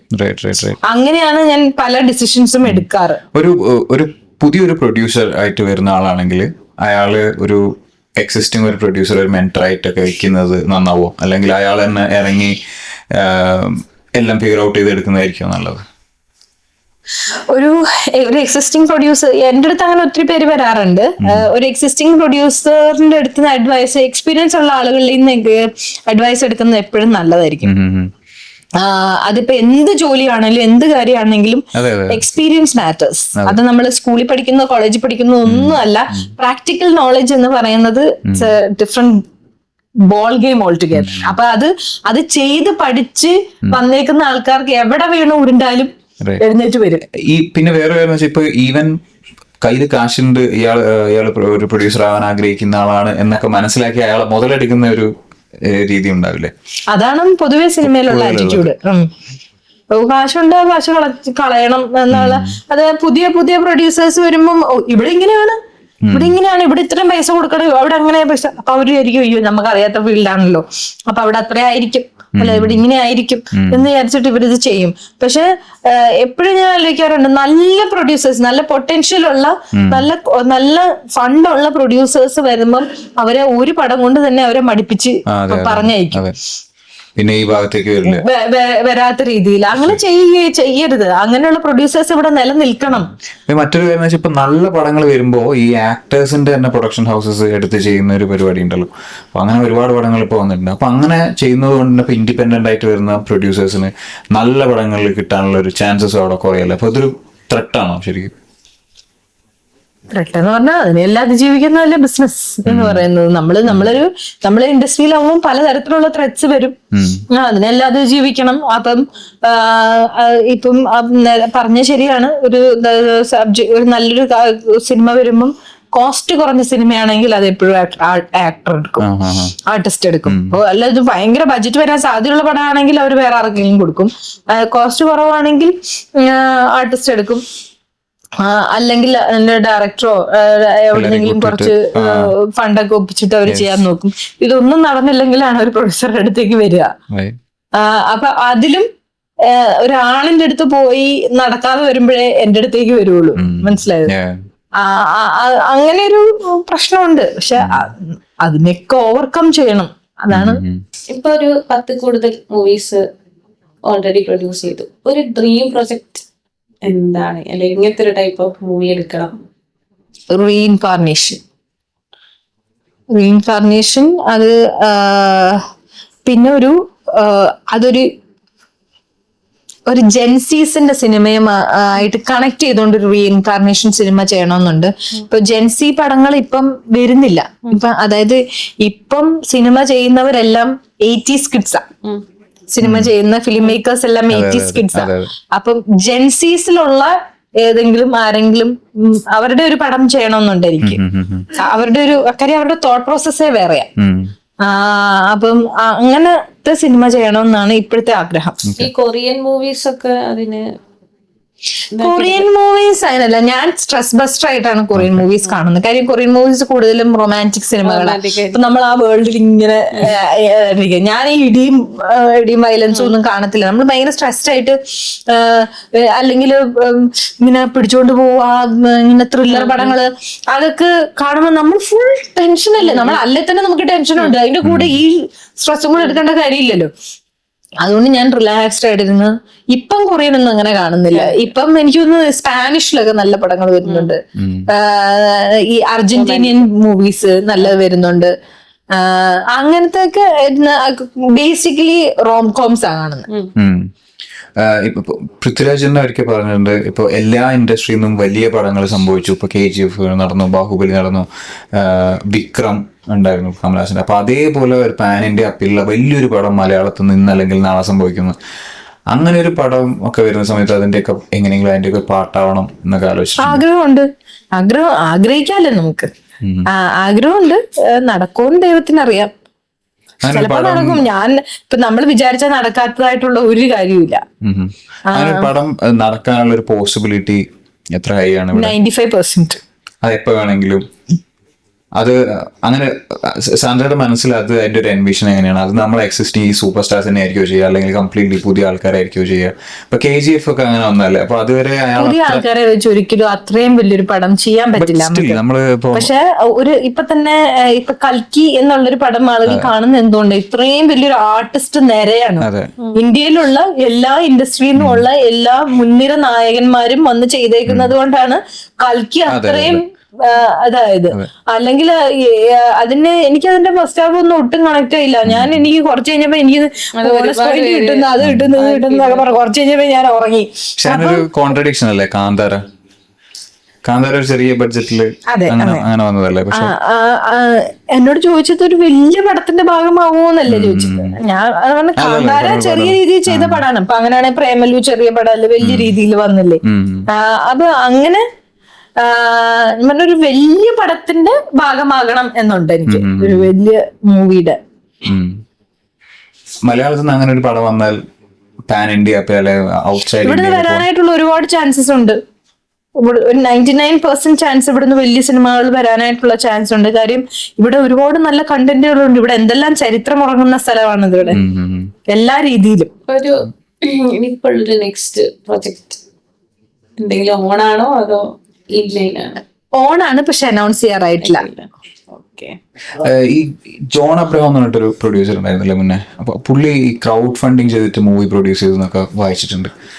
അതിന്റെ ഒരു പോസിബിലിറ്റി എന്താണ് ഇനി മുന്നോട്ട്? സപ്പോസ് ഇപ്പോൾ ഒരു നല്ല കഥ ഉണ്ട്, ഇപ്പോൾ സാന്ദ്ര പറഞ്ഞല്ലോ, ഇപ്പോൾ OTT വന്നതിന് ശേഷം പലരും പല സ്ഥലങ്ങളിൽ നിന്നും മൂവി പ്ലാൻ ചെയ്യുന്നുണ്ട്. അപ്പോൾ അതിന് പ്രൊഡ്യൂസേഴ്സിനെ കിട്ടാൻ പണിയാണെന്നുണ്ടെങ്കിൽ വിഷമാണെന്നുണ്ടെങ്കിൽ ഈ ക്രൗഡ് ഫണ്ടിങ് എന്നുള്ള ഒരു രീതിയിലൊക്കെ ഓൺലൈൻ ഫണ്ടിങ് എളുപ്പമല്ല, എങ്ങനെ ചെയ്യാനാ? പിന്നെ ഇതിന്റെ റവന്യൂ ഷെയറിങ്ങും ഒക്കെ ഡിഫിക്കൽട്ടാണ്. കാരണം നമുക്ക് തന്നെ ഇപ്പം ഇൻവെസ്റ്റ് ചെയ്യാനൊക്കെ ആൾക്കാർ വരും, 3-4 ആൾക്കാരൊക്കെ ആയിട്ട് വരുമ്പോ എന്നെ തലവേദനയാ. അതിന് നല്ല ഒറ്റ ആളായിട്ട് പോകണം, നമുക്ക് ഈ ടെൻഷൻ ഇല്ലല്ലോ. അത് ക്രൗഡ് ഫണ്ടിങ് കറക്റ്റ് സമയത്ത് പൈസ വരില്ല, ഇത്രയും ആൾക്കാരുടെ ഫണ്ട്, പിന്നെ ഇതിനെല്ലാം പ്രോപ്പർ അക്കൗണ്ട്സ് മെയിൻറ്റെയിൻ ചെയ്യണ്ടേ. അതെല്ലാം ബുദ്ധിമുട്ടായിട്ടുള്ള കാര്യമായിട്ടാണ് എനിക്ക് തോന്നുന്നത്. എനിക്കൊന്ന് മറ്റേ കന്നഡയില് പവൻ എന്നല്ലേ ഡയറക്ടറിന്റെ പേര്, പുള്ളി ചെയ്തിരുന്നല്ലോ. പുള്ളി ഫസ്റ്റ് മൂവി അതാ ചെയ്തത്, അത് ഭയങ്കര ഹിറ്റായ മൂവി, U-Turn എന്നായിരുന്നു പടത്തിന്റെ പേരെന്ന് തോന്നുന്നു. അത് കഴിഞ്ഞ് ലൂസി എന്നൊക്കെ പറഞ്ഞ, ലൂസിയാണോ U-Turn ആണോ? ലൂസിയാ ചെയ്തത്. ലൂസിയാണ് ക്രൗഡ് ഫണ്ടിങ്ങിൽ ചെയ്തത്. ഓക്കെ. ഇനിയുള്ളൊരു അടുത്ത ഒരു 10-20 വർഷം കഴിയുമ്പോൾ ഒരു മലയാള മൂവി എങ്ങനെയായിരിക്കും നിൽക്കുന്നുണ്ടാവുക? സാന്ദ്ര തോമസിന്റെ ഒരു വിഷനില് അങ്ങനെയല്ല, ഒരു എക്സ്പെക്ടേഷൻ മേ ബി എല്ലാ രീതിയിലും. പിന്നെ ഇതെല്ലാം ഒന്നായി മാറും. ഈ ഇൻഡസ്ട്രി എല്ലാം ഇപ്പൊ ഓൾമോസ്റ്റ് എല്ലാം ഒന്നായിക്കൊണ്ടിരിക്കുകയാണല്ലോ. ഇപ്പൊ തന്നെ നമ്മൾ ഒരു സിനിമ ചെയ്യുമ്പോൾ എല്ലാ ഇൻഡസ്ട്രിയിൽ നിന്നും ഉള്ള ഓരോരുത്തരെ വെക്കാൻ നോക്കും. കാര്യം ഇതെല്ലായിടത്തും മാർക്കറ്റ് ചെയ്യാം, എല്ലായിടത്തും സീല്. ഇപ്പൊ ഒരു 10-20 വർഷം കഴിയുമ്പോ ഇവിടെ എന്താ സംഭവിക്കാൻ നമുക്ക് പറയാൻ പറ്റില്ല. ഒരു 10 വർഷത്തിൽ ഇവിടെ ഐഫോണും വന്ന് ഇവിടെ ഇത്രയും മാറ്റങ്ങൾ സംഭവിച്ചേക്കുന്നത്. അപ്പം ഞാനൊക്കെ കോളേജിൽ ആയ സമയത്താണ് ആദ്യം ഫോൺ കിട്ടുന്നത്. ഇപ്പൊ പിള്ളേര് സ്കൂളിൽ പോകുന്ന പിള്ളേരുടെ കയ്യിൽ വരെ ഫോണാണ്, ഫുൾ ടെക്നോളജിയാണ്. ഇപ്പൊ ഇതെല്ലാം എന്ത് പെട്ടെന്നാ മാറിയത്, എല്ലാം മാറി. ഇപ്പൊ നമ്മൾ എവിടെ പോകുന്നെന്ന് എല്ലാവർക്കും അറിയാം, എന്ത് ചെയ്യുന്നെന്ന് എല്ലാവർക്കും അറിയാം. നേരത്തെ ഇതെല്ലാം അതിൽ നിന്നൊക്കെ ഇതൊക്കെ 10 വർഷത്തെ മാറ്റങ്ങളാണ്. ഇനി അടുത്തൊരു 10 വർഷത്തിൽ ഇനി എന്ത് മാറ്റം വരാൻ പോകുന്നത് ദൈവത്തിന് മാത്രം അറിയാം. ഇപ്പൊ ചിപ്പ് വരുന്നെന്ന് പറയുന്നു. അപ്പൊ ഇതൊക്കെ വന്നു കഴിയുമ്പോൾ നമുക്കിപ്പൊ ഒന്നും പ്രഡിക്റ്റ് ചെയ്യാൻ പറ്റില്ല എന്ത് രീതിയിലാണ് ഇതൊക്കെ മാറാൻ പോകുന്നത്. ഈ പറഞ്ഞ പോലെ മൊത്തം AI സിനിമയായി മാറിയാലോ. അതൊക്കെ എനിക്ക് തോന്നുന്നു ഒരു 5 വർഷം പോലും വേണ്ടി വരില്ല എന്ന് തോന്നുന്നു. ആ ഒരു രീതിയിലേക്കൊക്കെ ആവാം. നമ്മൾ കമാൻഡ്സ് കൊടുക്കുന്നു, സ്റ്റോറിയൊക്കെ ആർക്ക് വേണമെങ്കിലും ഉണ്ടാക്കാം എന്നുള്ളൊരു രീതിയിലേക്ക് വരും. ഇപ്പം ആദ്യം പറഞ്ഞിട്ടല്ലേ എഴുതാൻ ഇഷ്ടമാണെന്ന്, എന്തൊരു ബുക്ക് എഴുതാൻ പലവട്ടം ആലോചിച്ചിട്ടുണ്ട്. പലവട്ടം ഞാൻ ബുക്ക് എഴുതണമെന്നതിനെ കുറിച്ച് ഞാൻ ആലോചിച്ചിട്ടുണ്ട്. ഇപ്പം കുറച്ച് ഒരു മാസം മുമ്പ് ഞാൻ ഇങ്ങനെ മെന്റലി പ്രിപ്പയർഡ് ആയിരുന്നു. എന്റെ ലൈഫിന്റെ ഒരു 7 years ആയിട്ട് ഇങ്ങനെ ഡൈസെക്ട് ചെയ്ത് ഓരോ 7 yearsൽ എന്താ സംഭവിച്ചത്, എനിക്ക് ഭയങ്കര ചേഞ്ചസ് ഓരോ 7 yearsൽ നടന്നിട്ടുണ്ട്. അപ്പം അതിനെ ബേസ് ചെയ്തിട്ടൊരു ബുക്ക് ചെയ്യാന്നൊക്കെ ഇങ്ങനെ ആലോചിച്ചായിരുന്നു. പിന്നെ ഞാൻ എന്റെ പൊതുവെ എന്റെ ഒരു പറച്ചിലും രീതിയും എല്ലാം ഭയങ്കര, ഞാൻ ഓണസ്റ്റ് ആയിട്ടെല്ലാം പറയുന്ന ഒരാളായതുകൊണ്ട് തന്നെ എനിക്ക് ഈ പൊതിഞ്ഞു വെക്കാൻ അറിയില്ല. അപ്പൊ ബുക്ക് എഴുതുമ്പോഴും പലരെയും ഹേർട്ട് ചെയ്യോ അങ്ങനെ എന്തെങ്കിലുമൊക്കെ വന്നാലോ എന്ന് വിചാരിച്ചിട്ടാ പിന്നെ ഞാൻ മിണ്ടാണ്ട് ഇരിക്കുന്ന. പക്ഷെ എനിക്ക് എഴുതണമെന്നുണ്ട്. ചെറിയ ജസ്റ്റ് ഒരു 3-4 ക്വസ്റ്റ്യൻസ് പെട്ടെന്ന് ആൻസർ പറയുകയാണെങ്കിൽ, ലാസ്റ്റ് കണ്ടതിൽ ഏറ്റവും ഇഷ്ടപ്പെട്ട മൂവി? കഫർനാം. അതെന്തുകൊണ്ടാണ് ഇഷ്ടപ്പെട്ടത്? അതിന്റെ ഡയറക്ഷൻ ഇഷ്ടപ്പെട്ടു, അതിന്റെ ആക്ടിങ് ഇഷ്ടപ്പെട്ടു, അതിന്റെ മേക്കിംഗ് ഇഷ്ടപ്പെട്ടു. ചെറിയ കുട്ടികളെ വെച്ച് അതിന്റെ കോൺസെപ്റ്റും ഭയങ്കര രസമായിരുന്നു. ചെറിയ കുട്ടികളെ വെച്ച് അവര് നല്ല രീതിയിൽ അഭിനയിപ്പിച്ചെടുത്തു. അത് ഇപ്പം ക്യാൻസലൊക്കെ 10 minutes സ്റ്റാൻഡിങ് ഓവേഷൻ കിട്ടിയ സിനിമയാണ് കഫർനാം. ഇനി ഒരു മലയാളത്തിൽ ഇപ്പത്തെ ഒരു പ്രോമിസിംഗ് ആയിട്ടുള്ള ന്യൂജൻ ആക്ടർ അതാരായിരിക്കും? എനിക്ക് കാണാൻ ഇഷ്ടമുള്ള ഒരു പ്രോമിസിങ് ആക്ടർ എന്നാണ് ചോദിക്കുന്നത്. ബുദ്ധിമുട്ടാണ്. കാര്യം എല്ലാരും ഒരു 5 വർഷം, ഒരു 2-3 വർഷം കഴിയുമ്പോ എല്ലാരും മാറിക്കൊണ്ട് ഭയങ്കര ചേഞ്ചസ് വന്നുകൊണ്ടിരിക്കുക. ഇപ്പൊ കാണുന്ന ആള് ഇപ്പൊ ഒരു വർഷം കഴിയുമ്പോ ഉണ്ടാവൂല. ഇപ്പൊ 4 സക്സസ്ഫുൾ പടം ചെയ്ത ആള് അടുത്ത വർഷം അവിടെ പോയെന്ന് അറിയാൻ പറ്റൂല. അപ്പൊ എങ്ങനെ നമുക്ക് ഒരാളെ പറയാൻ പറ്റും? ഡയറക്ടർ ആണെങ്കിൽ, അല്ലെങ്കിൽ കാണാൻ ആഗ്രഹമുള്ള ആക്ടറും ഡയറക്ടറും? അല്ല, എനിക്ക് ഇഷ്ടമുള്ള ഒരു നടിയാണ്, അത് സായി പല്ലവിയാണ്. സായി പല്ലവിനെ എനിക്ക് ഇഷ്ടമാണ്. അതായത് ഓരോ ഫേസ് ഒക്കെ ആണെങ്കിൽ നമുക്ക് കണ്ടുകൊണ്ടിരിക്കാൻ തോന്നുന്ന ഒരു നല്ല അഭിനയമാണ്. അതായത് ഒരു പ്ലാസ്റ്റിക് ഫേസ് അല്ല. ഇപ്പൊ എല്ലാ നടിമാരും മറ്റേ കുത്തിവെച്ചും സർജറി ചെയ്തും ഒക്കെ എല്ലാരും ഇപ്പൊ ഒരുപോലെയാണല്ലോ ഇരിക്കുന്നത്. അതിൽ നിന്നൊക്കെ ഒരു വ്യത്യാസമായിട്ടുള്ള ഒരാളാണ് സായി പല്ലവി. അപ്പം സായി പല്ലവിനെ എനിക്ക് ഇഷ്ടമാണ്. ഡയറക്ടർ ആണെന്നുണ്ടെങ്കിൽ പ്രോമിസിംഗ് ഡയറക്ടർ. ഈ ഒരു ഡയറക്ടർ വന്നു കഴിഞ്ഞാൽ ഞാൻ അവരെ ഇവിടെ പ്രൊഡ്യൂസ് ചെയ്യും പടം. അങ്ങനെ എനിക്ക് എക്സ്ട്രാ ഓർഡിനറി ആയിട്ടൊന്നും ആരെയും തോന്നിയിട്ടില്ല. എല്ലാരും ഓരോ ഗ്യാങ്ങിന്റെ കൂടെ നിൽക്കുമ്പം പെർഫോം ചെയ്യുന്നതായിട്ട് തോന്നിയിട്ടുള്ളൂ. അതായത് ഒരു ഗ്രൂപ്പ് എഫേർട്ട് ആ സിനിമ എന്ന് പറയുന്നത്, അല്ല ഒരാളുടെ മാത്രമല്ല. ചിലപ്പോ പേര് വരുന്ന ഒരാളുടെ പേരിലായിരിക്കാം. ഇതൊരു ഗ്രൂപ്പ് എഫേർട്ടാ. അവര് ഒരു നല്ല ലീഡർ എന്നുള്ള രീതിയിൽ ഭയങ്കര അടിപൊളിയായിരിക്കും. കാര്യം അവര് നല്ല രീതിയിൽ എല്ലാ ഡിപ്പാർട്ട്മെന്റ്സിനെയും കോർഡിനേറ്റ് ചെയ്തോണ്ട് പോയിട്ടായിരിക്കും ആ സിനിമ സക്സസ് ആവുന്നത്. അപ്പം അങ്ങനെ എടുത്തു പറയാനെന്ന് അതാ ഞാൻ പറഞ്ഞേ. ഇന്നിപ്പോ പറഞ്ഞു കഴിഞ്ഞാൽ നാളെ അയാളുടെ പടം പൊട്ടും, അല്ലെങ്കിൽ മറ്റന്നാള് അയാള് വീണ്ടും ഒരു പടം സക്സസ് ആക്കും. അപ്പം പണ്ടത്തെ ഡയറക്ടേഴ്സിനെ പോലൊന്നും കേപ്പബിൾ ആയാലും, അതായത് ടെക്നിക്കലി നോളജ് ഉള്ള അത്രയും ആളുകൾ ഇപ്പൊ ഇല്ല സത്യത്തില്. ഇപ്പൊ എല്ലാരും പല സിനിമകൾ കണ്ട് ഇൻസ്പയർഡ് ആയിട്ട് സിനിമ ചെയ്യാൻ, വലിയ എക്സ്പീരിയൻസ് ഒന്നും ഇല്ല, അങ്ങനെ സിനിമ ചെയ്യാൻ. പണ്ടത്തെ ഡയറക്ടേഴ്സ് എന്ന് പറഞ്ഞാൽ നിന്ന് പഠിച്ച്, സിനിമയിൽ കൂടെ നിന്ന് അസിസ്റ്റ് ചെയ്ത് പഠിച്ച്, സ്ക്രിപ്റ്റ് വായിച്ച്, പല ബുക്സ് വായിച്ച്, അവർക്ക് പ്രാക്ടിക്കൽ നോളജും ഉണ്ട്, ടെക്നിക്കൽ നോളജും ഉണ്ട്. അങ്ങനെയാണ് വന്ന് സിനിമ ചെയ്തിരുന്നത്. ഇപ്പൊ അങ്ങനെയല്ല. ഇപ്പൊ ഏത് ടോം ഡിക്കൻ ഹാരിക്കും വന്ന് സിനിമ ചെയ്യാം. അങ്ങനെയാണ് ഇപ്പൊ സിനിമയുടെ അവസ്ഥ. അപ്പൊ കാര്യം ടെക്നിക്കലി അത്ര അഡ്വാൻസ്ഡ് ആണ്. അപ്പം അത്യാവശ്യം എന്താ വേണ്ടതെന്ന് മനസ്സിലുണ്ടായാൽ മാത്രം മതി. പലരും അങ്ങനെയാ സിനിമ ചെയ്യുന്നത്. അത് അവർക്ക് മനസ്സിലുണ്ടായിരിക്കുമോ എനിക്ക് വേണ്ടത് ഇതാണ് സിനിമ. അപ്പൊ അത് പണി അറിയാവുന്നവരെല്ലാരും കൂടെ അതൊരു സിനിമയാക്കി കൊടുക്കും. അക്കോർഡിംഗ് ടു യു ഒരു മൂവി ആരാ ഓൺ ചെയ്യുന്ന വെച്ചാൽ എങ്ങനെ പറയാ? പ്രൊഡ്യൂസർ ആണോ, ഡയറക്ടർ ആണോ? Producer, definitely producer. പ്രൊഡ്യൂസർ പൈസ കൊടുക്കാതെ ഒരു ചുമരില്ലാതെ ചിത്രം വരയ്ക്കാൻ പറ്റുമോ? അത് പക്ഷെ അങ്ങനെയല്ല ഒരിക്കലല്ല. ഇപ്പൊ ഒരു ആക്ടറിന്റെ സൈഡ് നോക്കുമ്പോൾ പലപ്പോഴും അറിയില്ല അത് മോഹൻലാലിന്റെ പടം ആയതുകൊണ്ട് അല്ലെങ്കിൽ മമ്മൂട്ടിയുടെ പടം ആയതുകൊണ്ട് അങ്ങനെ പറയാറില്ലേ? അതുകൊണ്ട് ചോദിച്ചാണ്. ഒരു പ്രൊഡ്യൂസർ ഇല്ലെങ്കിൽ അവിടെ മോഹൻലാൽ വരുമോ, അവിടെ മമ്മൂട്ടി വരുമോ? ഇല്ല, വരില്ല. ചുമരില്ലാതെ ചിത്രം വരയ്ക്കാൻ പറ്റില്ല. ഒരാളോട് പൈസ മുടക്കാൻ വേണ്ടേ? അത് ഓൺ ചെയ്യുന്നത് ഇപ്പൊ നമ്മള് പൈസ മുടക്കുന്ന സാധനം നമ്മുടെ അല്ലേ? നമ്മളൊരു സാധനം കാശ് കൊടുത്ത് വാങ്ങിക്കുകയാണ് അവരുടെ നിന്ന്. ഞാൻ നിങ്ങളുടെ സർവീസ്, ഞാൻ നിങ്ങൾക്ക് കാശ് തന്ന് ആ സർവീസ് വാങ്ങിക്കുകയാണ്. നിങ്ങളുടെ ടാലന്റിനെ ഞാൻ കാശ് കൊടുത്ത് മേടിക്കുകയാണ്. അത് അപ്പൊ എനിക്ക് എന്റെ സാധനമാണത്. അതിന്റെ ഓണർഷിപ്പ് എനിക്കാണ്. സോ ഇനിയും ഒരുപാട് മൂവീസ് പ്രൊഡ്യൂസ് ചെയ്യാൻ പറ്റട്ടെ. Looking forward to your next movie. Thank you so much. Thank you so much. Thank you. Thank you so much for your time. ചെറിയൊരു 3 മണിക്കൂർ